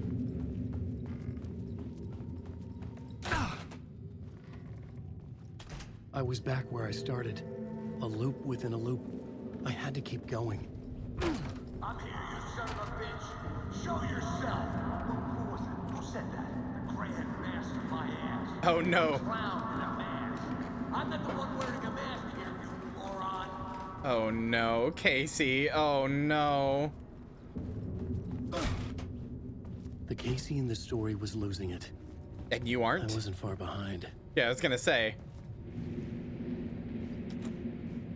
Oh. I was back at the beginning again. I had to keep going. Find a way to the murder site. I'm here, you son Hello? of a bitch. Hey! Show yourself. Who was that? Who said that? That's He's gone. a real clever Oh, god damn it, he's gone. You can run. Yeah, I saw Casey in a mask. Grand master my ass. You're a clown in a mask. I'm not the one wearing a mask here, you moron. Why don't you come here and say that to my face, buddy? Then we'll see who's the moron.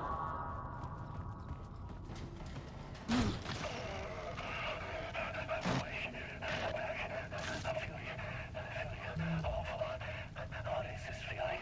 I died. Did I die? It got me. It ate my mind. You are not what he says, man. Fuck.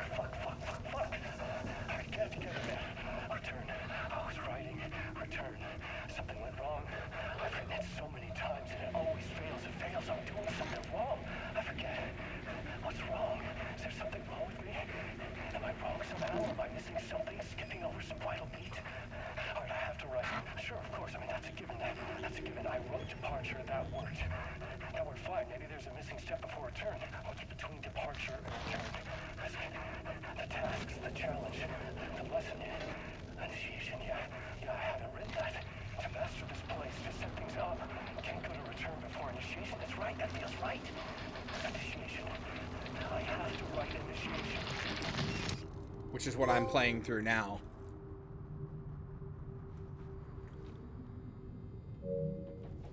Wow, I have 85% trophies in this game?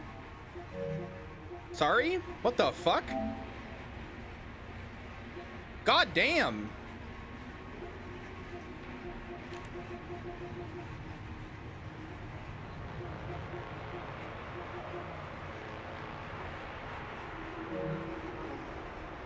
Okay.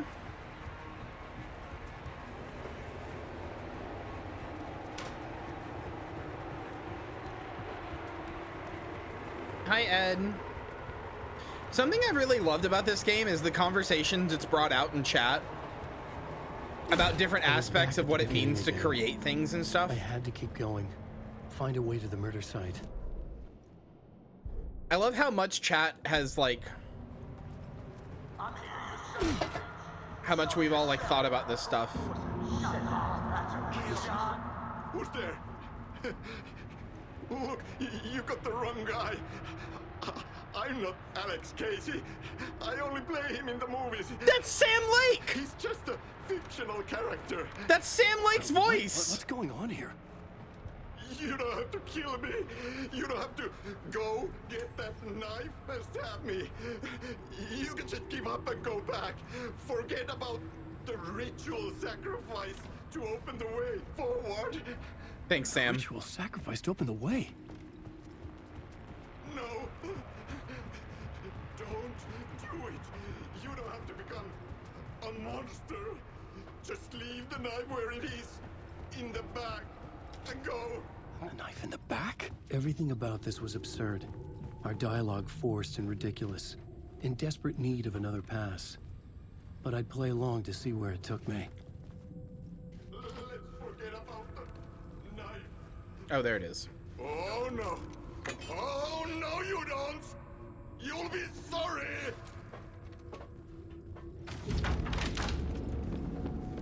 What the fuck?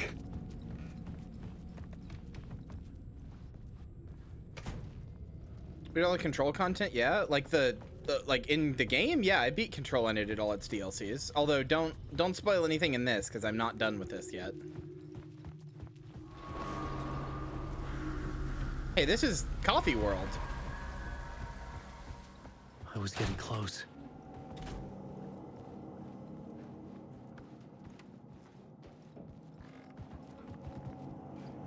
Wait till I'm done with this, just in case.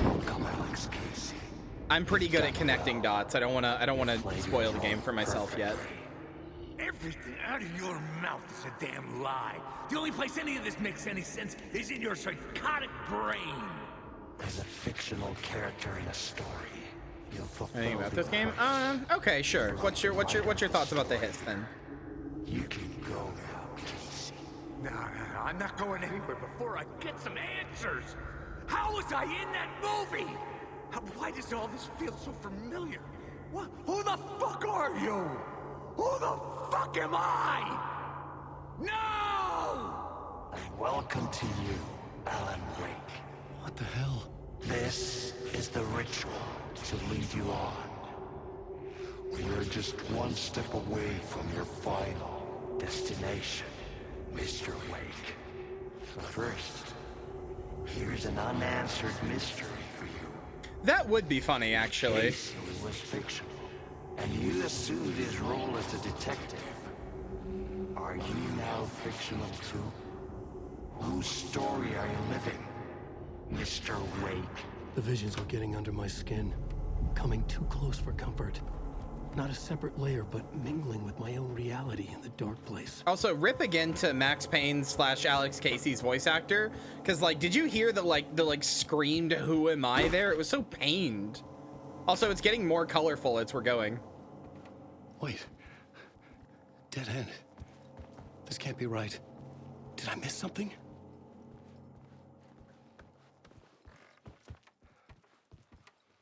Must have.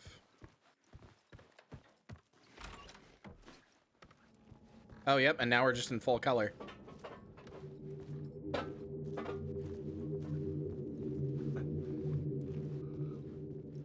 This is Coffee World. The murder site. The mask was the key.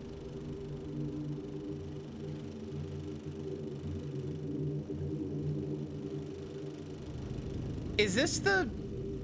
This is the murder that the Koskela brothers, like the one they made a float of at Coffee World.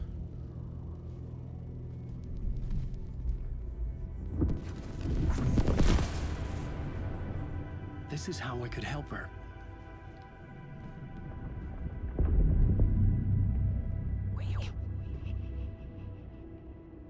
Saga Anderson, listen. I've been tricked. Scratch wrote returned. I tried to fix the story, but he stopped me before I reached the end. He has it now. It's the key to escape. What do you mean, escape? Wait, Scratch. I need to stop him. I need to stop him before he gets out. He's after Alice. I'm still trapped, but I'm making progress. I wrote you in to be the story's hero. Scratch made a horror story. I need to match the genre. It has to be dark, but the hero can break through, save her family, save us all. Save her family?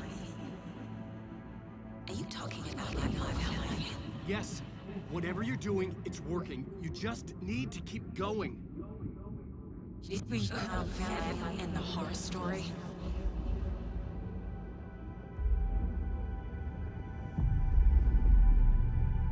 I was closer now. Closer than ever before. But there was no time to lose. Everything was hanging in the balance. I could still lose it all. Parliament Tower. I had to make it work this time.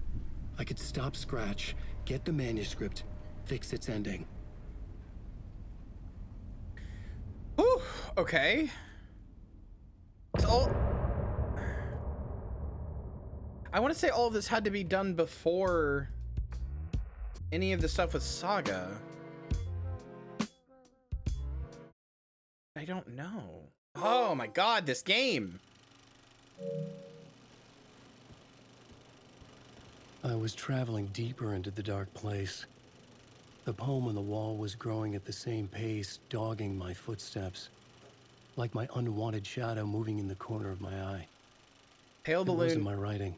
Yeah, it's Zane's. I didn't know what it was. It's Zane's. A terrible prophecy. He's a poet. A curse looming over me. A pale balloon in the sky, float and sink deeper. Night springs when bright falls for this sleeper. The surface disturbed, the reflection is now a traitor, and the cavity of the skull turned to a crater. This is the ritual to lead you on. Your friends will meet him when you are gone. Huh. Uh-oh.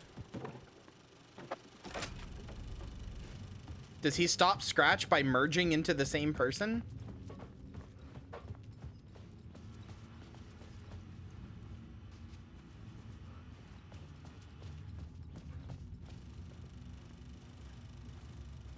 In a poem he told us he once mistook an ocean for a lake. He spent his whole wandering in the shadows under a dark ocean, forever searching for a way to light his love. Mistook an ocean for a lake, huh? Nightless Night, a Thomas Zane movie.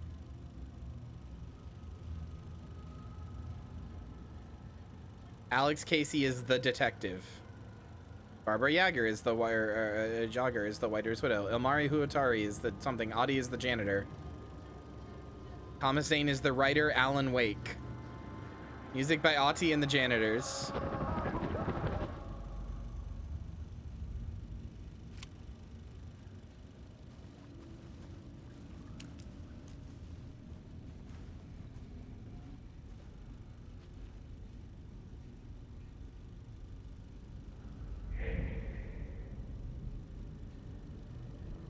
Please just let Sam Lake make a movie. Please somebody give Sam Lake the film and or the budget and the resources and everything to just make a movie. That's the spiral door.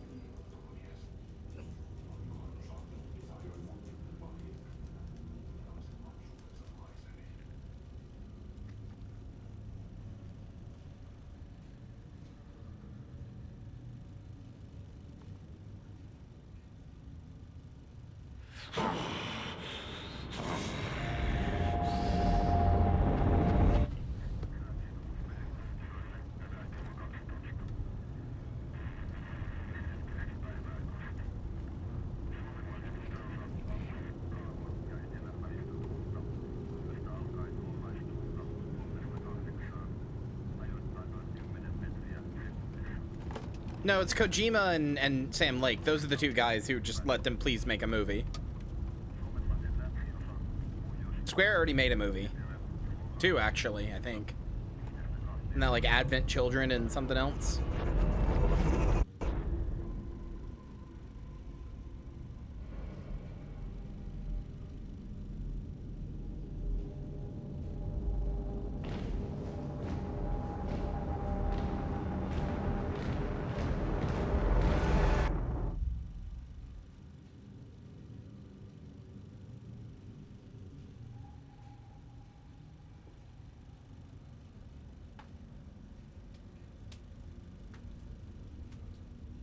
Hello, Audie the janitor.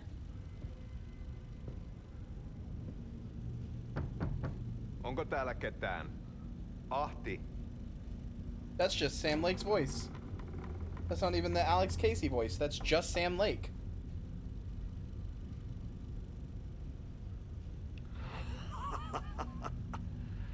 Sanovat, se joka varjoon tyytyy, valon ihmeestä paitsi jää.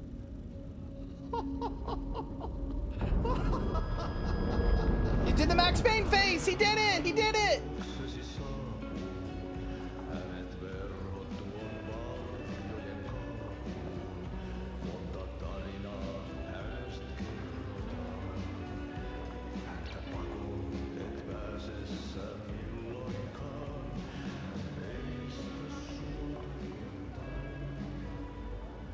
Minulla oli sinua ikävä.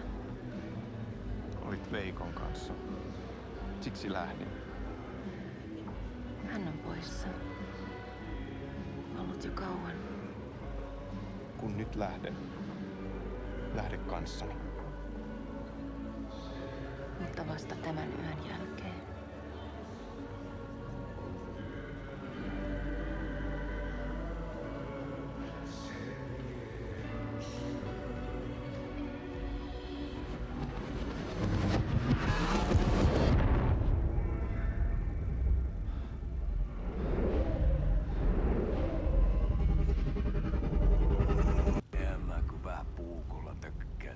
This is surprisingly longer than I expected it to be.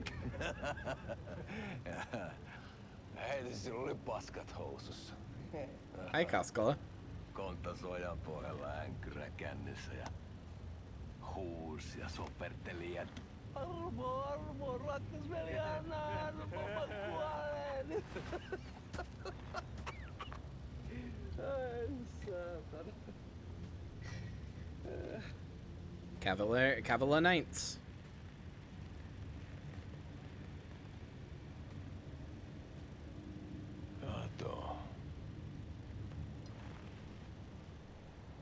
Tuhlaajapojan paluu. Ja häntä koipien välissä. Tuliko hakemaan anteeksiantoa? Uutiset mistään paluusta ovat ennenaikaisia. Tulin vain käymään. Ja nyt kun muistan millaista tämä touhu täällä on, en viivy kauaa. Missäs veljesi luuraa? Pisti hengiltä. Rupes käymään aivoa se aina länkytys. Uurilahden mestarille. Mutta ei se paskaveli kelvannut edes siihen.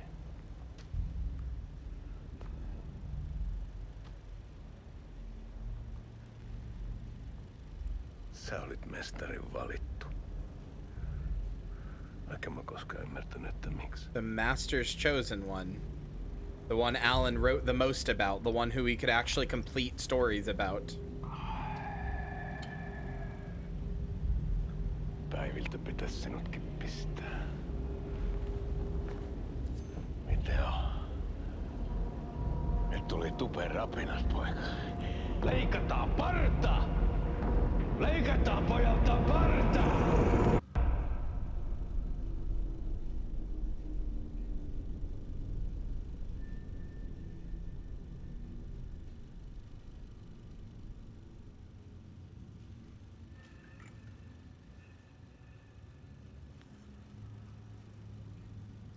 Miksi palasit? Kun kerran lähdit? En aikonut. Mutta nyt löydän itseni täältä.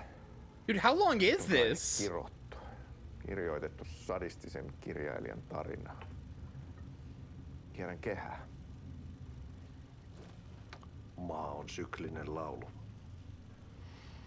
Mites siellä valtion kontrollivirastossa menee? Väärä virasto. En ole siellä töissä. I don't think you can. Sitä paitsi sain potkut.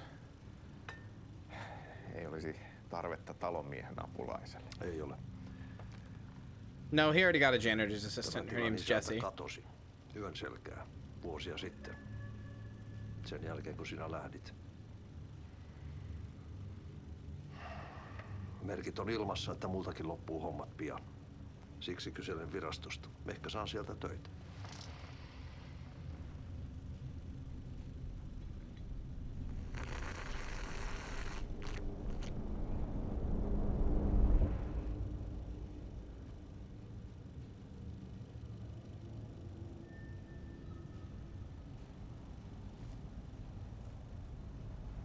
Hi, Barbara.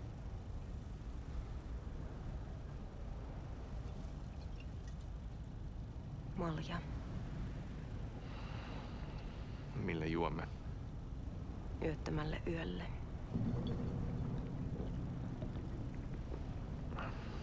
Shit looks like mouthwash.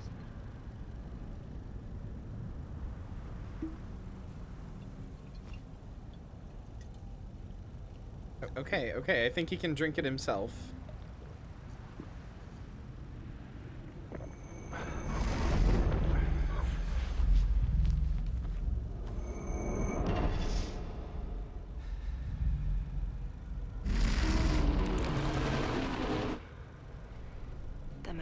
vie sinut tuon puoleiseen.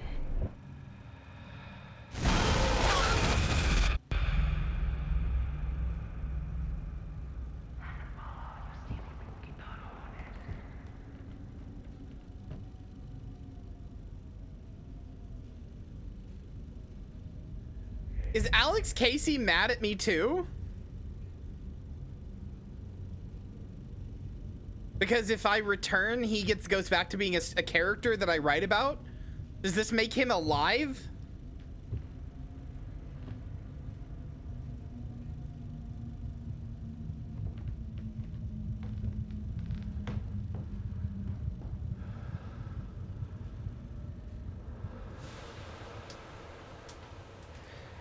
Sanotaan, että Aleen kurkotti liian pitkälle yön syövereihin. Eikä löytänyt sieltä enää pois.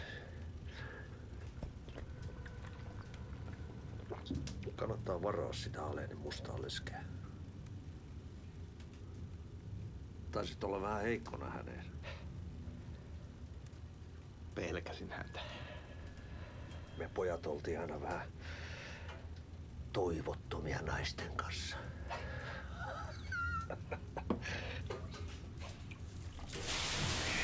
Damn, you can almost see Sam Lake's cock there. Almost.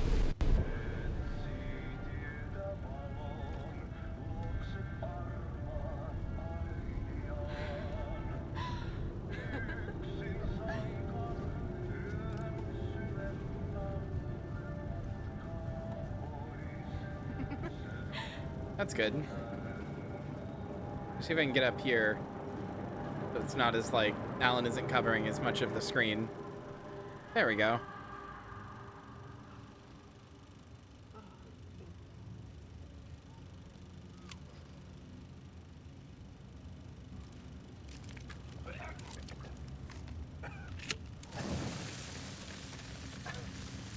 Oh, that's not what I meant to do, but sure.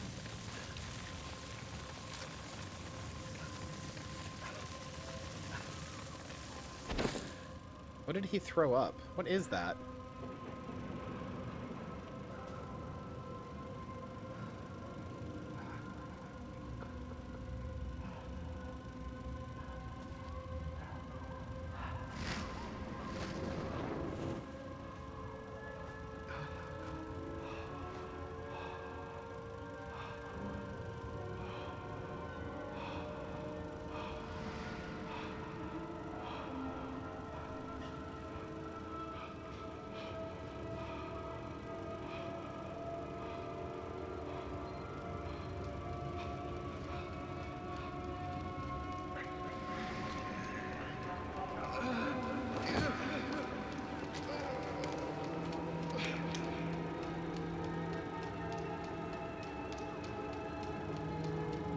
That's very The Ring, focusing on a well like that, that's like slowly zooming in. It's gonna be him under the mask. Oh no, it's the Koskela brother.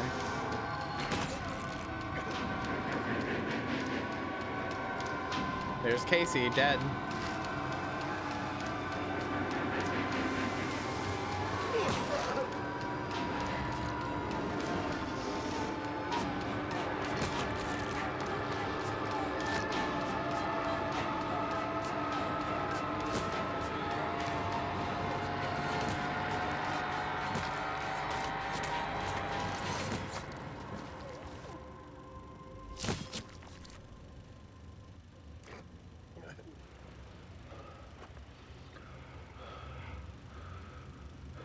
Tämä riitti vie sinut tuon puoleiseen. Hän palaa. Ja sinut lukitaan huoneeseen. Wait, am I swapping places in the dark place like with like Alex Casey?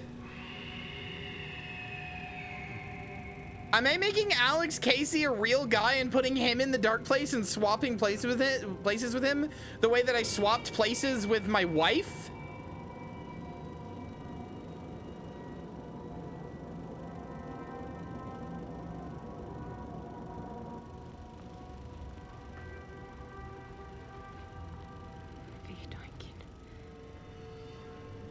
Kiitos. Or is Alex Casey supposed to represent Alan Wake?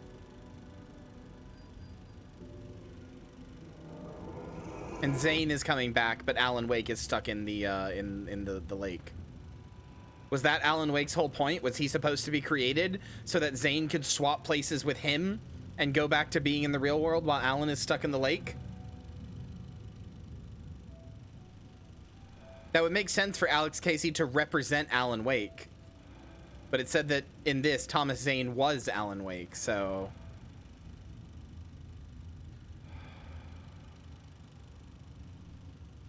En kierrä kehää.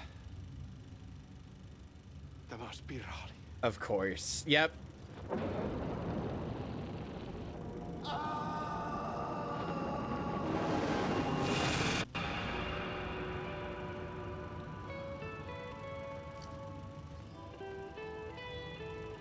So I've been thinking it's not a loop, it's a spiral since I started the stream today, because I feel like I keep saying the word loop so much, but it's not a loop. It's what Warlin Door said. We're spiraling down and down and down and down.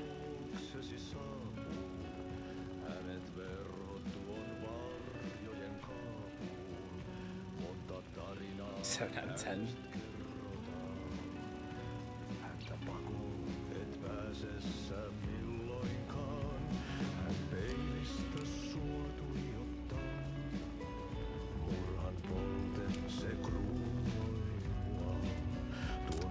You can literally see the dot matrix on the screen. That's cool.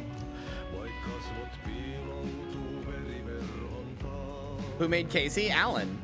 Zane made Alan. Alan made Casey.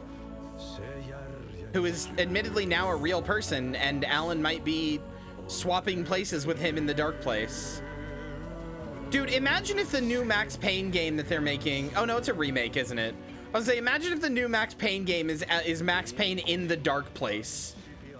And like fighting off Taken and stuff, but with Max Payne powers and writing like, not writing, but creating like a neo-noir, like, oh, that would be so funny. I would adore that.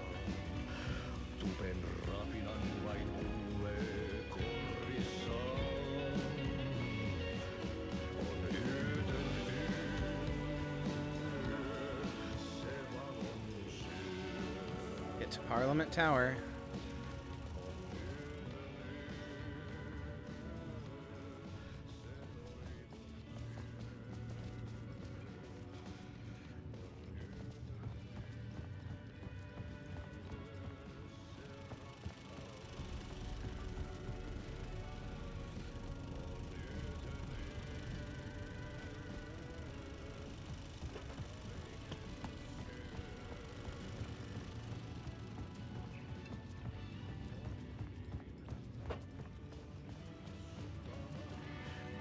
There basically isn't a way to, but I kind of hope that they write Alex Casey or write the new Max Payne games to fit into the Remedyverse. But there isn't a way to without literally changing his name.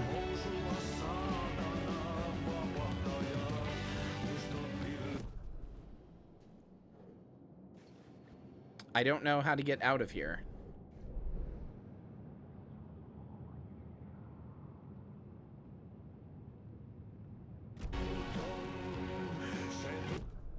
If I do one of these, it'll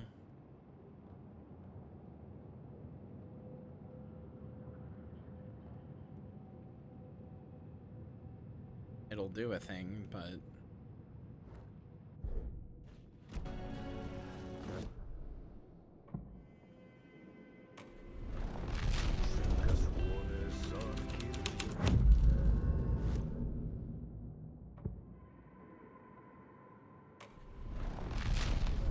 can I take the light from here?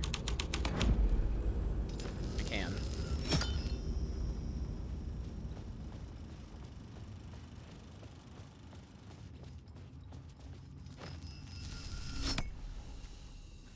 Oh.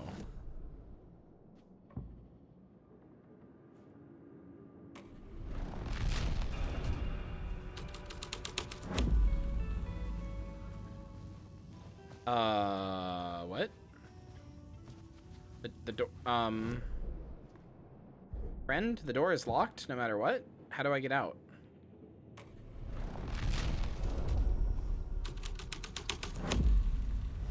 How do I get out?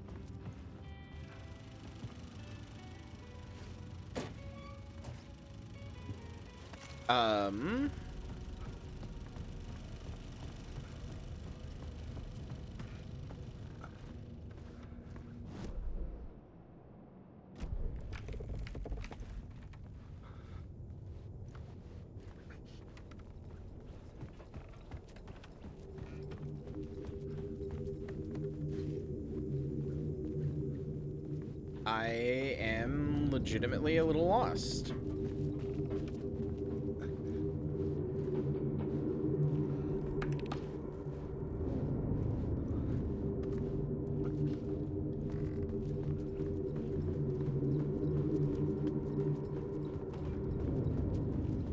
Well, it reset the movie.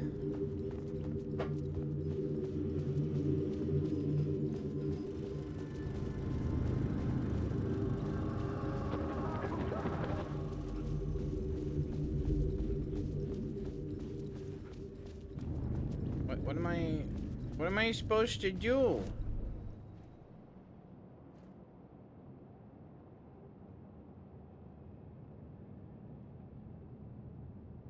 I guess I have to get back outside?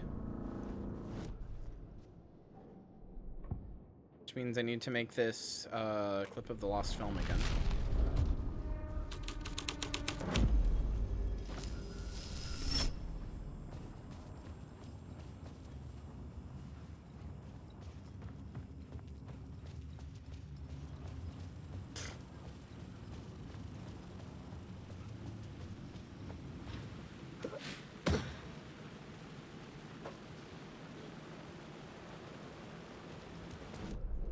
Hold on.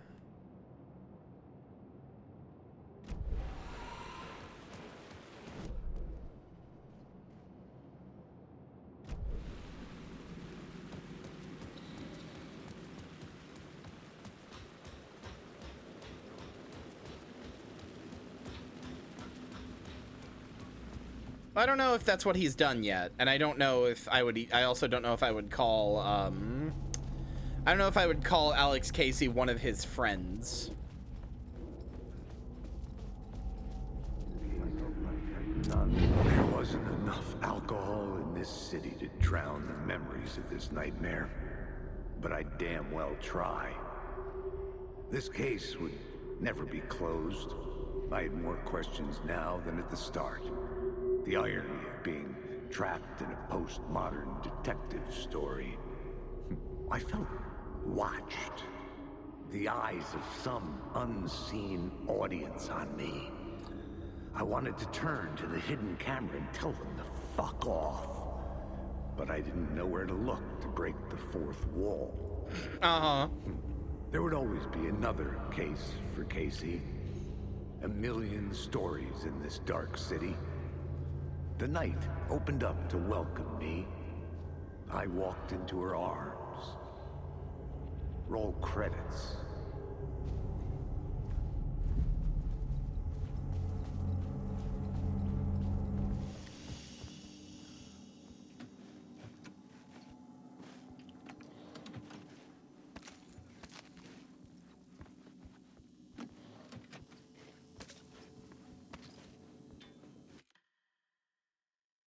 He's probably fine.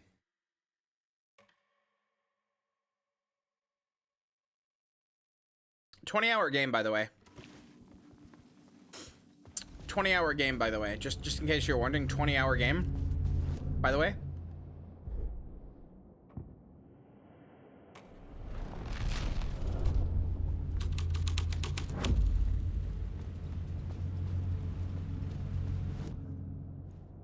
Part 1? Oh, Nightless Night.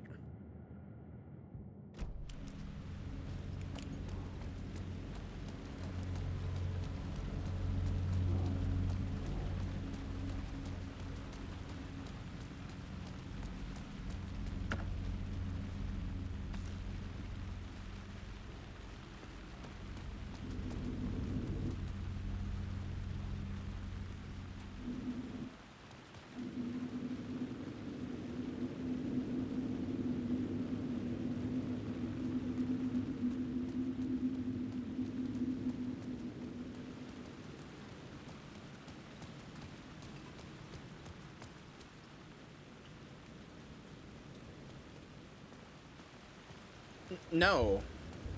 No, not at all, Perry. Alex Casey is a character that Alex Casey is a character that Alan wrote that did not exist beforehand, and now for some reason exists in the real world, and he hates Alan Wake because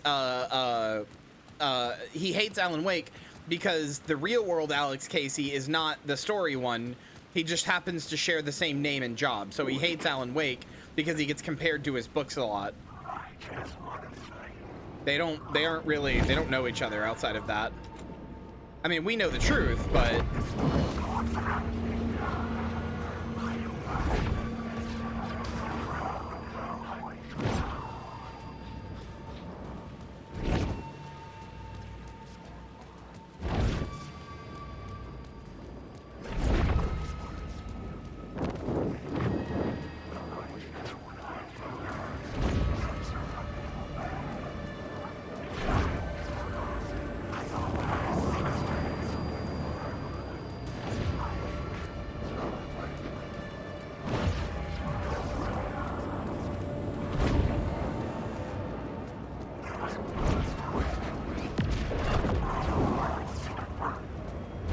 I never saw Last Action Hero. Again. Somehow I sensed it wasn't Zane this time.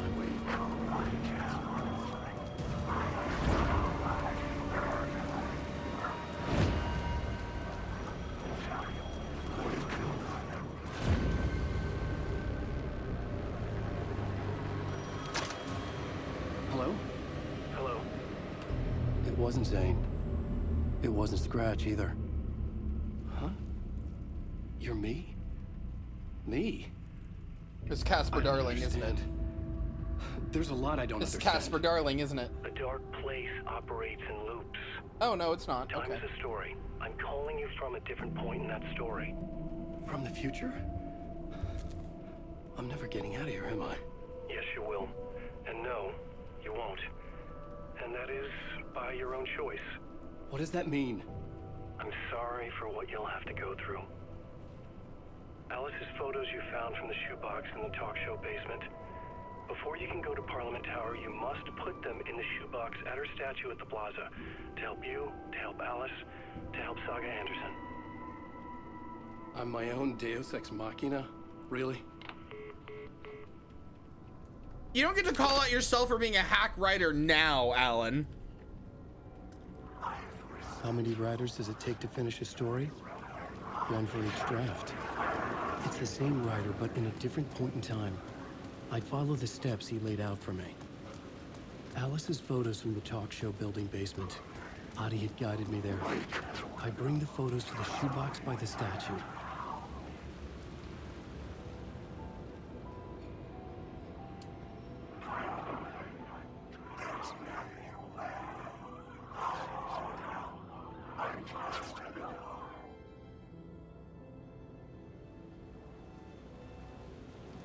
Oh, it's forcing me to be Saga now.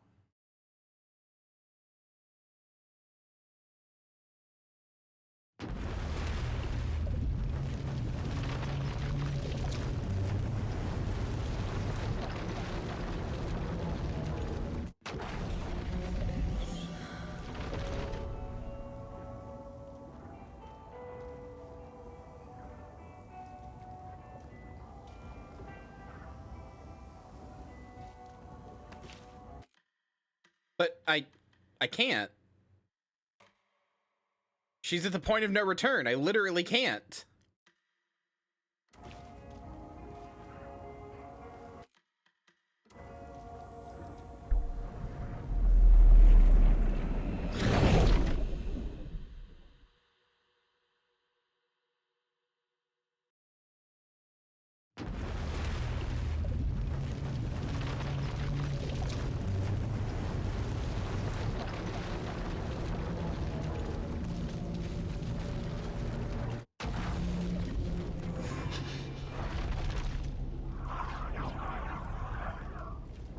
Progress Saga's story. Okay.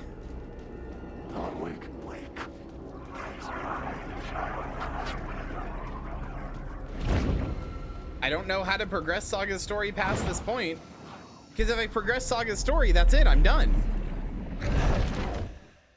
Hold on, I'm gonna go pee while it switches.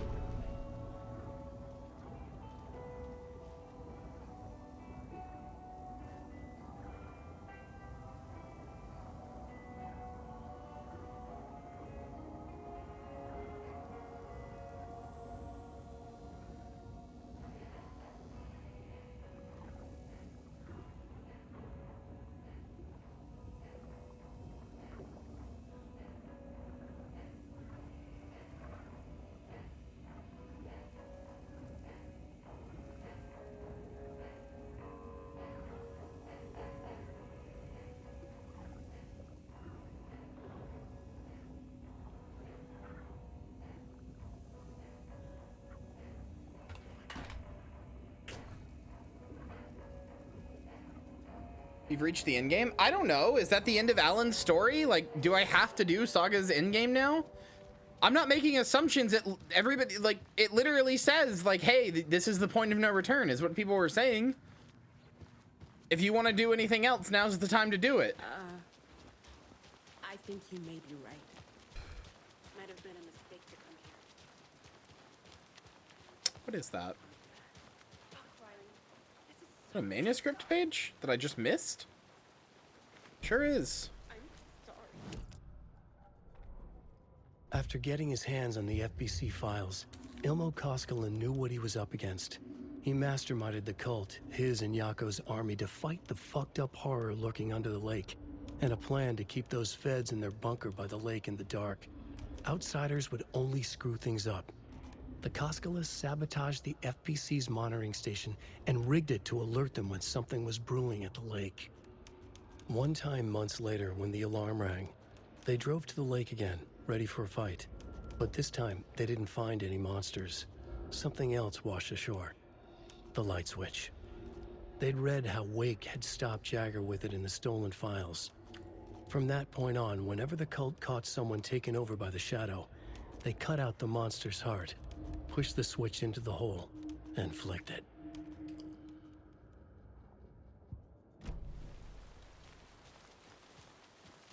That seems normal and good and safe.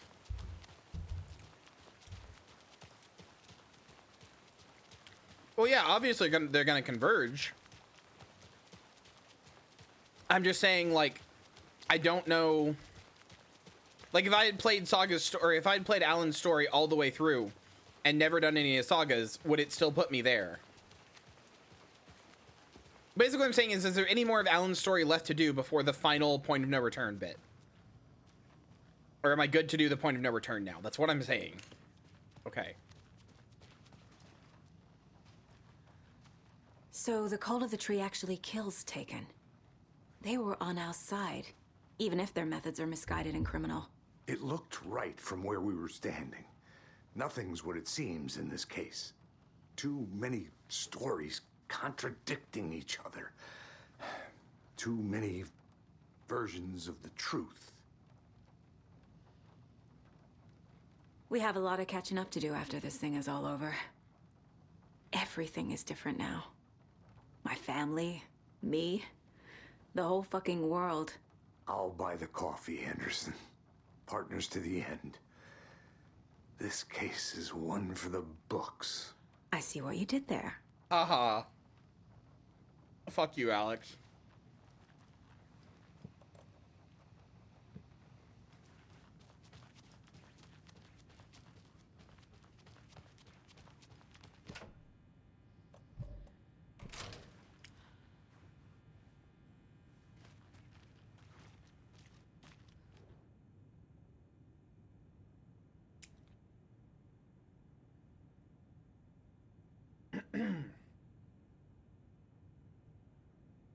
Transcript interview with subject Alan Wake, suspected para-utilitarian. Location, Bright Falls, Washington. Interviewer, Kieran Estevez, lead agent. Mr. Wake, you've been taken into FBC custody and will receive in-depth interrogation at a later date. But for now, I need to ask you if there's anything you can tell us regarding the incident at the hotel. Anything we may need to know. This Fort's here, you don't understand it. Presence. It's after me. It wants to consume me. Consume everything. Yes, you mentioned this dark presence before. Why does it want you? It feeds on artists, on the art they create. It wants me because of my writing. But it can be any form of art, any artistic expression. Music, painting, film, photography. It can feed on any of it. All of it. You have to believe me. We're well aware of this entity, Mr. Wake. We've been tracking the situation here for a long time now. You yourself have been on our radar for over a decade. I'm sure those nuts in the research department are going to love checking you out. Hey, make a note to redact that before submission. Let's get back on track. You mentioned a light switch earlier. Where is it now? I don't know, but I need it. I can't end this without it. Will you help me get it? Mr. Wake, you are in custody pending charges for breaching of numerous federal violation codes. You're not going to give you a suspected paranatural object. You're not fucking listening to me. But you're listening just fine. Now, do you have any accomplices? Fuck you. Let me the fuck out of here. It's coming for me. We're all in danger. Interview was terminated due to subject being uncooperative. Wake isn't the first person the dark presence disguised itself as. Yeah, Barbara. Report supplement, read the Shadow summary. Through extensive interviews with witnesses of AEW 35, additional details regarding the Shadow A010 have been discovered. Redacted and Redacted, both present during the AWE, reported seeing a woman named Barbara Jagger in Bright Falls at the time. Jagger is a former actress and Bright Falls resident who immigrated with the filmmaker Thomas Zane from Finland and is reported to have drowned in Cauldron Lake during a redacted AWE in 1970. Research staff have concluded that Jagger's appearance is likely a case of the Shadow manifesting in human form. Research is ongoing as to the nature of the connection between the Shadow and the psychophysical signatures available for it to mimic. Current hypotheses are the Shadow can only manifest as artists or individuals tangentially involved in the creation of art who have operated within a certain physical range of Cauldron Lake. Shadow can manifest as any individual contained within Cauldron Lake. Research is actively ongoing. Okay. Anything else in here? The lake is a gateway to the dark place. Uh-huh. At approximately 1900 hours on the 13th of September 2023, readings from a remote surveillance unit monitoring Cauldron Lake, a known threshold, to what researchers theorize is the origin dimension of A040, the Shadow, past acceptable limits, attempts to contact FBC Research Facility Washington 03, codenamed the Lake House, were unsuccessful. On-site event verification is not possible. Response procedures are initiated with immediate effect. Lead Agent K. Estevez will mobilize Investigation Unit Beta from the remote operation sites at Redacted. All available Shadow-specific equipment, Lot 411P, has been approved for field use. To confirm an active event, if an active AWE is occurring, the dispatch team will identify its nature and severity, limit exposure, and attempt to contain or neutralize the source. If no event is active, check monitoring equipment, perform a limited profile sweep of the area, check the status of the lake house and its staff.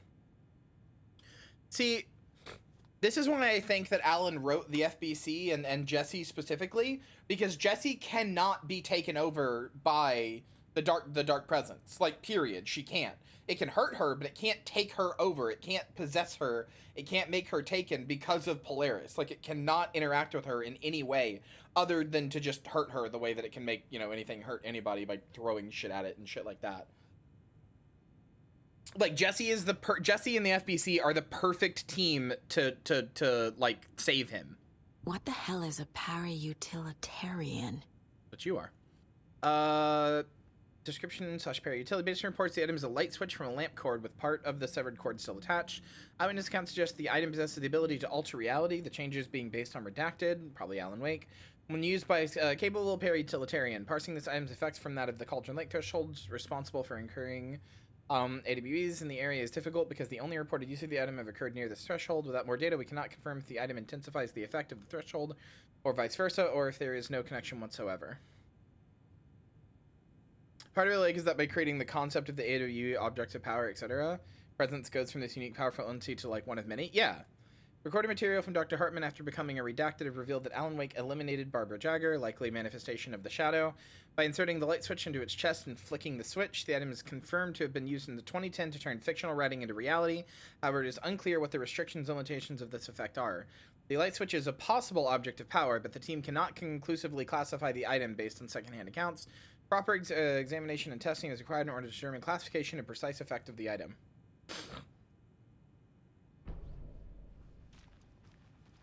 Alan said, fuck you, you're like the reason I like it is because Alan basically said, fuck you, you're an unknowable entity of immense, unexplainable power. Fuck you. Here's an organization that catalogs, explains, and does away with those. You want to be unknowable? Fuck you. Deal with the mortifying ordeal of being known, darkness. Fuck off. Like, here is an organization that exactly explains unknowable things. Fuck you. That's their whole fucking job. Cult's coming someone.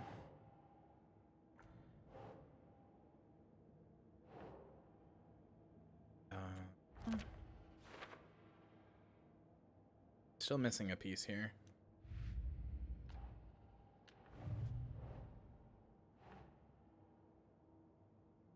No. What, really? Okay.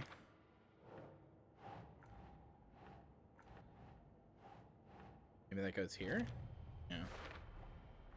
I need to know what information I can still trust.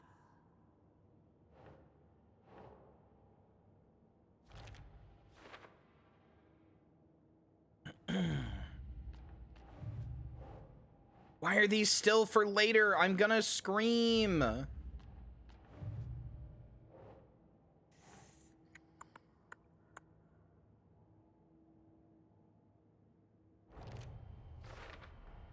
The clicker amplifies any changes to reality suggested by a piece of art. Makes them permanent.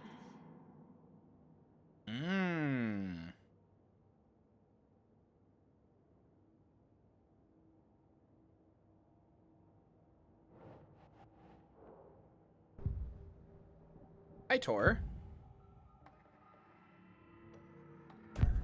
Wake told me the clicker would fix this. But Wake was actually Scratch. How can I trust anything he said? The artist must conclude his work. He rides a storm on your piece. Wake up and smell the danger. We told you already, kiddo. What Tom said about the light switch is true. Don't let the story confuse you. You need him to write the ending you want. The clicker can make that ending come true. But we don't have Wake. Everything we knew about the clicker was true. He wasn't lying.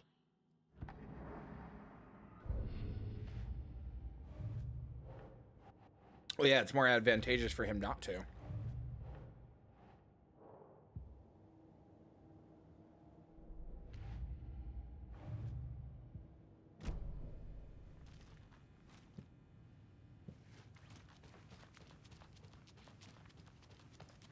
I'm so sorry, Uncle.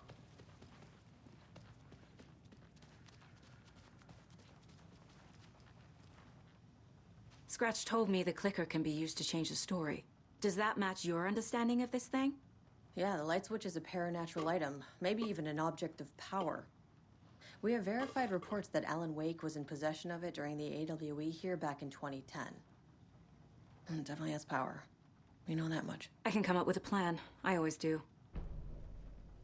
I always do. Okay.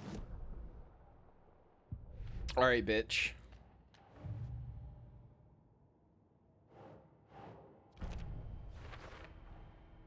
The clicker can fix this. But I can't use it without Wake. Wake is still in the dark place. Think Thomasine is gonna kill Alan to escape? I don't know. And breathe rock and roll. From the silence of screams, from the fever of dreams.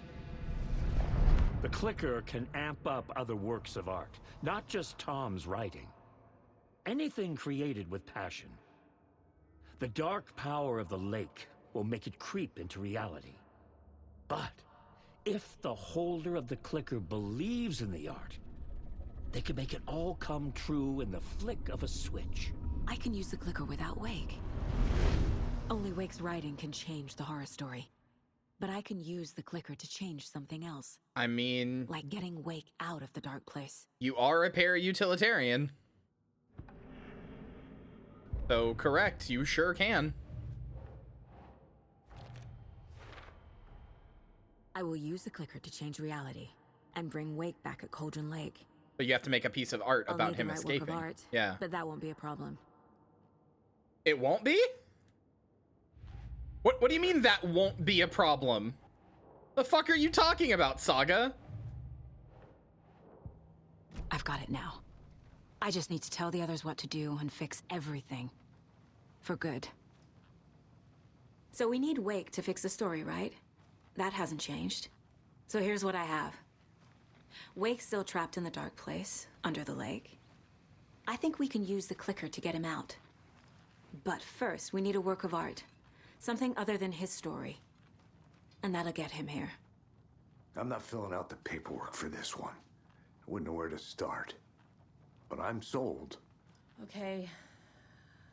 Look, this feels like something that once we get the ball rolling, there's no turning back. You sure you have it all figured out? The beginning of the endgame. To travel to Cauldron Lake, you'll need to save your game first. Exploring and traveling other areas will be limited. You choose to continue. Not just yet. Give me a moment. Okay, Anderson. You let me know when you're ready. I just want to make a save first.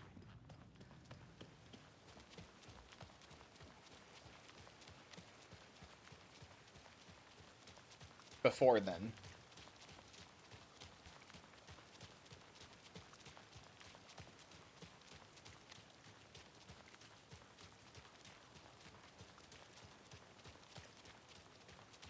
Chad, if this like epilogue or not epilogue, if this final chapter is like 2 hours long, we're just going late tonight. I'm finishing this fucking game. We are at the end of the game. I'm finishing the goddamn game. It's happening. There will be no more streams of this.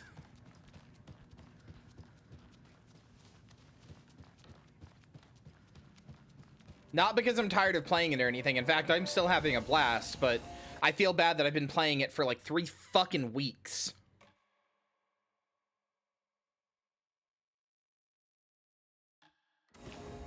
Bacon plus egg, obviously.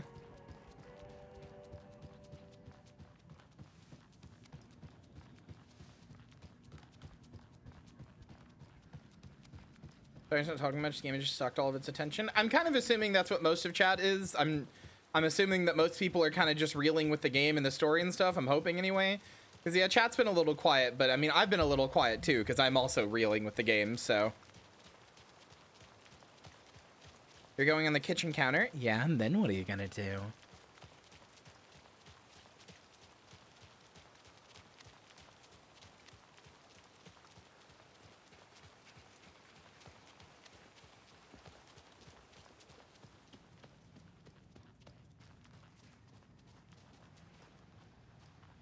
Ready to go? Continue.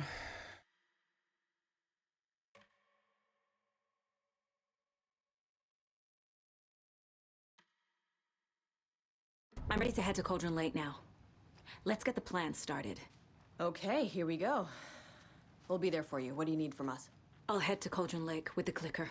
Scratch will try to get you, Anderson. You'll need backup. I can tell there's no talking you out of coming, Casey.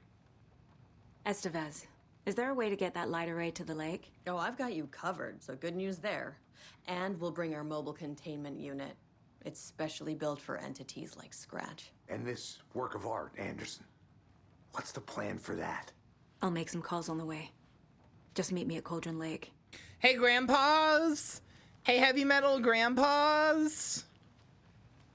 No, it's Warrior of Light and Champion of Light. They're a little different. Heavy Metal Grandpas, can you write me a song? Tor, I need the old gods of Asgard. I need a very special song. Hell yeah! The tour bus is already loaded, and we've said our goodbyes. Ready to hit the road, just like the old times, baby. The old gods of Asgard really are the like saw this Deus Ex coming, huh? Machina of the Remedyverse. I need a song about Alan Wake. About bringing him out of the dark place. A rider, a lake of darkness, bringing him into the light. It writes itself. Is it gonna be Champion of Light? I hope they've still got it.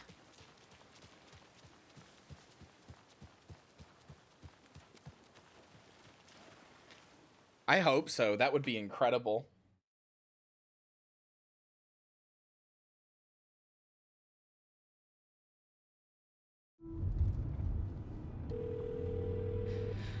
Pick up. David, please pick up. David. David! It's me. Where have you... Stop. For once, you need to listen. You left me. You took my daughter away from me. Then you let her... She's dead because of you. And I don't ever want to hear your voice again. Stop calling me. David! Jesus Christ. It's getting worse. It's spreading. I'm running out of time.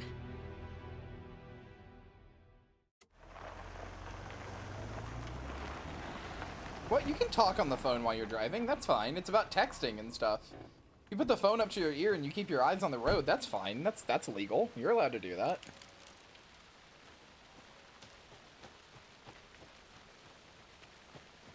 What? No? Yes, that's absolutely fine.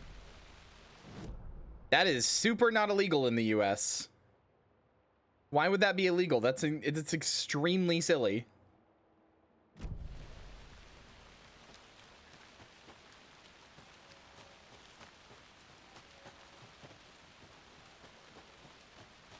Both hands to drive? Yeah, you have both hands. You have the phone, like you put the phone with your shoulder on your ear. What are you guys talking about? You put the phone on your shoulder with both of your hands on the wheel. That's what? Have you guys never taken a phone call with something in your hands before?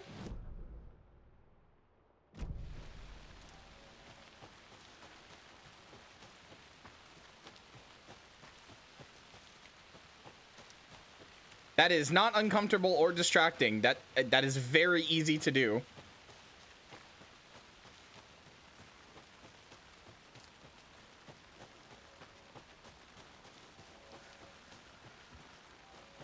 That's not distracted driving.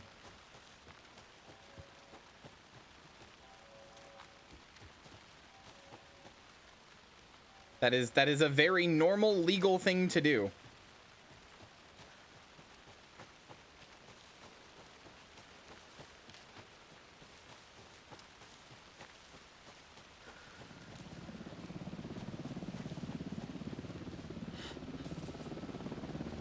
I mean, yeah, most cars have like hands-free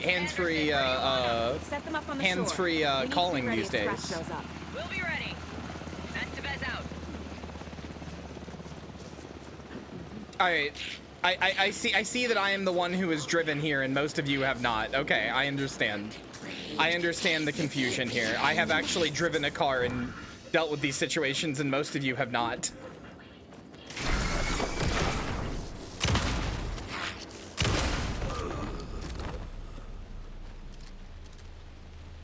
I don't even mean that as like a slight. It's just very clear that a lot of you have not had this experience before. But I very much promise you this is a normal thing everybody does all the time. Odin. Maybe I should check in. Kiddo! We're almost at the gig! And Odin's run over 4 minions of darkness! The boss god, guy. I need you to meet me at the shore. Is the song ready? Almost. Odin's got a killer chorus. Crow, tree, tree. What tree? There's no tree in the song. Who the fuck puts a tree in the middle of the road? We're not on a road. Drive carefully, Grandpa. Pedal to the metal, bro. Metal to the pedal. Yeah! I'm not straight up wrong. What are you talking about? I'm literally not wrong. You're wrong on this. Like, I'm sorry, but you're wrong on this. Like, you can sit here and say that oh, I'm learning to drive and all this other stuff. I promise you that you were wrong on this. I have never met a single person in my entire life who has struggled with this, ever. Like, not a single person ever who has struggled with the concept of this. It is fine. It is normal. It is a perfectly okay thing to do. Yeah, you use automatic cars in the US.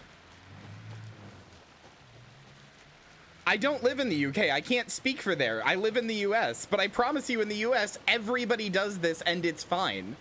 This is a very normal thing to do. Also, to be frank with you, most people in the US drive with one hand on the steering wheel. I'm gonna be completely honest with you.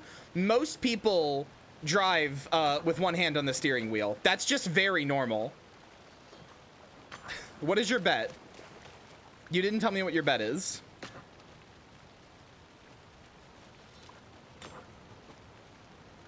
Yeah, most people do not have both hands on the wheel.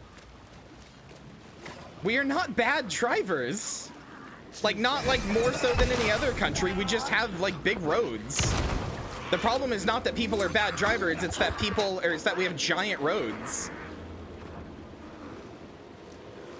Will the FBC recruit Saga? Okay, hold on. Sure, I'll make a bet for that. Where's my bet button? There's my bet button. All right, if you think the FBC will recruit Saga, you're a believer. If you think they won't, you're a doubter. Well, she's been deputized, but like actually formally recruited.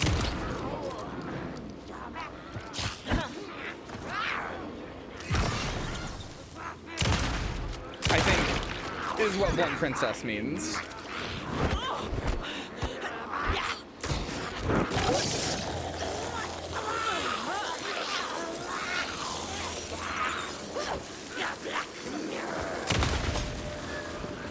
I mean, I won't argue it's technically a distraction, but it's no more of a distraction than answering a hands-free call is.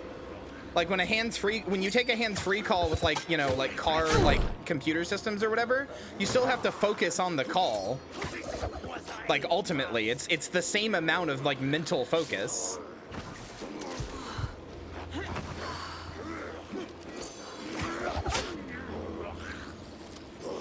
Yeah, so does taking a phone call with like normally. If you put it on your shoulder, you still have both your hands free.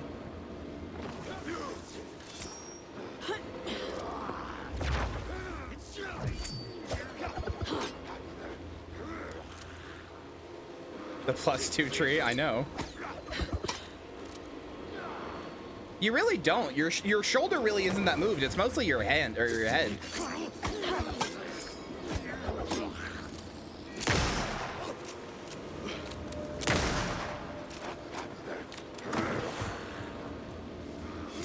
What do you mean holding your neck like that is comfortable? It's fine. That's not turning your head slightly to the side is like this is uncomfortable for you?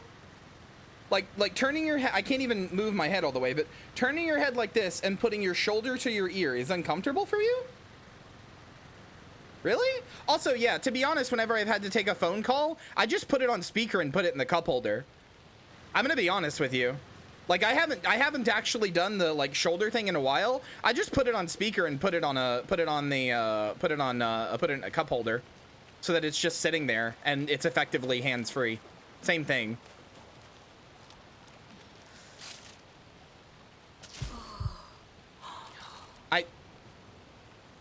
Do I just have a long neck or something? I don't understand how this is like uncomfortable.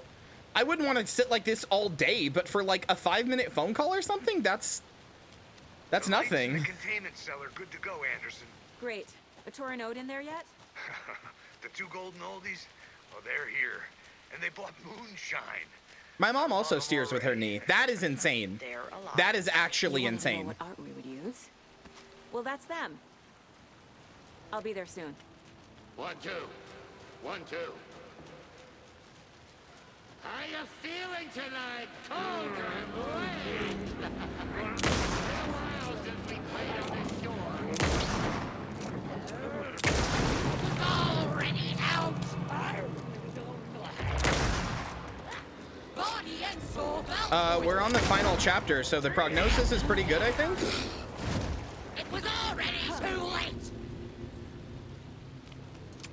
But yeah, I think part of the other issue here is that America mostly drives automatic, and you guys in the UK you mostly drive manual, as far as I understand. You definitely have to have, although to be fair, if you're driving manual, I don't actually know how you always have both hands on the steering wheel either, but like,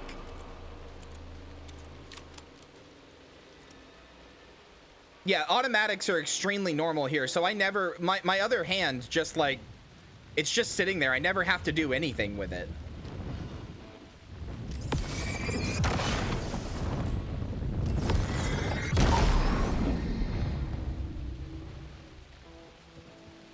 Okay, so hold on. So here's what I'm confused about. You guys mostly drive manual there. The way that people in the US drive manual is to have one hand on the steering wheel, the other hand on the stick shift. Like that's I can't, I'm doing it with my hands even though you can't see me. But that's how most people drive a manual car in the US. How else would you do it?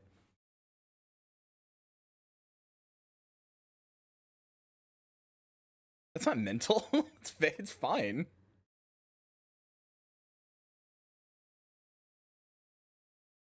Yeah, that's just how we do it in the US. That's a very normal way. Barely ever need to change gears. Don't you guys not go above like 40 basically though? We regularly go up to like 60 and 70. Maybe that's why. You guys don't have very fast roads. We have pretty fast roads.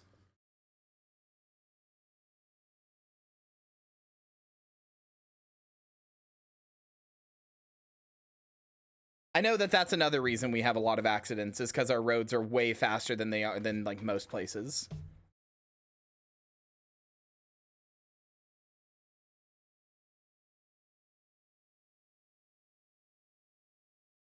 What the fuck? What's up with South Dakota? Or no, that's North Dakota?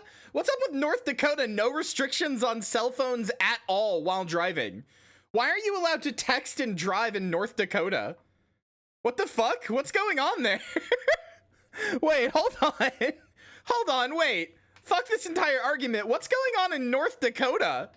Why? There's just no restriction on cell phone use while driving in North Dakota. What the fuck? That's insane. That's scary.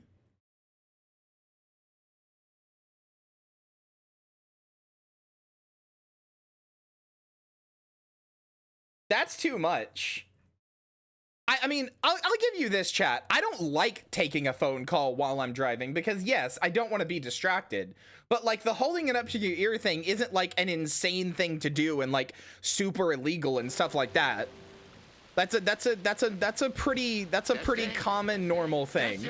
I don't like to do it, but it isn't, like, an insane thing nobody does.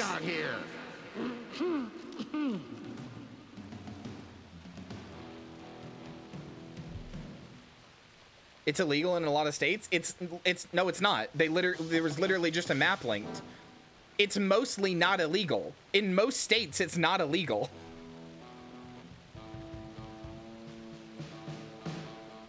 It's illegal in 26 states out of 50. Okay, I guess that's technically a majority. Yeah, that's still a lot of states, guys. That's still a lot of states. It's over half by one. It's effectively half. Hey, where are my chimes? I threw them out. Chimes are not rock and roll. Yeah, Hey, they are. I'm here. You can know how to I'm here. use Let's them. get ready. Anderson, we've set up control center up here overlooking the area. Anderson, I can drop more gear down for you if you're running low. I'll use the lights to hit the Taken when You they heard it come. here first. Chimes are not rock and roll. Bad news is we were in a hurry. power supply is spotty. Your partner here will try to keep it running. That's Montana? Oh, okay. Sorry, I'm stupid. I don't know my states. You would hope I would after how many I've moved around, but I actually don't know my states very well. Chimes are not metal, they're literally made of metal. What are you talking about? This will be a show for the ages. Okay. Well, how do I do it? All right, let's get Grandpa, started. You signal me when the song is done, and I'll use the clicker to bring Wake back. Hit it! Hello, Colgren Lake. Come Great on. to see so many federal agents here tonight. I wish I could have gotten, I wish there was like a... It's a soul-searing, Wait, shit, there is! act of black magic and sorcery. Wait, I want to get this shit. Goes out to our favorite tortured writer. Let these sweet tunes guide you out of the darkness. Fuck, fuck, fuck, fuck, fuck, fuck, fuck, fuck. Dark ocean, summer Okay, I was gonna say, I wish there was a shoebox here. Hey, you're making me look bad in front of Saga, bro. Let's try that again.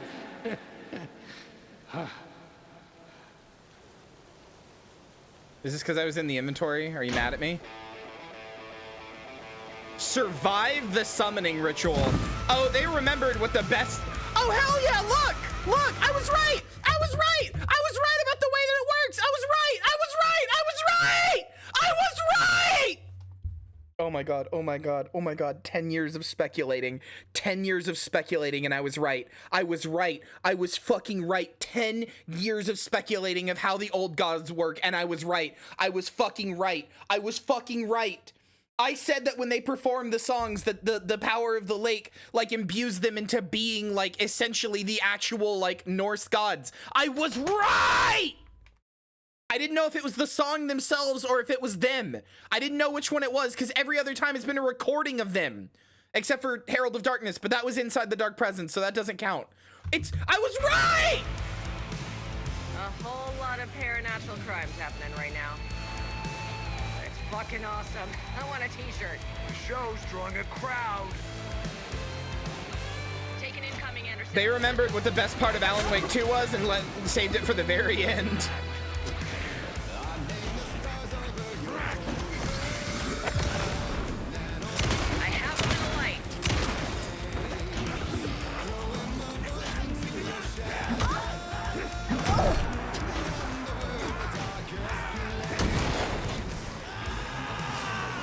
They're coming.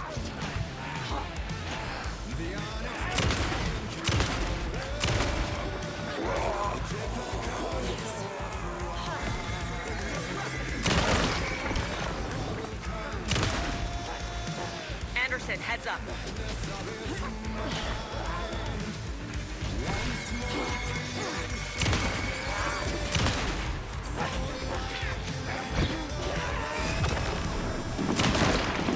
I'll blast him with the light.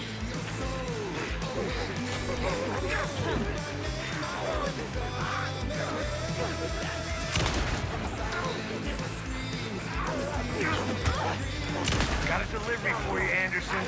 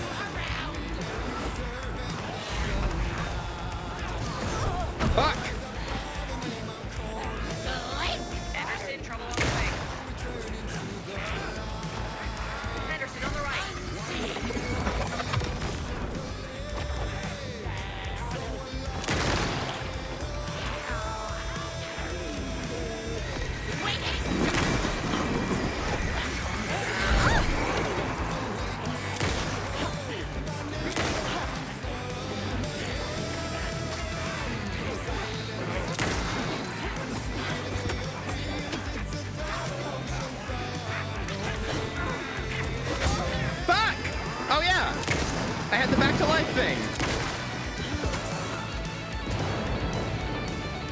More ammo waiting. Oh, I can't grab it? Fuck, I can't grab another one? Okay, fine. I got him for you, Anderson.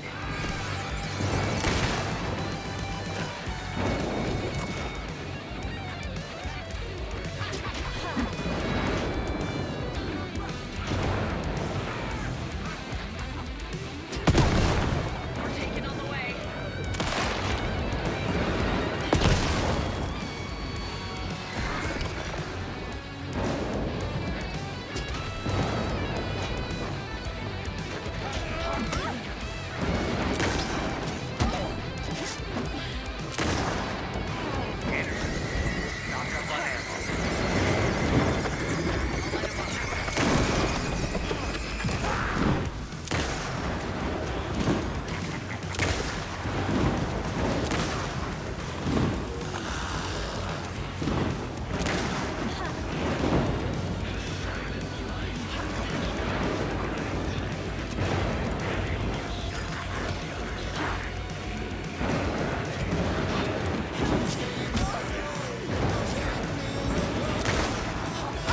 Fucking Christ!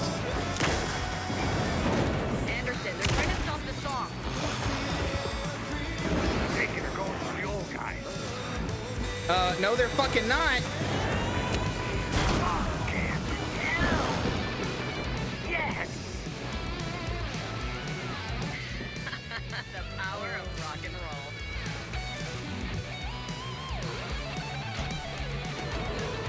There. Connection to the dark place. The artifacts. That's the place to use the clicker. This is it!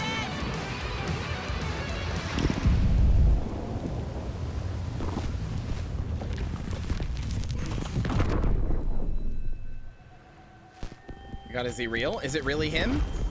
There he was for a second. It was the backpack and everything. But it pulled him back in. What happened? Why didn't it work? It did.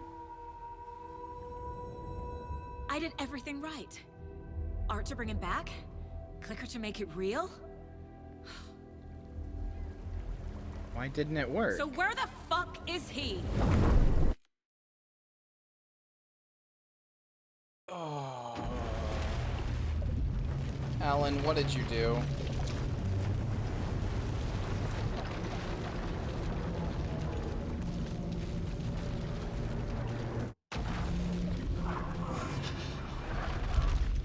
Parliament Tower. It was back. What did you do, Alan?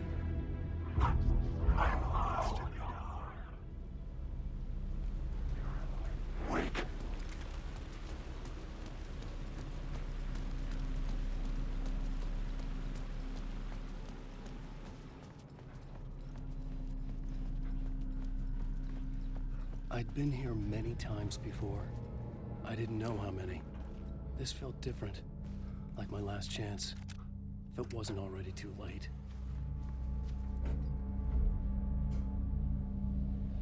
Oh.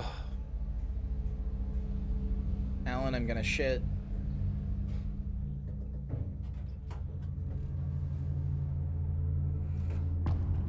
Gone. Nobody lived here anymore. Was I too late?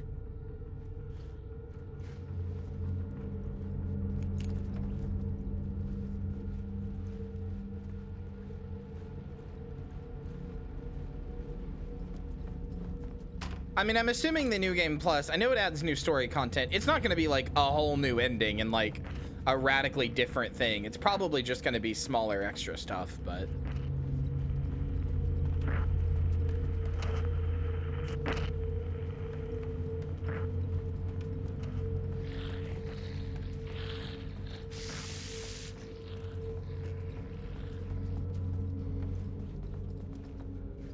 Maybe a new chapter, maybe some new manuscript pages, maybe something like that, but...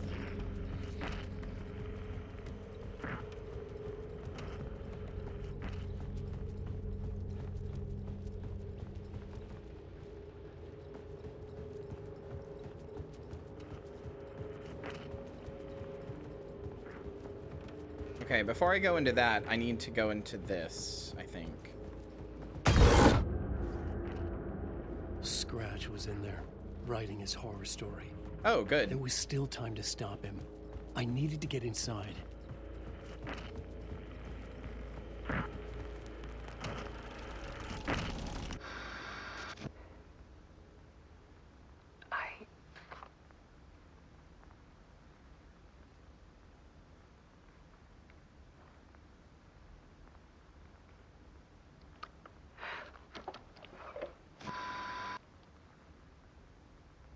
It won't end.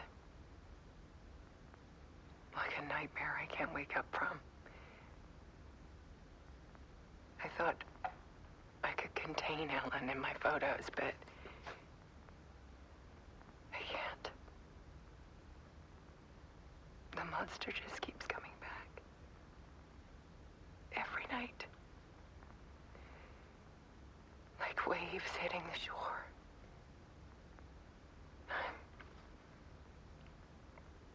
I'm so tired.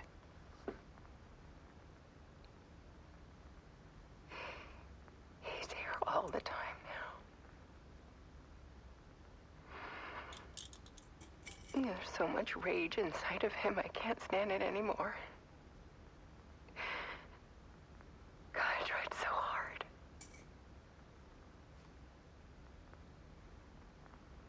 I can't.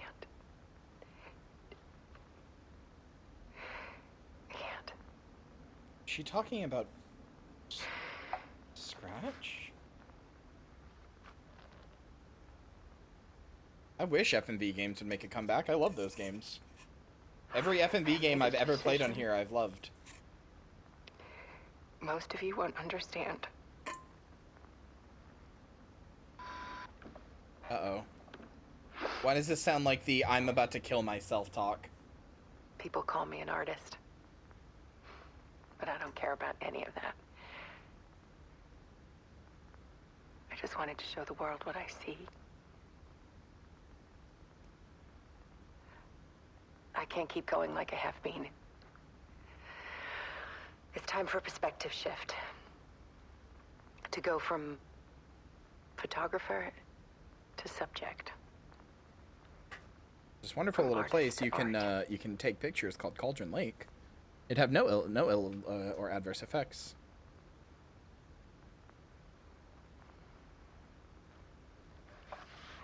The Isletide Hotel, Samantha? I don't know if that was a comedy, but it was good. Alice Wake took her own life shortly after. I knew it! I knew it! I fucking knew it! I fucking knew it.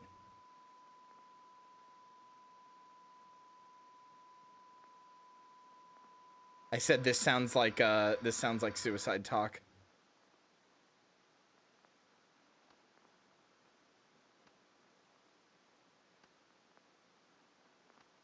Wait. Is this that? This is like that one photo of like the guy on top of a mountain that's all like foggy.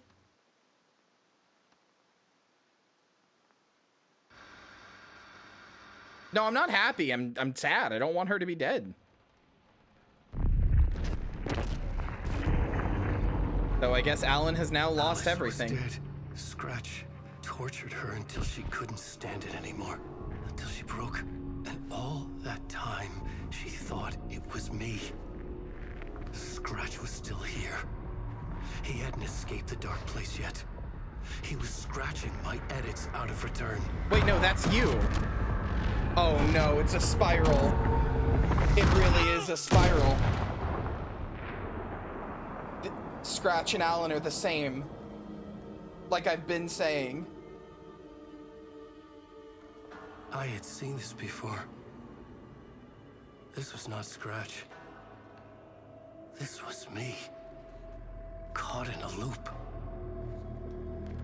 I had stopped myself trying to fix the manuscript.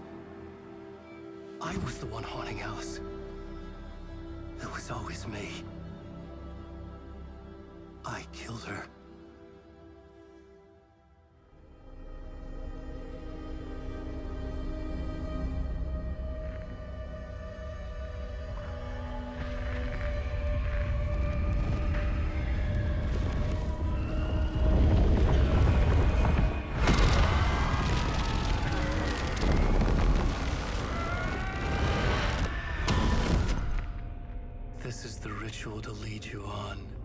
Your friends will meet him when you're gone.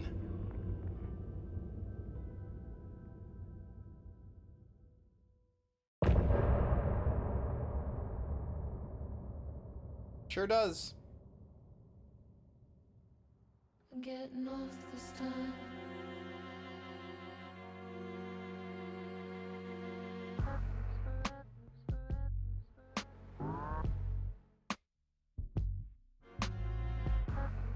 Alan's not here. Alan's gone. Alan went away.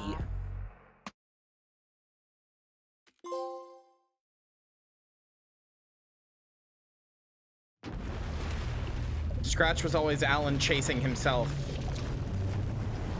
Which is a little bit of a retcon from American Nightmare, but... We did bring Wake back from the dark place, with the song and the clicker. But he didn't end up here now. He landed on the shore after I faced Nightingale in the overlap. Ah. Hey! But that was also Scratch. Because they're one and the same. No! It's my fault! He got out with my face! Scratch! That night I found Wake here. He appeared because of this. The summoning. That was Wake. Scratch wasn't pretending to be Wake. They're the same person. Bitch! He's here! Scratch! Watch out, Anderson! Estevez, Scratch is Wake with the dark presence inside him. He wants the clicker. Change of plan. I'll lure him to the cell. When we're inside, lock it and blast it with all you got. Hit him, Estevez! Too fast. Anderson, pin him down with gunfire for me to get the light on him. On it. Damn it. Anderson, we lost power. Of course we did. Okay. We're back. Now! Got him. Crap. Shot Anderson. There's the light. Show him, kiddo! Shit. He's free. Lost the light. I'll fix it. We can hit him again. This is lost. Our saga will crash here. Anderson! Ah! It's back on.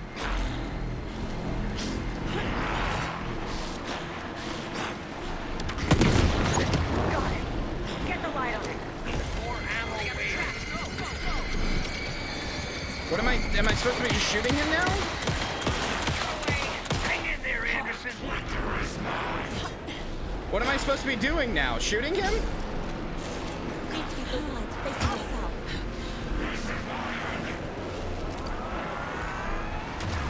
Oh, I see. Back in business. You picked a family to mess with, devil.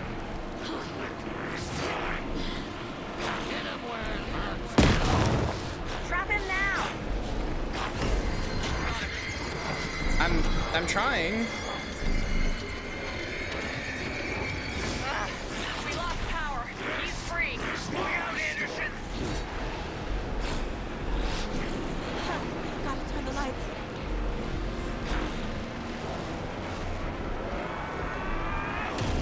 You're gonna be sorry, Scratch. You're going down, devil. Back.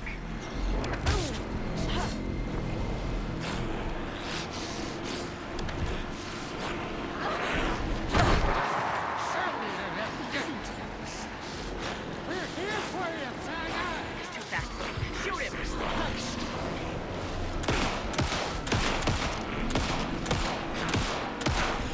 You've got Viking blood in you, kiddo. Now at the bed.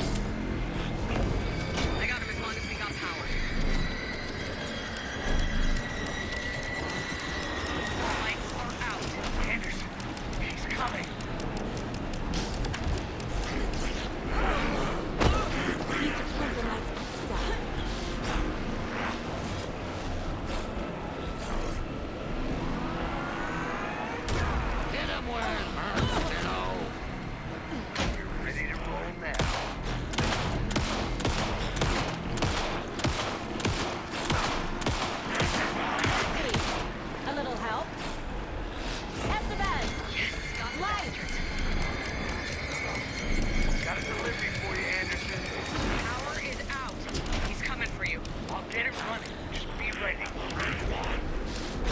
Okay, well that's one of them done. Need to rotate the lights. Make us proud, Anderson, I can't get the light on him. There, that's one.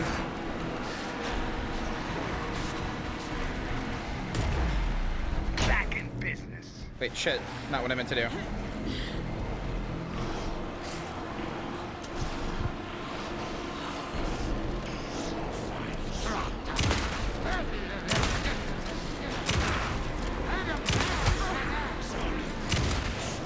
Use the light on him.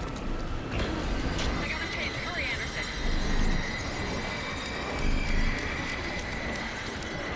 Got away. Now I need to get him We can hit him again.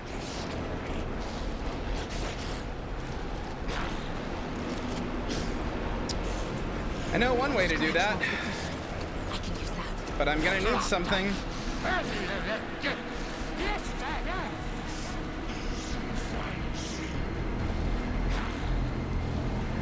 I take Okay, well that works too.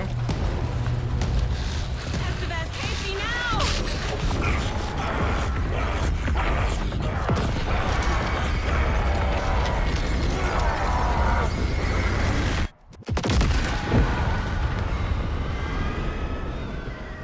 Burn the darkness out of him. I mean, to be fair, the whole Scratch and Alan is the same person is something I posited as soon as we heard Champion of Light. Since it literally says, show me the Champion of Light, I'll show you the Herald of Darkness. They're the same guy. Wake? Is it you? I'm so sorry. Did it work? Casey? Casey! Scratch!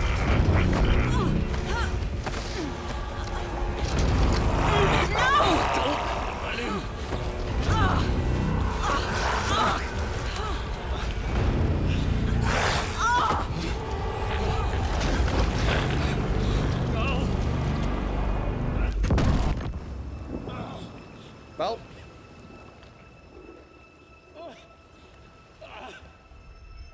I hate to be the bearer of bad news, folks, but it's official. Tear Fest is canceled. Today, Bright Falls feels a little less bright.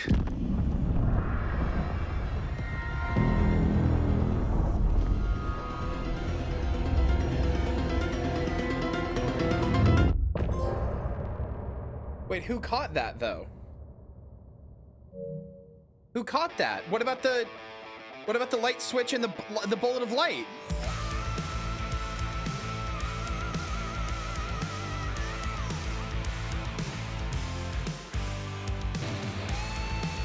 There's got to be more. There's got to be more.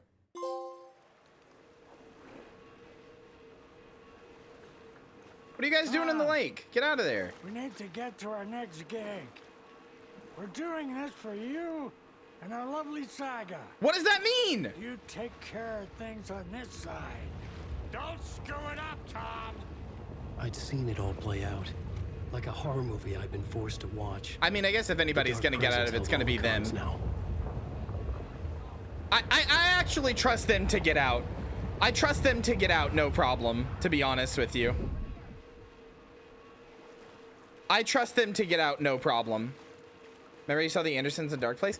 Oh, did they actually go play Champion of Light? That's their next gig, to inspire Alan through to... Oh, that's great. That's great.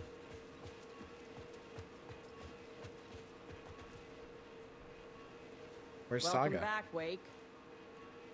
You are Wake now, right? With the shadow out of you? Some good news, at least. Bad news is, I haven't seen a situation this fucked since the AWE in Eagle River. The shadow's now in Alex, and Anderson is gone. We need to figure out how to salvage this.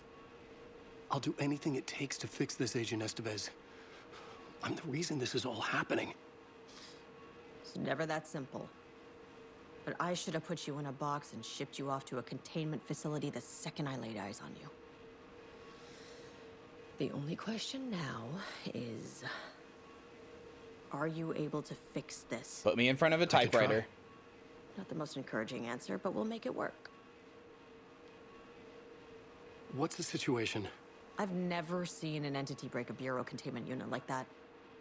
And now the Dark Presence is occupying Agent Casey?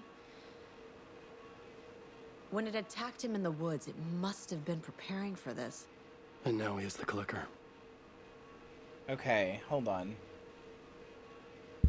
Oh, okay, hold on, I have to think. So, Barbara Jagger was the original Dark... Okay, hold on. Hold on. I gotta think, brother. Hold on. I gotta think. Hold on. Okay. Question marks. That's all I can put here. Okay, sure. Okay, so what do I know about the Dark Presence? So it's an entity that lives in the lake. Mr. Scratch isn't a creation of the darkness. It's embodiment. It's an embodiment of the darkness. Embodiment of the darkness. Mr. Scratch isn't just Alan Wake's doppelganger. The darkness made manifest in the form of a person. Previously was Barbara Jagger. Now it is then Alan Wake. Now, well, then Alex Casey.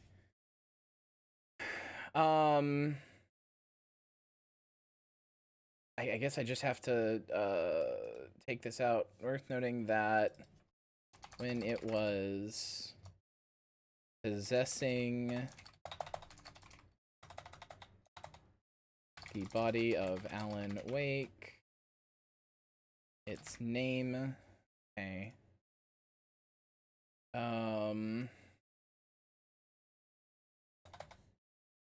I mean, I guess Mr. Scratch is just anybody who is inside the lake.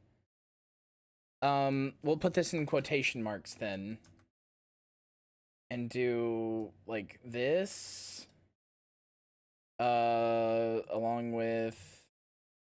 Where's Alex Casey? We gotta pull your ass over here, too.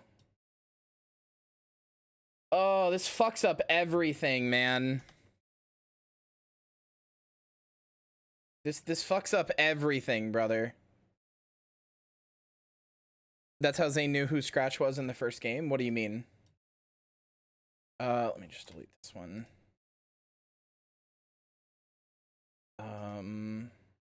This.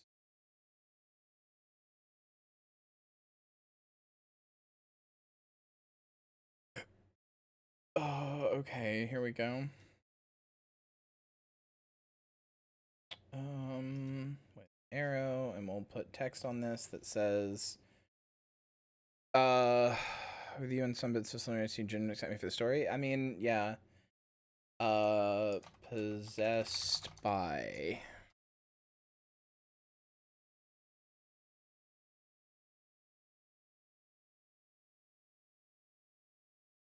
That's not how you spell the word possessed. That is.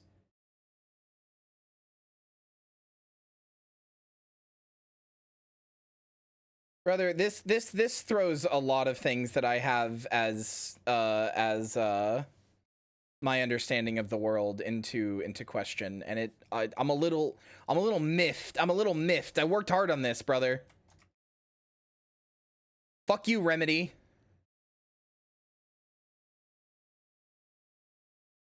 Okay. All right, sure. Sure. Okay, whatever, man. Scratch. The dark presence inside Casey. It threw Saga into the lake. If she ends up in the dark place, she could be there forever. It took me 13 years to get out. Zane never did. Tor and Odin went in after her, right? Maybe they'll get her out. With the power of rock and roll. I saw them when I was trapped there. They performed in my musical. I'm immediately less optimistic about this. Yeah, they haven't gotten Scratch out will since go to then. Bright Falls and use the clicker to bring about the horrific ending he wrote for Return. But I can still fix this. How? Scratch must have the manuscript. If I can read the ending, I can rewrite it. I need to go after him. Well, you won't get very far without these. This plan is a real Hail Mary, Wake. I wish I could help, but this is all on you. I got you every kind of weapon we have available. A shotgun, a revolver, and a flare gun? Fuck it up. That's all you had available? I needed a car. The FBI vehicle would be at the parking lot.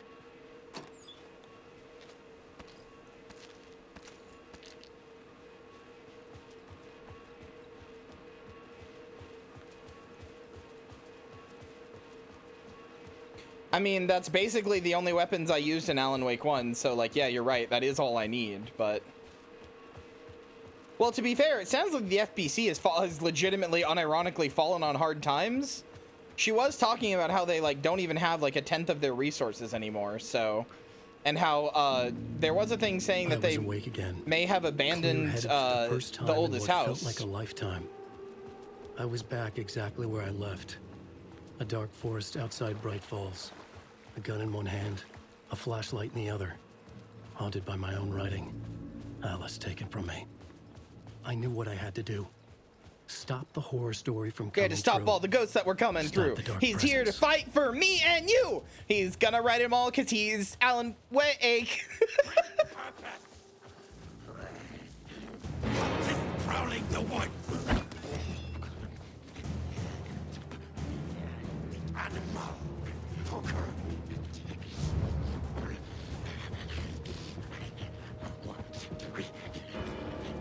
The Cauldron General Store. All right, fine. If you're not gonna fuck off, then die.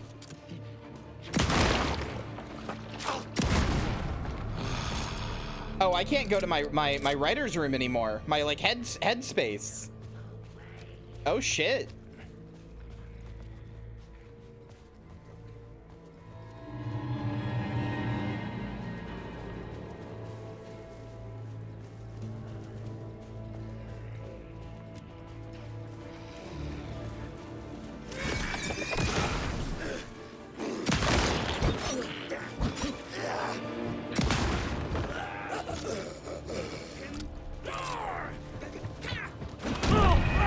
Are you kidding me?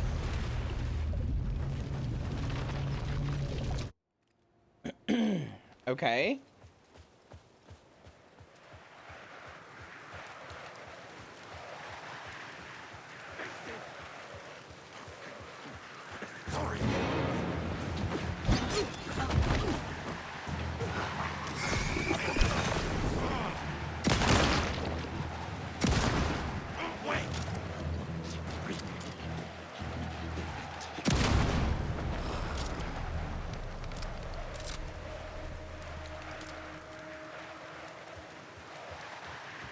Yeah, I know, right? The darkness really was shielding him pretty fucking good, huh?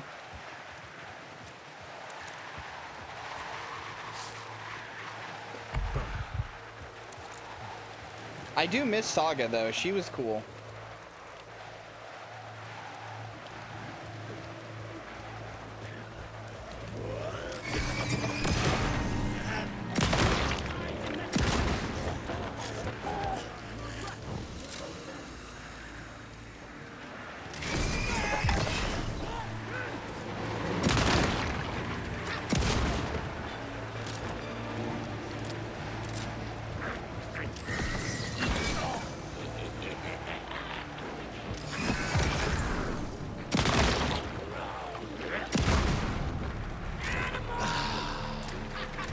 Oh my god, seriously?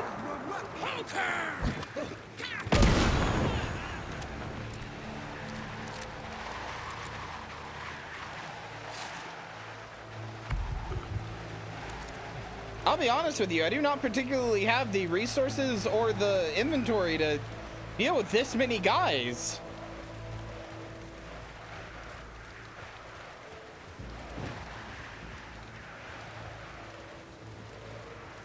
They're really trying to make it feel like Alan Wake 1 again, huh?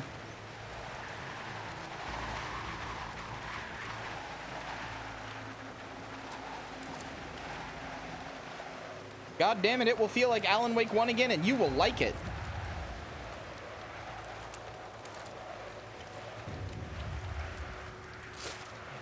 Thomas Zane's wife was Barbara Jagger. Or, well, that was his, like, fiance or whatever.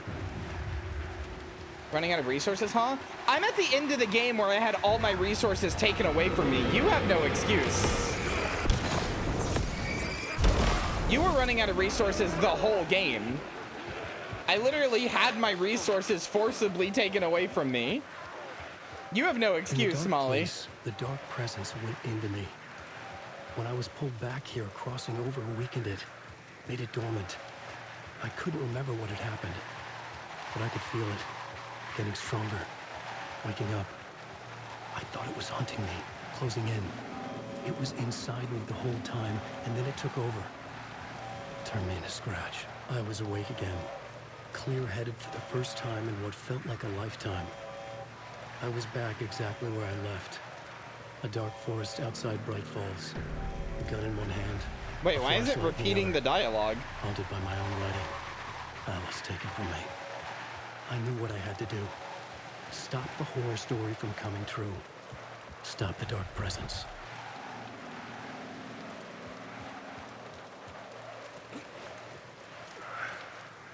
Reminds me of an RPG where the final boss has the ability to detonate every consumable item in your inventory as an attack. That's amazing. More games should do stuff like that to punish people from hoarding things. Seriously. Sometimes you guys are like, wow, Kyria, I struggled with this game so much. How are you not struggling? I use my items. I use my resources. This is why you people struggle with video games. This is why you're like, wow, I had so many issues with this part. I use my items. They're there to be used.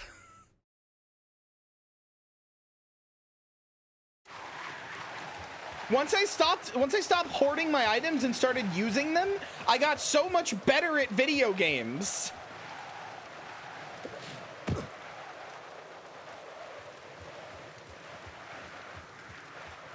I had to get to Bright Falls. See this through to the end. What if I need them after the final boss? Well, true. I didn't consider that. Guess you might need them then.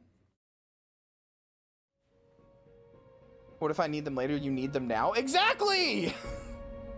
I brought Saga Anderson into this story to help me escape. She succeeded. It cost her everything. I'd used Alex Casey in my writing for years. The real Casey had been drawn here because of that. Now he was a victim too.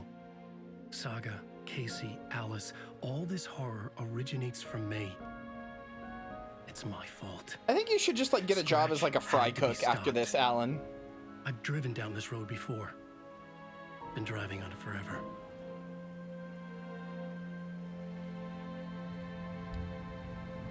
Get the least creative job possible.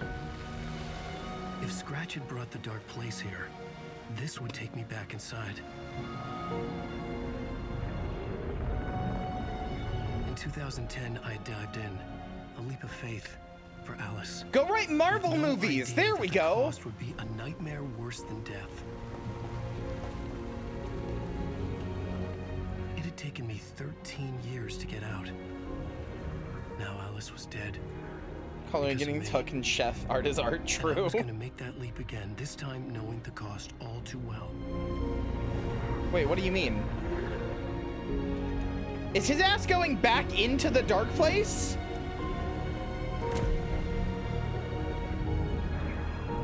Another way to look at it, I had brought the dark place here with me.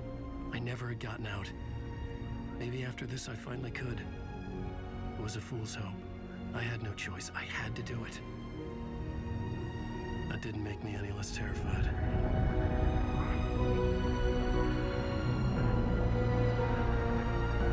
Fuck it.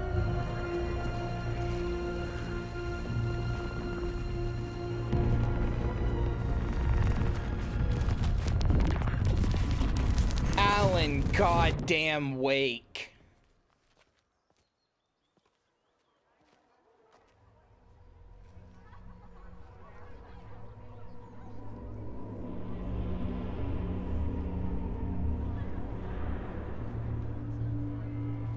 Much anticipated sequel to The Departure and The Initiation.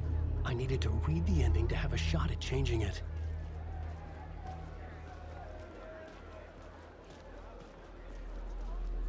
I was inside Scratch's ending, a perverse version of reality. The townspeople brainwashed.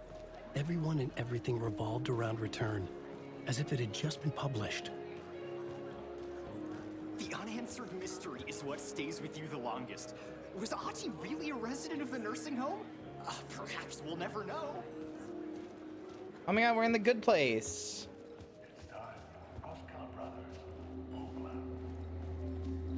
Hello, I'm Ilmo Koskela, and welcome to the Koskela Brothers Book Club. This week we will review the highly anticipated new novel by Alan Wake, Return. Return is printed on a firm, high-quality white offset, uncoated paper stock, making every page a true delight to turn in your fingertips.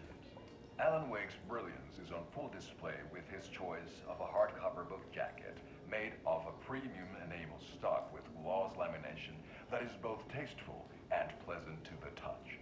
Isn't that right? Oh no.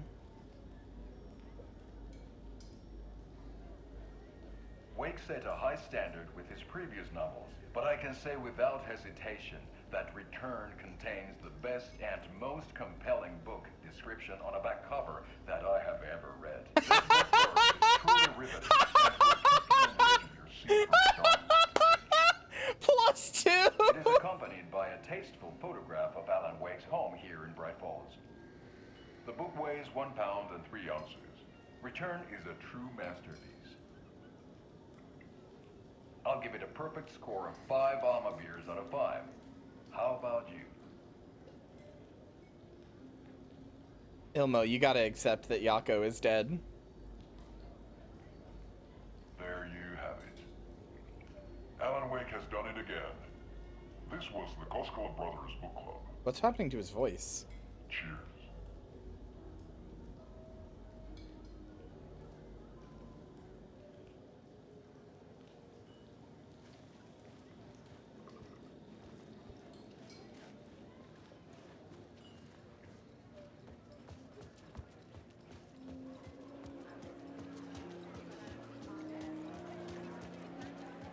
Alan Wake knows his fans and never lets them down.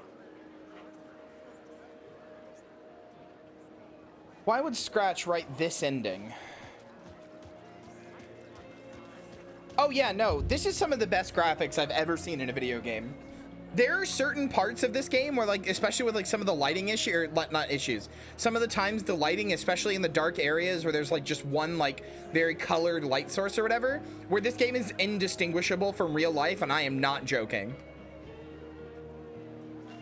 A spellbinding tour de force. The novel begins as a murder mystery that pulls the rug out from under and turns into an all-out supernatural horror.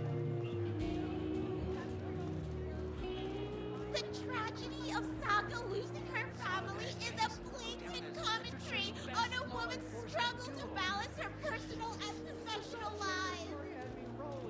Like, I don't usually really talk about graphics, but these are legitimately some of the best that just ever I've seen in a video game in my entire life. The old gods of Asgard are back. Wake clearly knows what his fans want to see.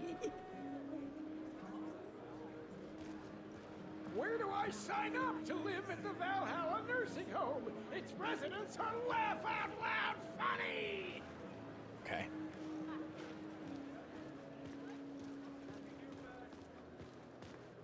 The stage fight scene in Departure is one-upped by the absolutely mind-frying Dark Ocean. Oh hey, they're referencing Alan Wake 1. The stage fight scene in Departure. That's from Alan Wake 1.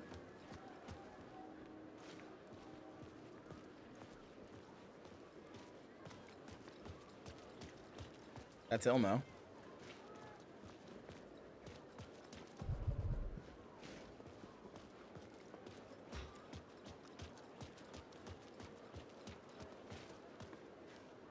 He doesn't have anything to say, evidently. Gotta get a copy of the book, but I don't know where I would do that. I mean, the funny thing is implying this many people would actually read a book. A whole town? The ending in which Saga is left to die in the lake is modern horror at its finest. A whole town getting together to read this book? Nah, not happening. At Deerfest, oh, Wake's returned, a genre-bending mixture of fact and fiction. Return is sold out, though. Definitely tricks the reader into believing the Cult of the Tree is the story's antagonist. Return is a story that can't help but pull you in.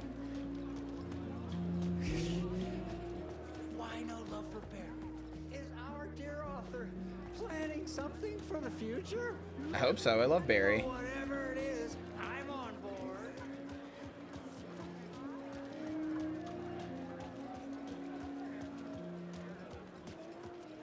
Gotta be somewhere that will give me a copy. Setting the trilogy's exciting conclusion at Ooh, not allowed to go that way.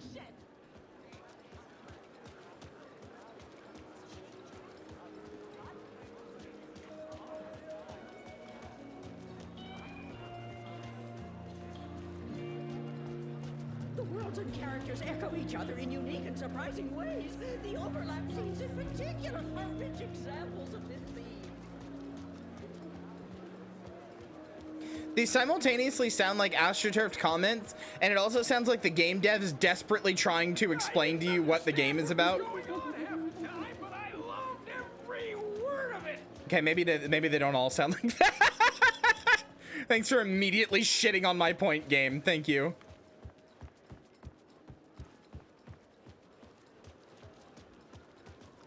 Appreciate it.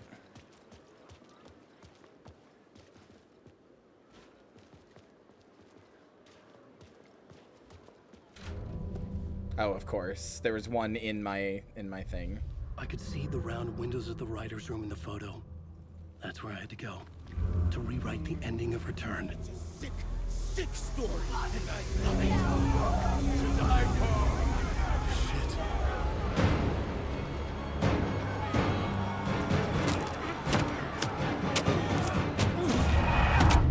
Wow, holy shit.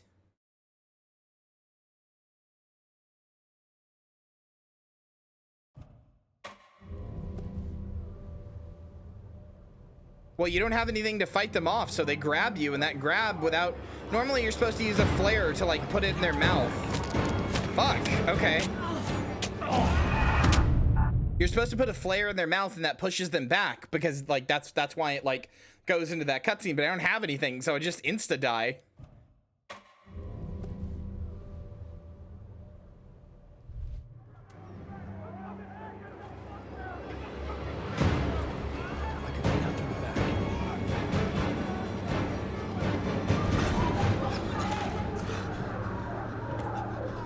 No, Alan, use that! That's a weapon! I had the book now. I could write my ending to Return. I had to get to the writer's room to stop this horror story. It's okay, there can be multiple clips, that's fine.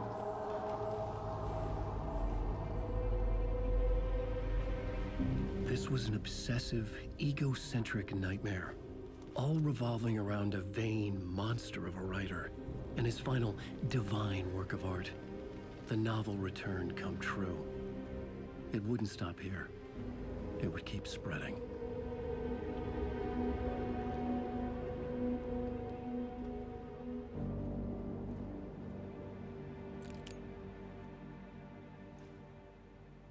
This is the Valhalla nursing home. I needed to reach the writer's room. Write a new conclusion. Was Scratch's insecure need for fame, for praise, drawn from my psyche? Yes, of course it is, dude. His sick fantasy crashing down around him. Scratch is everything you hated about yourself in the first game. Is every hack bullshit thing about you being a tortured little writer who had to go do coke because you were so tortured. Ooh, your writer's block so bad. Every single part of you that was bad is Scratch. Every single part you despise, every single part you hated, all of it. It was all you. What was that? Alice was dead. Was this a trap? Or was Scratch torturing me? Wait, do I have to go this way? Can I not go through the front doors over here? Did I accidentally my way into the right way by trying to look around?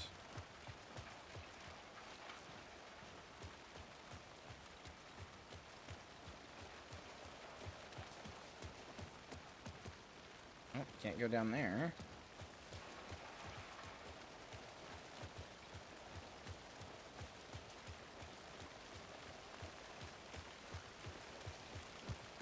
Ah, yeah, I can't go this way.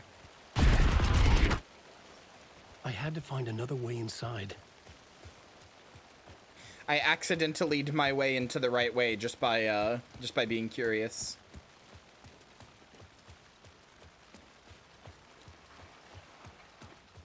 Curiosity strikes again.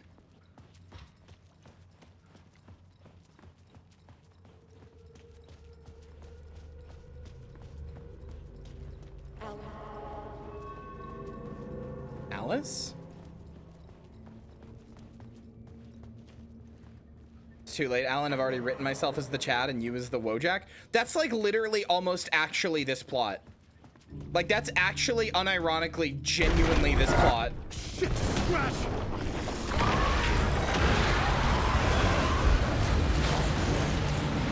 Fuck off! Fuck!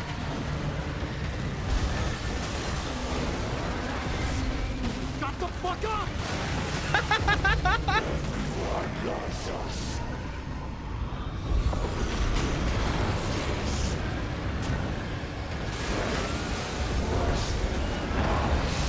Fuck off! Get your butt in here, Ellen. It's safe here. Oh, Rose. We're safe in the light, Alan. For now.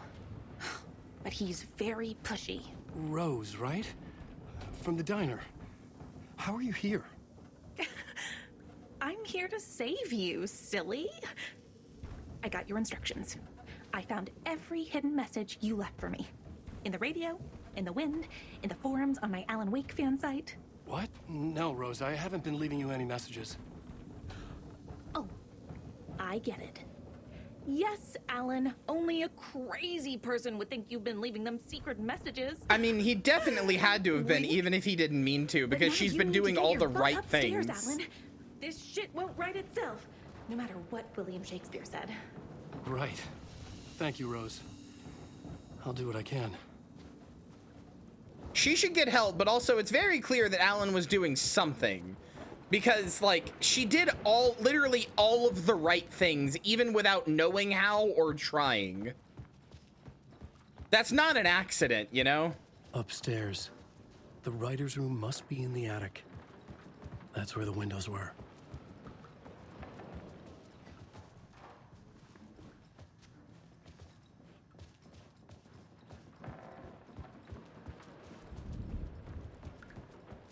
I really hope Saga's okay. We'll loop around and come together, Tom. Oh. I have put everything ready for the visitors. How did I not realize that there was I'll come to two watch the twin floor of your windows? room next. How did I you not read. realize there It's were two water. twin windows? And Oh my vinegar. god.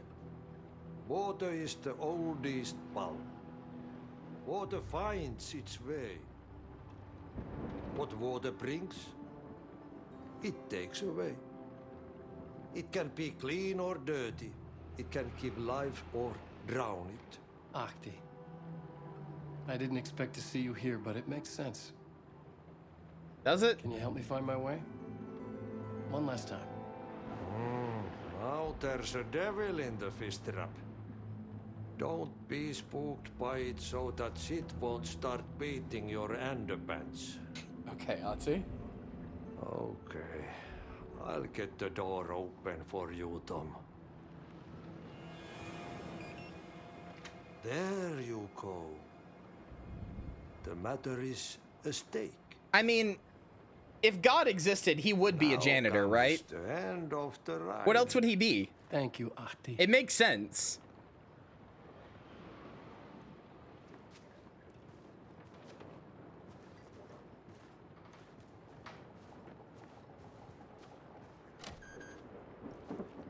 Sorry, Ate, I just wanted to see your room.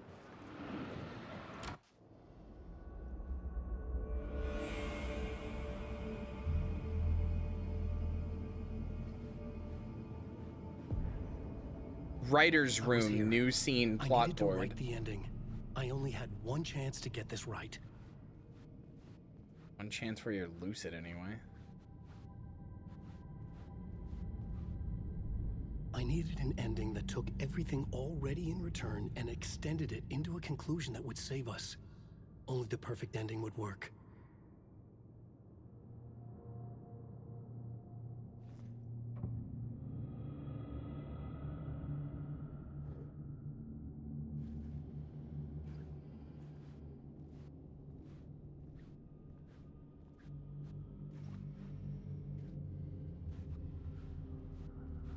Return's ending was an eternal Deerfest that would keep spreading.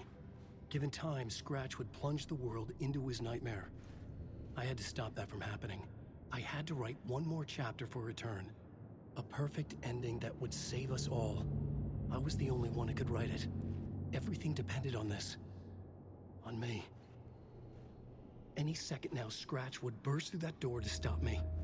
Every plot thread dangled in my brain. It suddenly felt impossible. No, come on. Something stirred in the room, coming to me. An idea. You know, in a horror story, they're only victims, they're monsters. The ending has to fit the genre if it's going to work. In a horror story, there's only victims and monsters. If there is Arrow, they will ultimately pay a heavy price. I won't let the horror story take Logan and Casey. They were dragged into this. They need to survive. What about you, though? Non-negotiable. Not just them. We need to try to save everyone. The ending will have to be dark no matter what. The more people we save, the greater the cost. And the hero must pay the price. Saga's the hero. Scales always need to balance.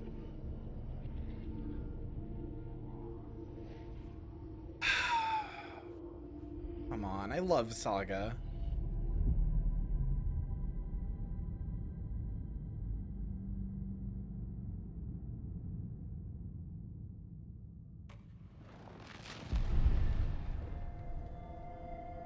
Something felt different.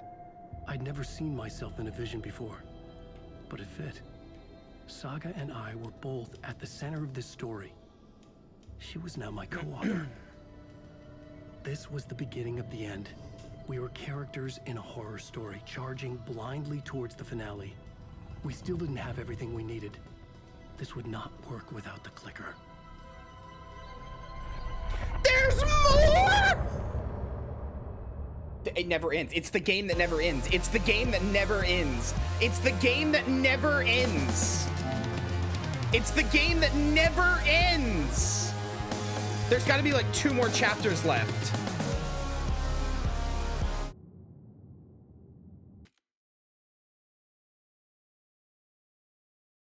It's not a loop, it's a spiral.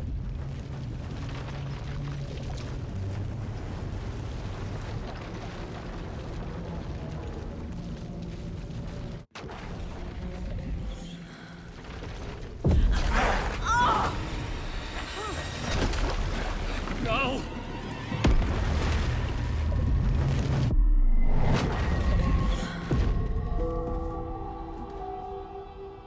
Oh, this is her mind palace, but real. What's going on? You're really in your mind palace Am this I in time. the field office? Nope. No. It's the mine place. It saved you. Nothing's working. I can't think straight. Where is everything? My work. It's all gone. What the hell is happening? I can't sense anyone.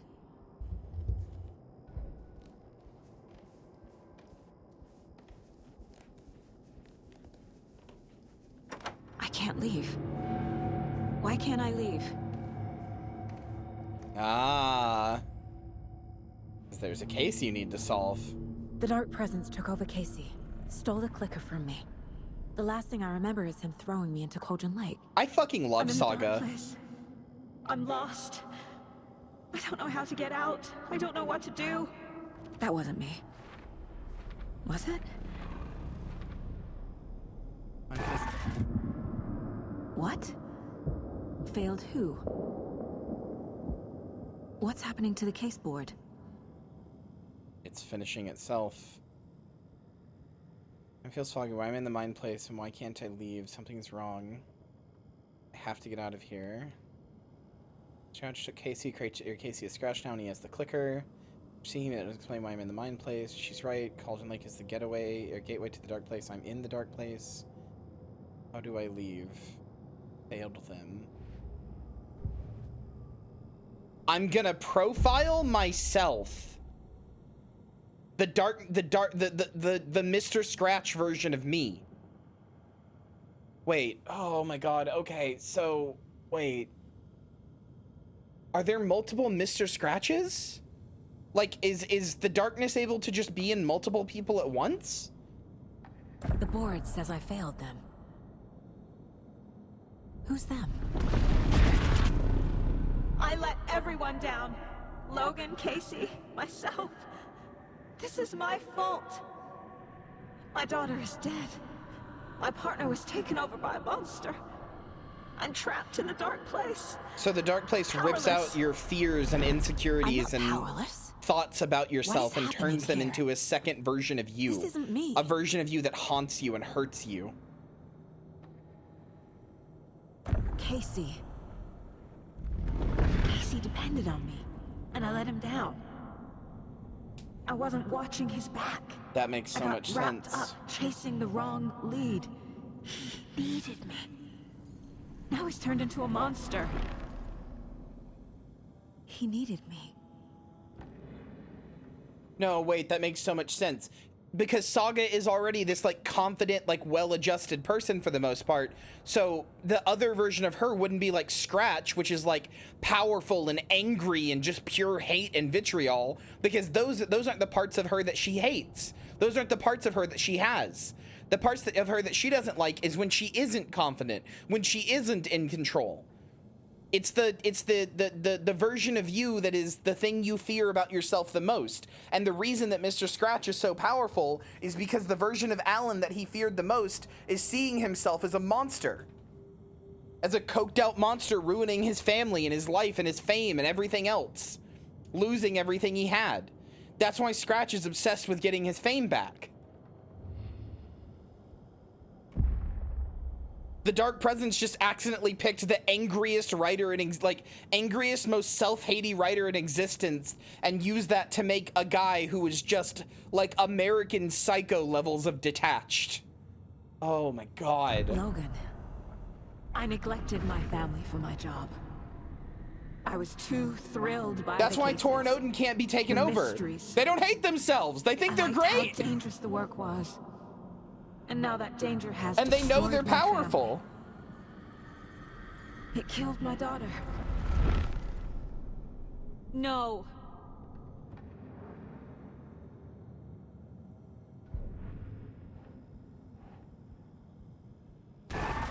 I am a terrible mother. I let my daughter die. Scratch took Casey, and it's my fucking fault. I'm a failure. This is what I deserve. Nah. Scratch. He's using Casey now. Like he used Wake. Something's very fucking wrong here. So it seems like... Water is so cold.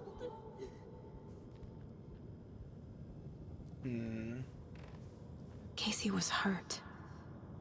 I should have been watching his back. This case, this room, is any of it even real? So it seems like the Dark Presence Oh, hey, Night Springs. The Dark Presence manipulates your like mind into creating this alternate version of yourself that hates you, or that is all the things about yourself that you hate. But once it does that, it seems like once it does that, your like that is like its own entity. Like Scratch is all the parts of Alan that he hates, but it's like it's become like a thing that can like it's its own entity that can like take over Casey, for example. I did nothing.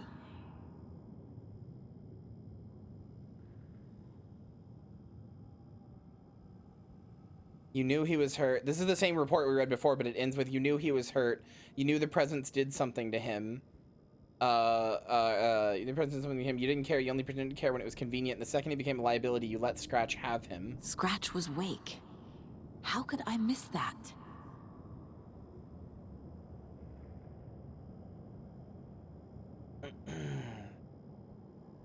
There were so many hints. How did you miss this? This Wake was Scratch. It was right on your nose. Wake was Scratch. Scratch was Wake. Scratch Wake. Scratch Wake. Scratch Wake.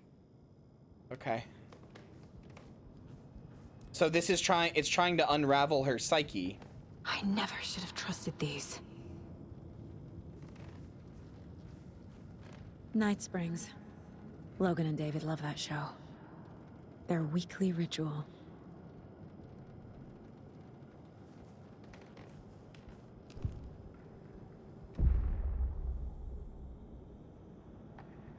The story. You better. My life, my family is just part of a book. Another white asshole deciding what I get to do, how I get to do it. He took my daughter from me. I'll never be free of this story from him. He used her.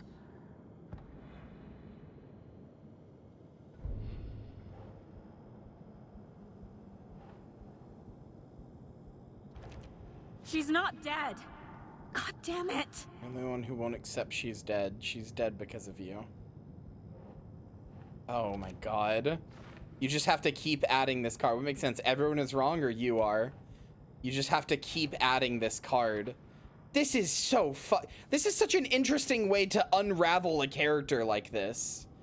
If you hadn't been at work, she'd still be alive. Fuck, this is cool. Begging for your help and you weren't there. Why is this happening? Took her from David and stuck her in a backwater shithole. And the picture is getting darker, yeah.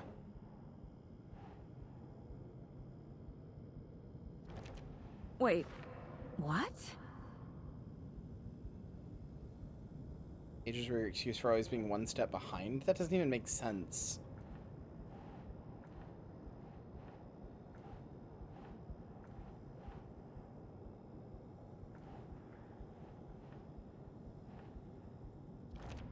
This isn't... What? It feels like I'm trapped in a nightmare. Stuck in an echo chamber with all my fears, my doubts. But you're a seer. You My can see past insecurities. this. You can see past this.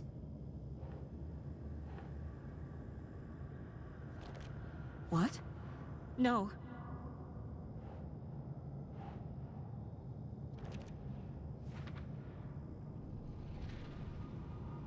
Well, remember, it's not a loop, it's a spiral. That's how the Dark Presence works. Oh, that's brutal. That's a brutal thing to put next to that. Jesus. And the picture is getting darker because she's drowning. No! I'm done with this. It just keeps coming back.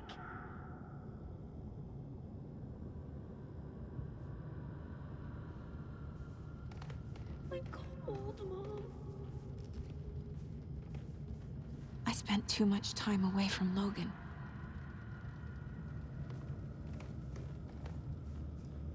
Logan.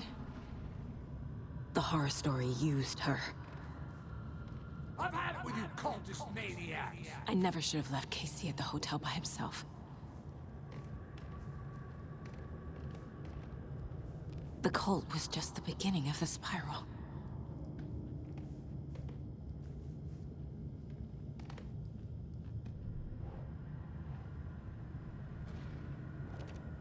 Come on.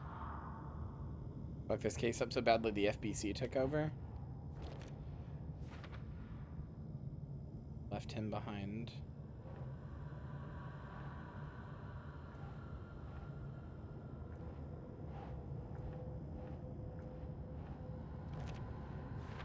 I hate this, but it's all true. I had tried to silence these thoughts. Focus on the case. But I can't escape them anymore. But your daughter wasn't dead at the I'm beginning drowning. of this. I need a way out before I'm dragged under.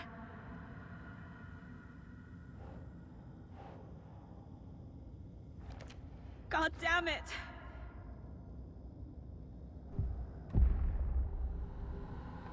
No. There has to be a way out. I need a way out. Oh, God. None of this is real. I've lost it. I'm not even here. The mind place isn't real. A case about supernatural darkness. I'm having a full-on psychotic break. I dragged Logan away to a tin can in Watery. She's dead because of me. There has to be a way out. I happen to like homes like that. They're not tin cans. I need a way out. It's over. There's no point trying. Everything is lost. I don't think Vincent can save us There's no now. way out. No way to fix this. There's no way out. I'm stuck here forever. Just me and my past. My guilt. My mistakes.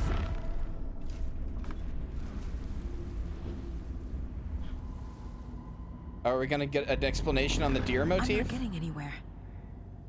I'm stuck. But this is my mind place. My mind. Everything I need is here. It has to be.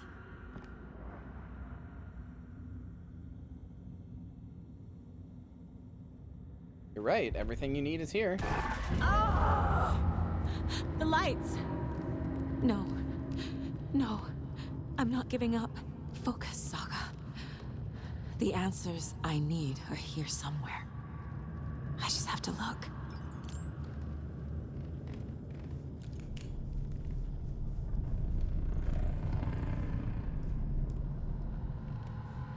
Scratch was too much for us. I should have made Casey stay behind.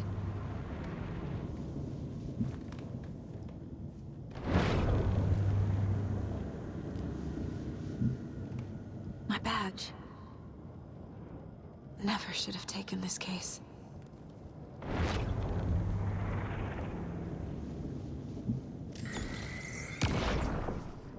Hey, Mom. I made you a charm bracelet for good luck.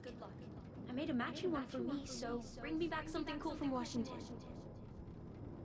There we go. Yeah. No. I'm not reading anymore.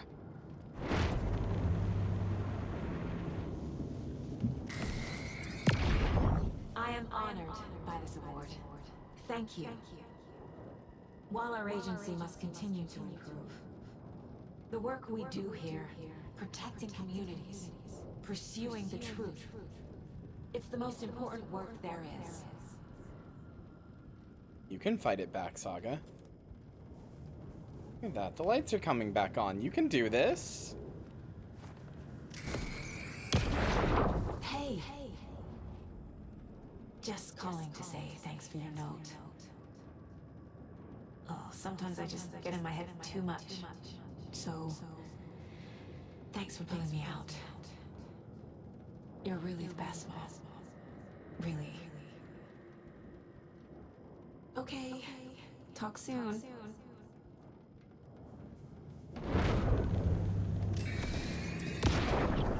Anderson, look, after Miranda left, it was, well, I was in a bad place. You dragging me to those dinners at your house with your family, it really, meant a lot. Thank you. Hell yeah, they were friends. They weren't just assigned to this case like he said. They were friends. They were friends. yourself, Anderson. A knife in the arm is just part of the job. If you're gonna keep fussing, you can get the hell out. But leave the whiskey. Yeah, of course you want the whiskey left. Max Payne, motherfucker. I saw this online and it made me think of you. Okay, what are you doing? Don't make a big deal out of it, Mom. No hugs, no hugs.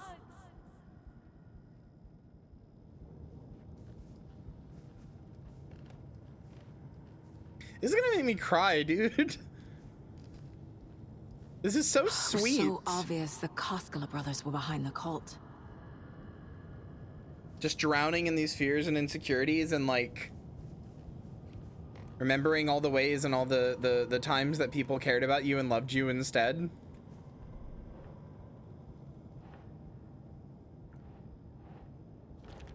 God damn it! I want to put the bad ones first. I want to make her max sad. I noticed they all had a spot for a good one.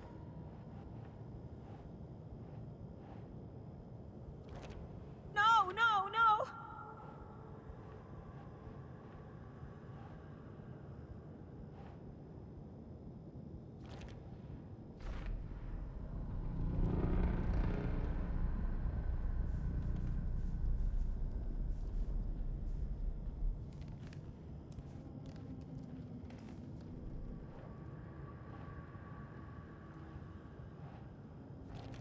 Logan isn't anyone's plot device. She's my daughter. And she's not dead. Dead! She's dead! It's not too late. I can still save them. No matter what I do, someone will get hurt. I don't know what to do. I'm afraid. I'm my own worst enemy. The fears in my head are stopping me from trying. From leaving.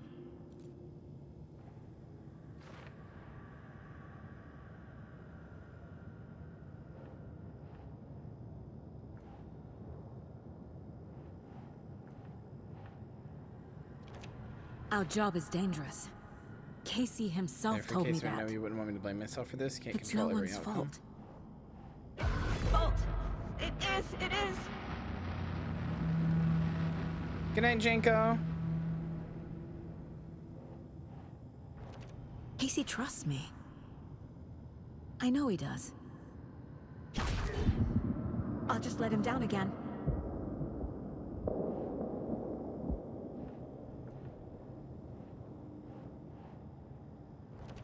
No. This is all real. I know it is. The FBI will kick me out. I'll have nothing. Chat, do you remember how I've talked before about how I like facts and logicked my way out of being depressed? Like obviously, as I've shown many times, I still experience some pretty intense depression, but I like, you know, facts and logic my way out of it when I'm sad, and I tell myself that that's like unreasonable and not. This is what I'm talking about. This is like, literally exactly what I'm talking about. Like verbatim, this is what I do. It's okay to be afraid. But I can't let this end here. I can't. I just want it to stop. Giving up won't make this stop. You have to Logan have these needs sort of internal pep talks Casey sometimes. needs me. And look how much of this she could only do by trusting not just herself, but people around her. Like Casey and Logan. It failed them and not going to. There's still time to fix this. Fuck yeah, there is. Stop whining. It's time to I've made leave. mistakes. I'll make more. But I can do better. And I can start by leaving this room. I'm afraid it will hurt. But nothing will hurt more than not trying to save them. It will hurt. But I will fight.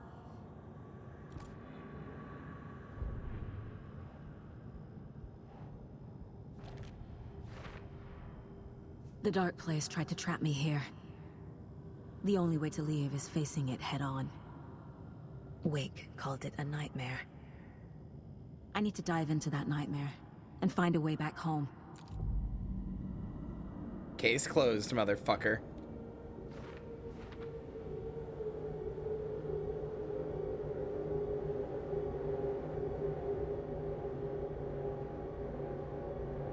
Weapon upgrades? Hell yeah, it's all back, brother. Let's go. All my shit's back. Let's go.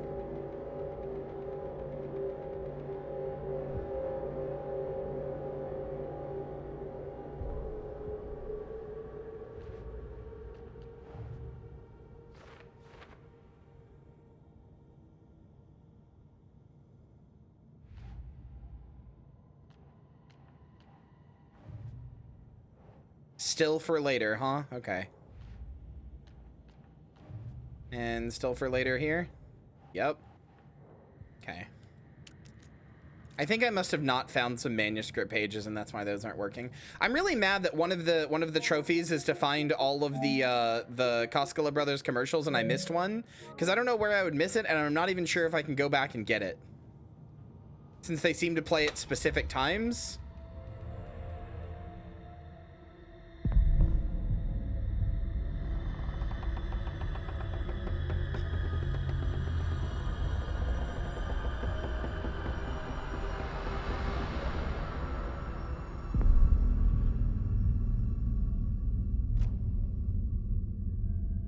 Saga, wake up. What? Alice? So she's not dead. She fell into Cauldron Lake. She willingly went back into Cauldron Lake. That's what happened. I thought that was her jumping off into Cauldron Lake. The payphone was ringing.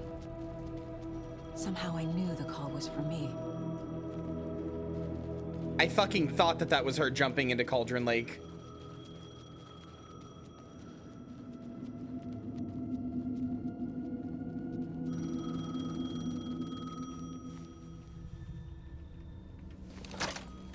Hello? It's me again. You need to go to the statue at Parliament Tower Plaza. To make your ending come true, you will need what's inside the shoebox there. Is that Alice's voice? I can't tell whose voice that is. The ending? A shoebox? Who is this? So Alice went into the dark place because she knows that, like, that's the thing, right? She dealt with Alan at his worst. So she knew that Mr. Scratch wasn't Alan.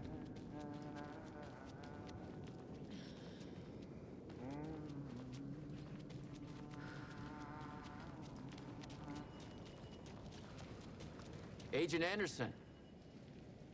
Is that really you? Sorry, this place likes to play tricks. Sheriff Breaker? What happened to you? How did you end up in the dark place? I was brought here.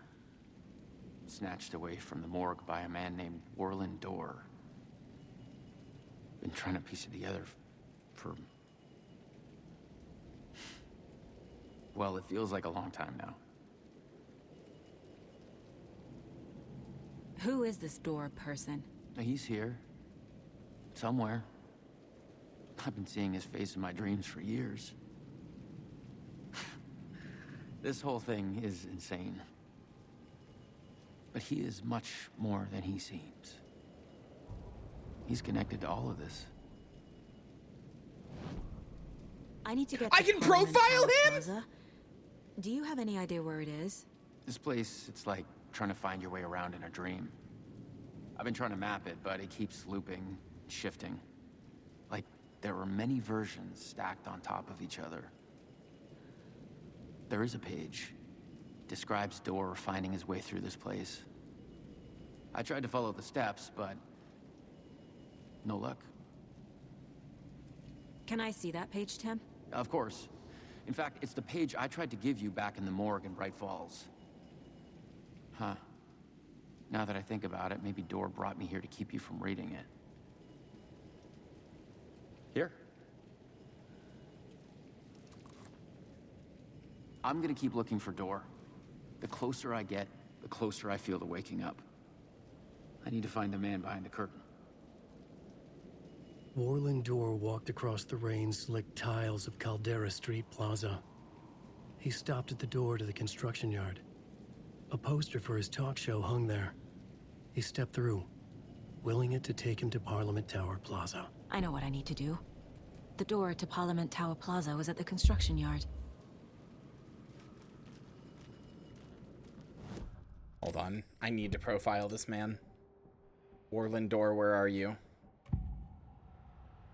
Who the fuck are you? This is the first time I've seen a page about Warland Dorr. Who is he? A door that stands between two rooms is in both. A door that can lead anywhere is everywhere. That door is the center. He governs the currents of reality. With all the powers mixed up in this, it's hard to know who's playing who. Opening too many doors. This isn't important right now. I can look into it later. No! The page describes him moving through the door. How can I do that? I know there will be DLC. Fuck! Many faces and many names. It is a mirror, reflecting all possible realities.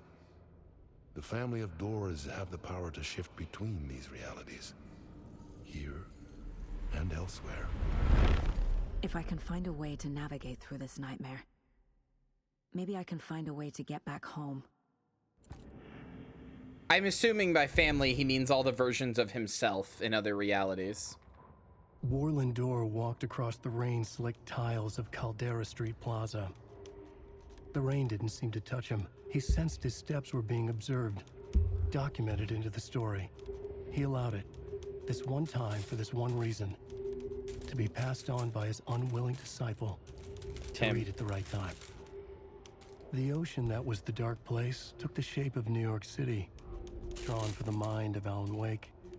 In part for the writer to navigate his prison, in part to torment him as he struggled to find his way out.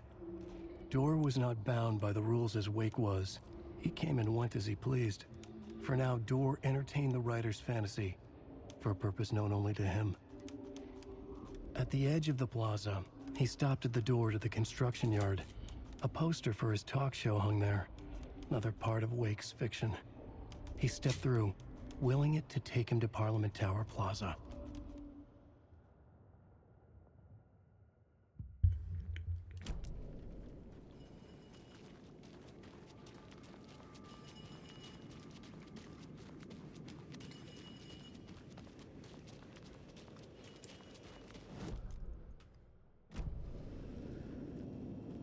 The construction site, where was that?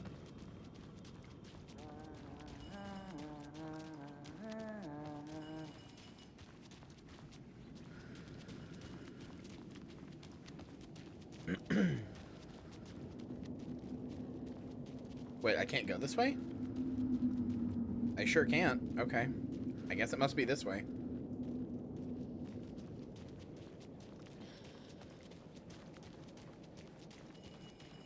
Maybe it's over here where this keeps flashing? No? What kind of a name is Warland? An old ass name.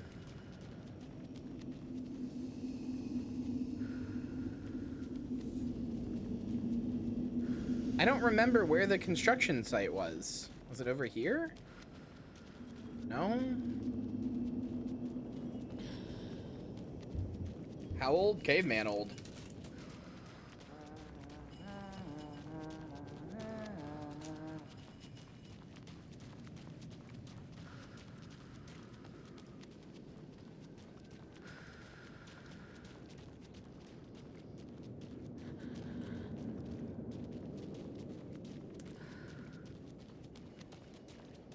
I cannot for the life of me figure out where to go.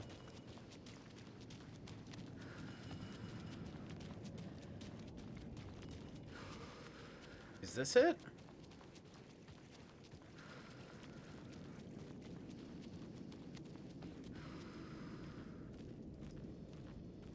I understood what I had to do now. I knew how to write the ending to Departure. There is light and there is darkness. There is guilt and atonement. Scenes or scales always need to balance. Everything has a price. There's a long journey through the night Back to the light. It's not a lake, it's an ocean. I'm 99% sure at least part of this is the speech from the end of Alan Wake 1. Following a typical nightmare pattern, I was late, desperately trying to reach my destination, a lighthouse for some urgent reason. Couldn't remember, I'd been driving too fast down a coastal road to get here. I think that's the beginning of Alan Wake 1. After, like, Alice gets taken and it, like, starts the... It starts, with the Alan at the lighthouse.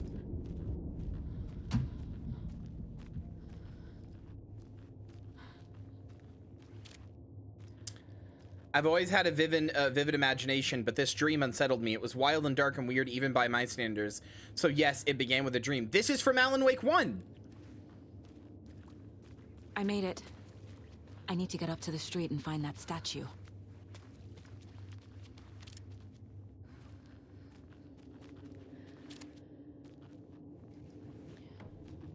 I wish that you weren't my mom. I hate you.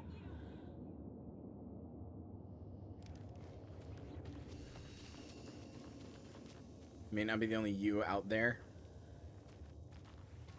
Cute. This game, goddamn, I know! You let me drown. You pushed me. Enough already.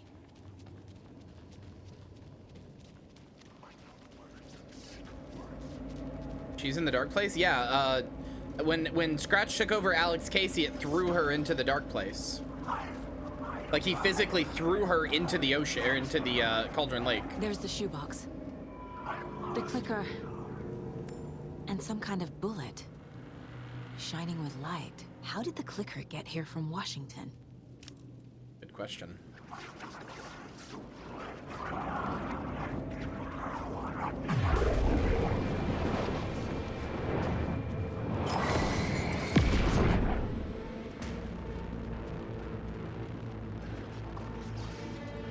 Well, now where do I go?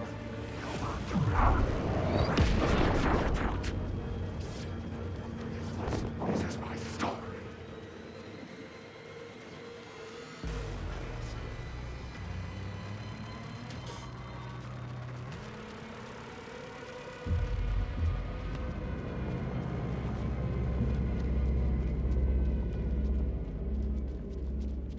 I am like 10% annoyed that they let me build up all these resources and everything over the game, and now they've just taken them away from me. What's the point of letting me build up all the resources, you know? I didn't even have a chance to save them and like hoard them and not use them. There wasn't really much of a chance to ever use them in the first place.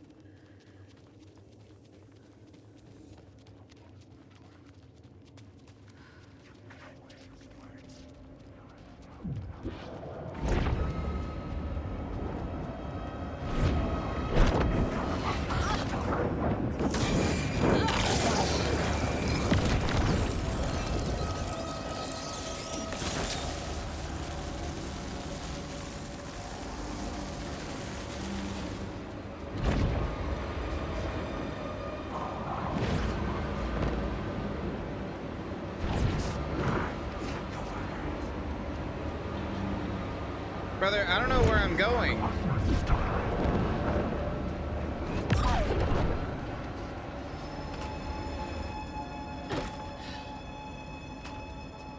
The phone again.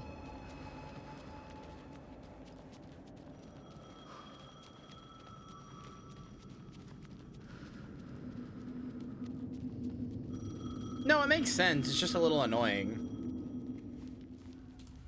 Because there's not a lot of combat in the earlier sections of the game. Not really. Hello. You don't know me, but you need to listen. Hold on. How did you know the clicker would be there? This is important. Alan's lost. He doesn't have the ending. He needs your help to finish the story. How am I supposed to help him from here?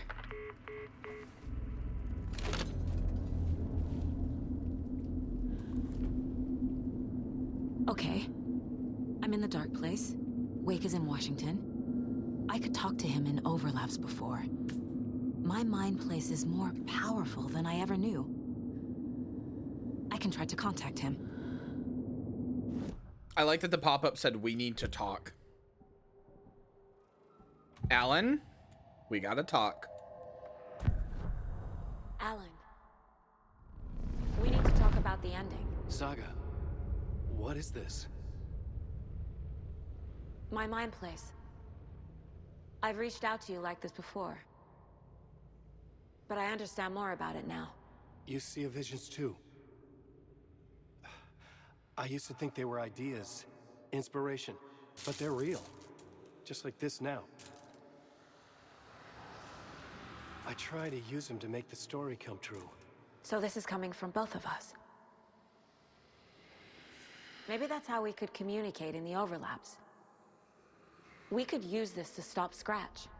First, I need the ending.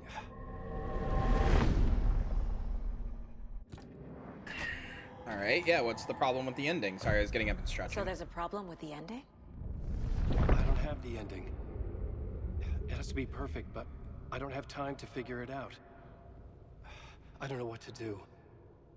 Fuck. I'm so sorry. This whole thing is a fucking mess. I agree. But we can still figure this out.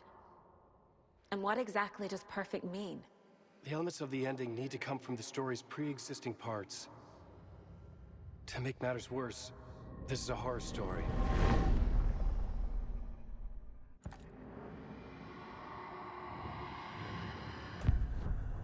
So the ending has to be earned, set up by the story.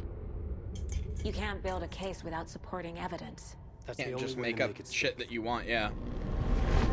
He tried that with American Nightmare and it didn't work.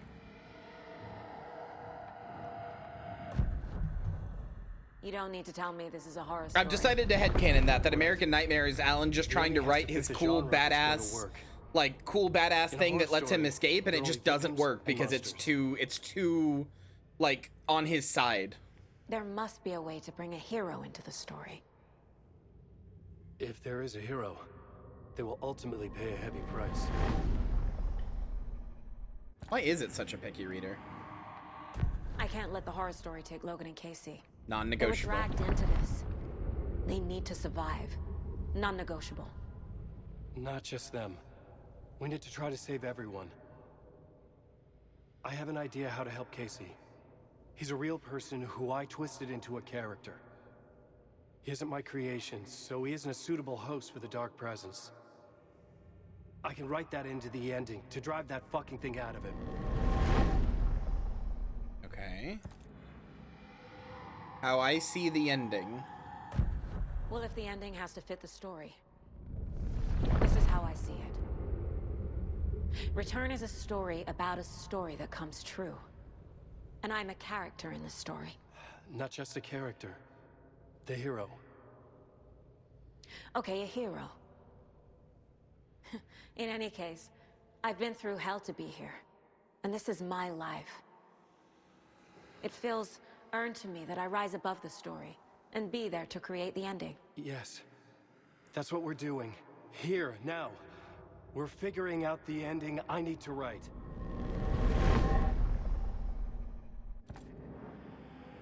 This is not your ending. This isn't Scratch's ending. But this isn't your ending either. This is our ending. You aren't the only one deciding these things anymore. You're right. I can't do this alone. Every time I write, things only get worse. You beat this thing back in 2010, Alan. And here you are doing the same again. You're a hero too.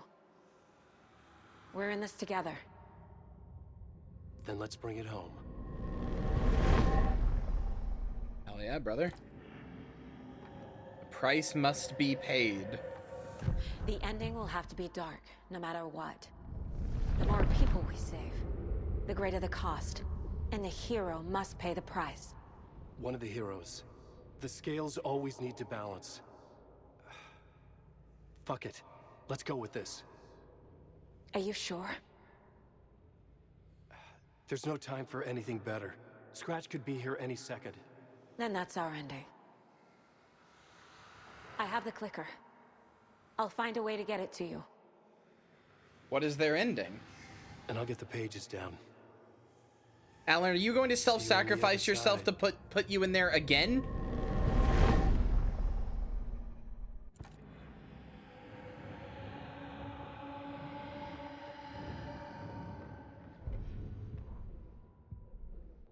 Alan, I swear to fucking Christ.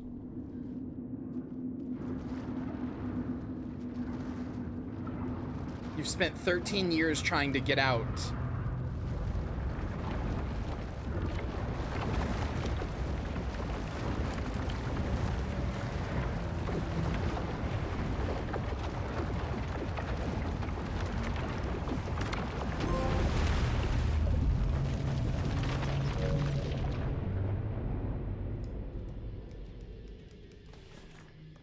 Alan? Saga, I finished it. The ending we talked about. I have the clicker and the bullet of light. Let's do this. I have to be the one to do it. I feel like I've always been on this journey. Okay. It must end here. This darkness. What lies under the surface now shifts. A play of shadows catching my eye, thrusting my face into the water. He's here. It's shockingly cold. Past the mirror of the surface. And I will see. KC? The end. Scratch! Now!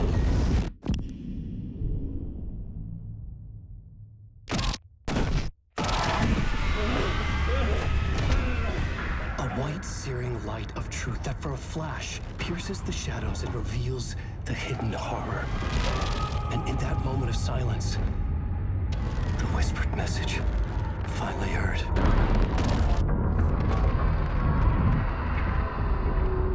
Come on, you motherfucker! Come on! Come on! What if there's nothing waiting to be revealed? The play of shadows fool us all, subterfuge to get our price of admission. Darkness not as a monster, but as emptiness. We're none the wiser. No answers, no truths. The hero turns to look inside. Is destroyed by what he sees, and is redeemed. Saga said we're both heroes. I'll pay that price. So will she. We are here to kill the monster. I pray nothing comes after this. Nothing but sleep. This is how we win. Is it too easy? What if this is still the dark place? Another dream to wake up from, always coming back to the beginning. The memory of what came before burned away by this terrible realization. Maybe it's a mercy, forgetting. To know nothing when we loop around, back to...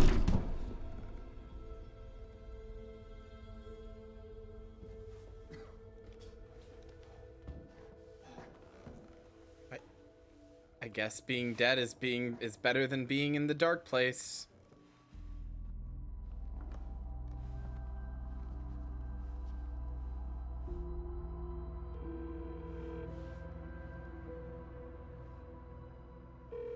Is it over?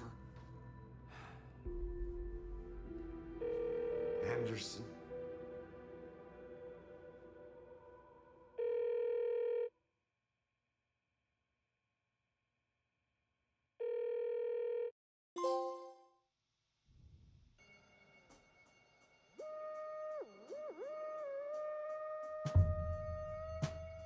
Are you fucking kidding me?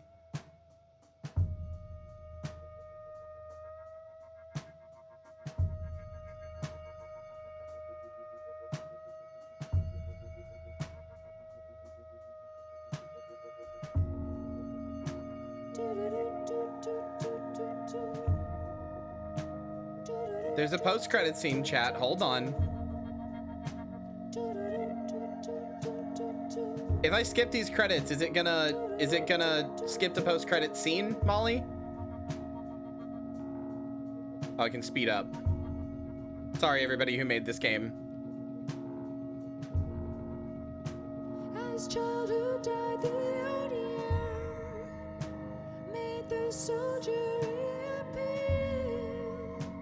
The ocean burned night.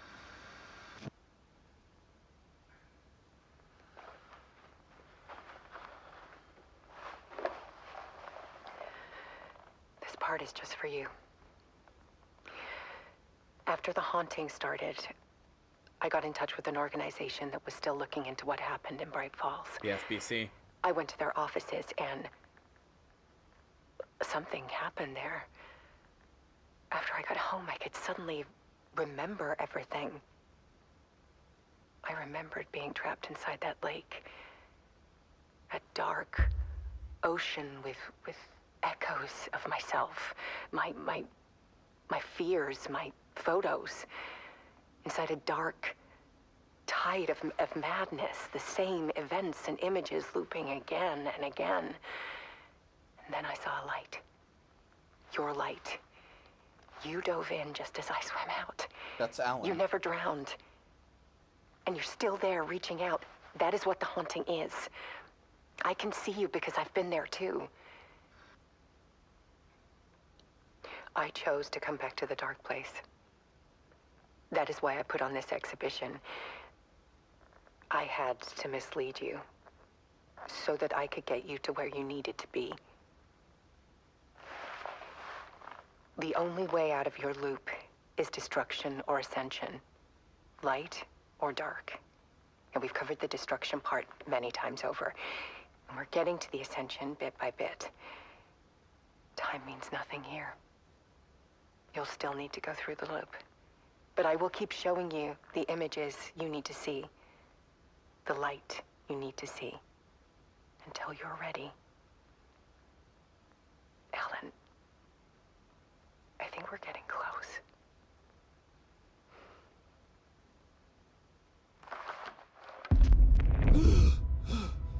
It's not a loop. It's not a loop. It's a spiral! It's a spiral.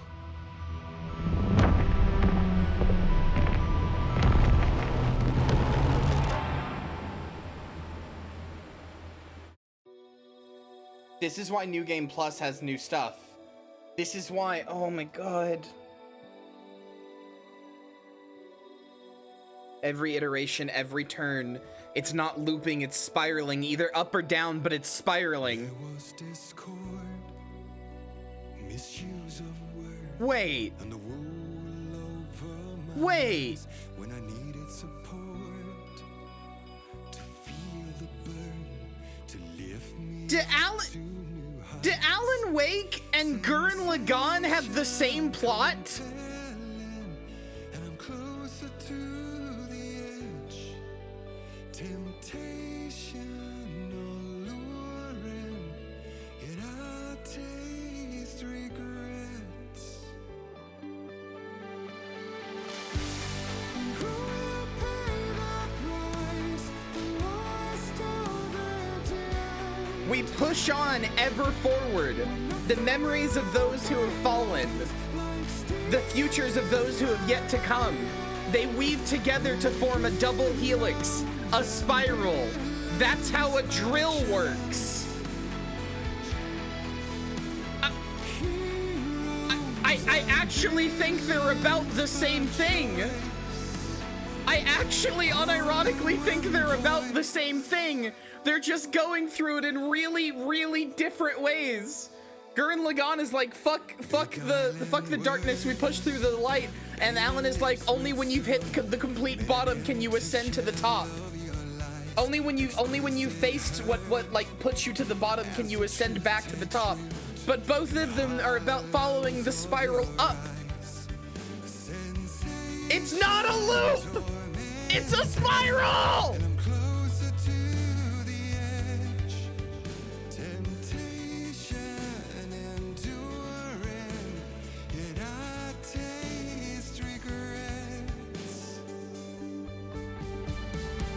Also, yes, Sean, you were saying that, you were basically implying that Warlin Door might be Saga's father.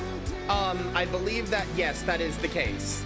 Because you can find doll in all the rhymes. The mother doll very clearly looks like Saga. The daughter doll looks like Logan. But the father doll looks like Warlin Door. And you would think it would be like Logan's father, but I think it's also the last one you find.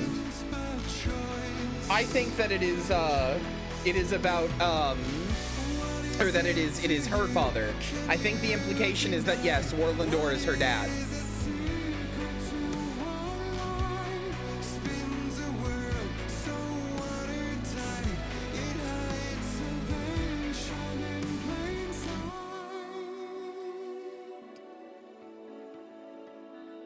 Well, the Family of Doors thing, I think, is very specifically about... Hold on, let me read you a thing from Quantum Break about Warlin Door. Technically, it's about Martin Hatch, but they're the same.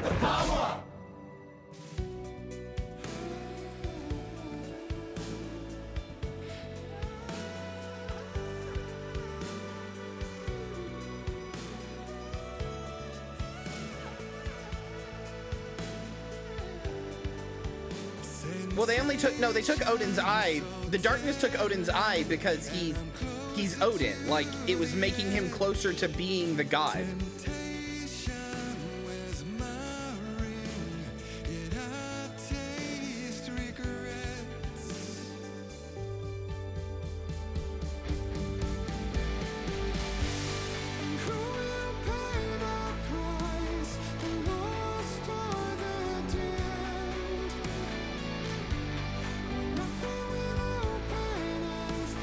What knowledge did Odin get in return then?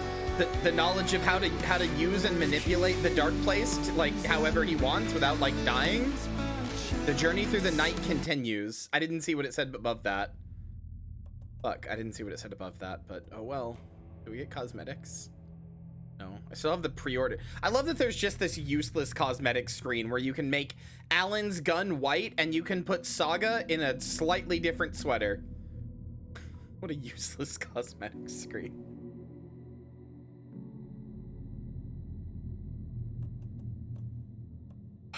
Holy shit. Okay. The other answer kind of sucks. What do you mean? Oh, the other sweater, sorry. Hold on, let me read you something about Martin Hatch.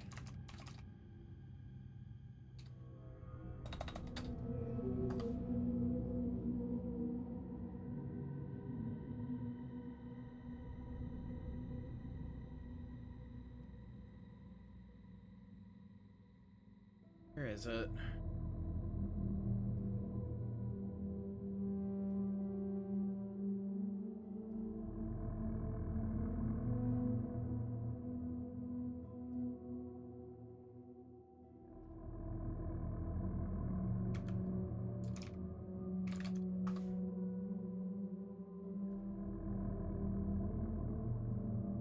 So you find this at the very end of the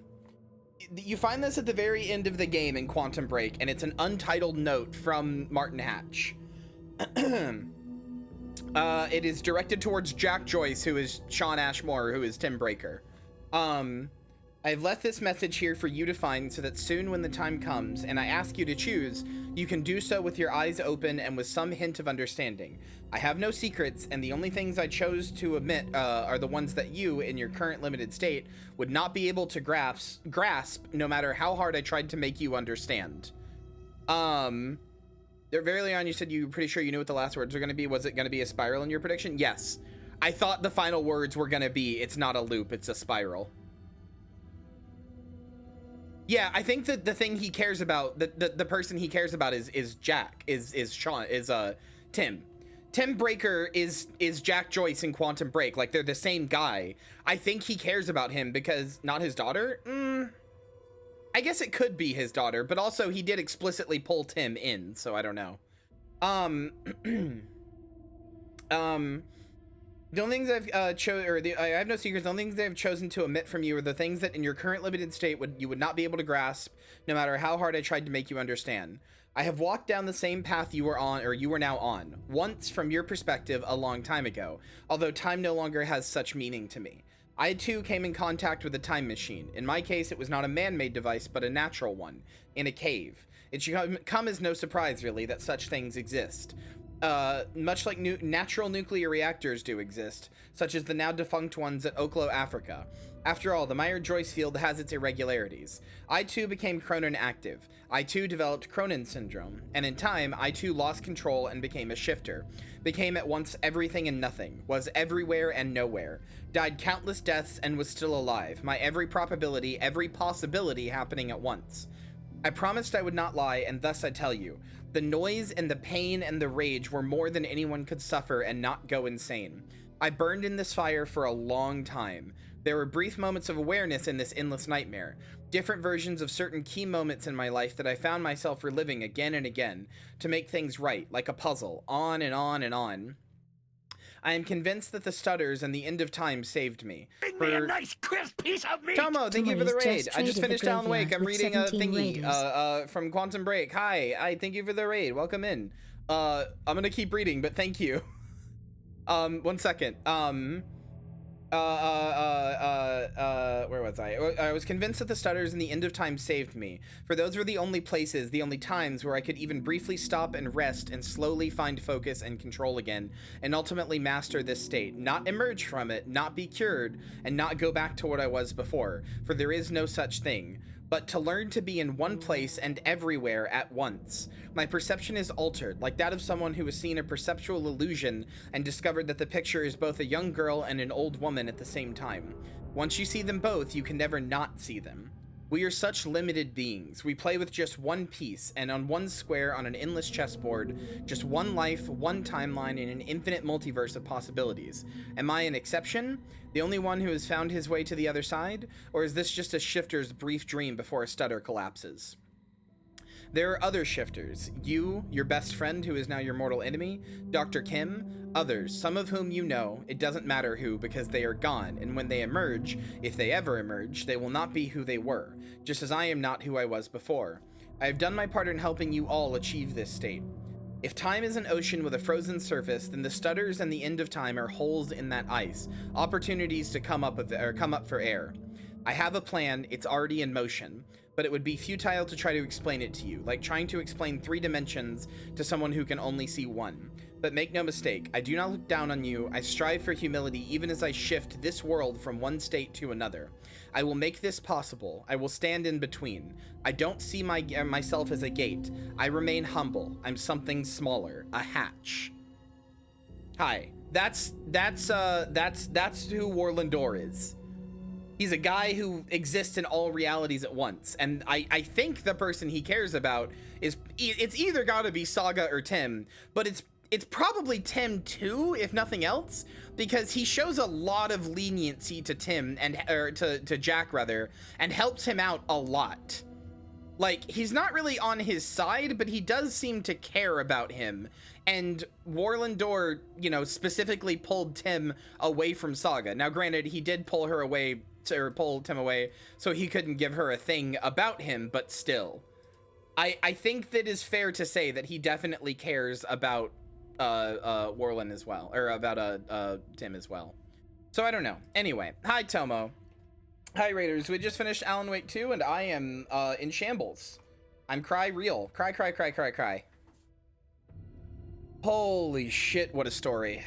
It took me 30 fucking hours, actually probably more than that, probably like 35, despite it being a 20-hour game, because I did everything and I love this game too much.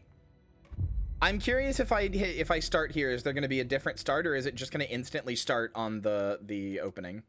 Back to the beginning, with the memory of the past loop already fading fast.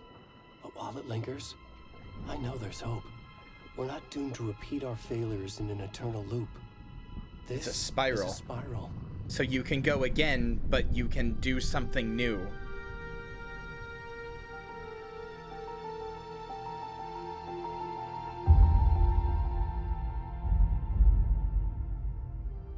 A fictional poet once said, "Beyond the shadow you settle for, there is a miracle illuminated. I will not settle Bye, for a Tomo. shadow. I'll find the miracle through the night." I don't think it had this voiceover the first time we played either. It's not just victims and monsters. I see now there are heroes as well. We can find our way through the darkness. We will break through the surface. We will emerge into the light. Yeah, I don't think this voiceover was there the first time I played.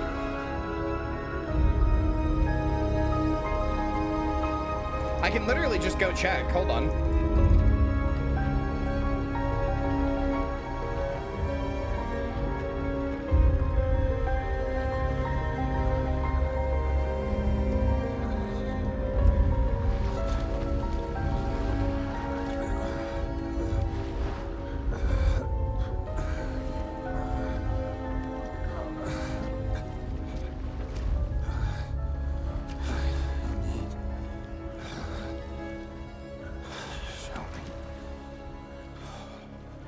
I think Control 2 will be the sequel to this game. Hold on, I'm loading up. I loaded up my VOD of the very first stream of this. Hold on. I'm trying to see if that voiceover was there.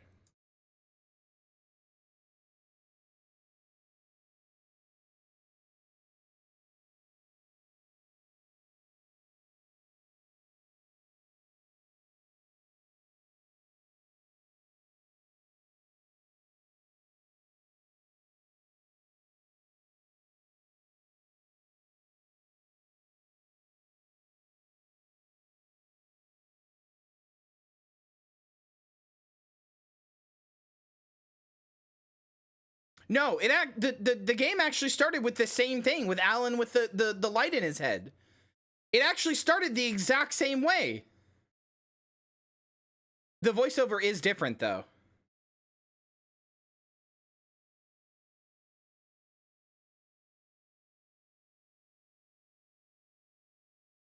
Okay, all right, cool. I'm Die. Thank you forever.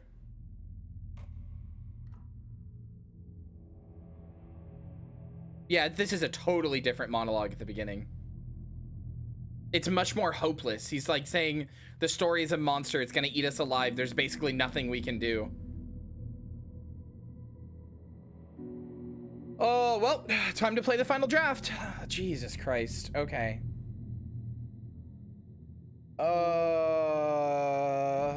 Okay, I'm not doing the final draft on stream though. Fuck you. I know it's gonna have extra story content, but you're just gonna have to miss it and play it yourself. Sorry. It took me 35 hours to do this. I'm not doing it again. Oh yeah, it never happened. Pay out the doubters. Thanks for reminding me. It was whether or not Saga would join the FBC. Like, officially be invited to the FBC.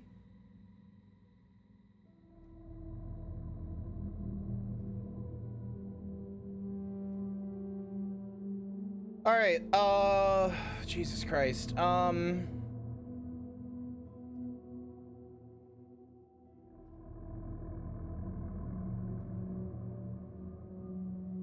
don't you guys go say hi to the fucking... Why don't you go say hi to this stinky fucking elf? Go say hi to her and go give her my love.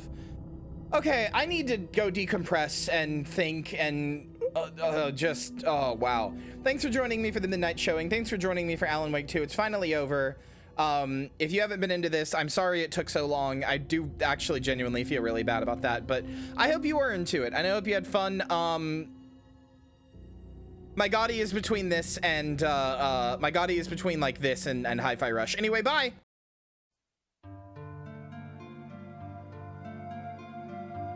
Boo! Did I scare you? Thank you for watching, and especially a big thank you to everybody in today's credits for their support on the stream. I hope to see you again soon. Bye!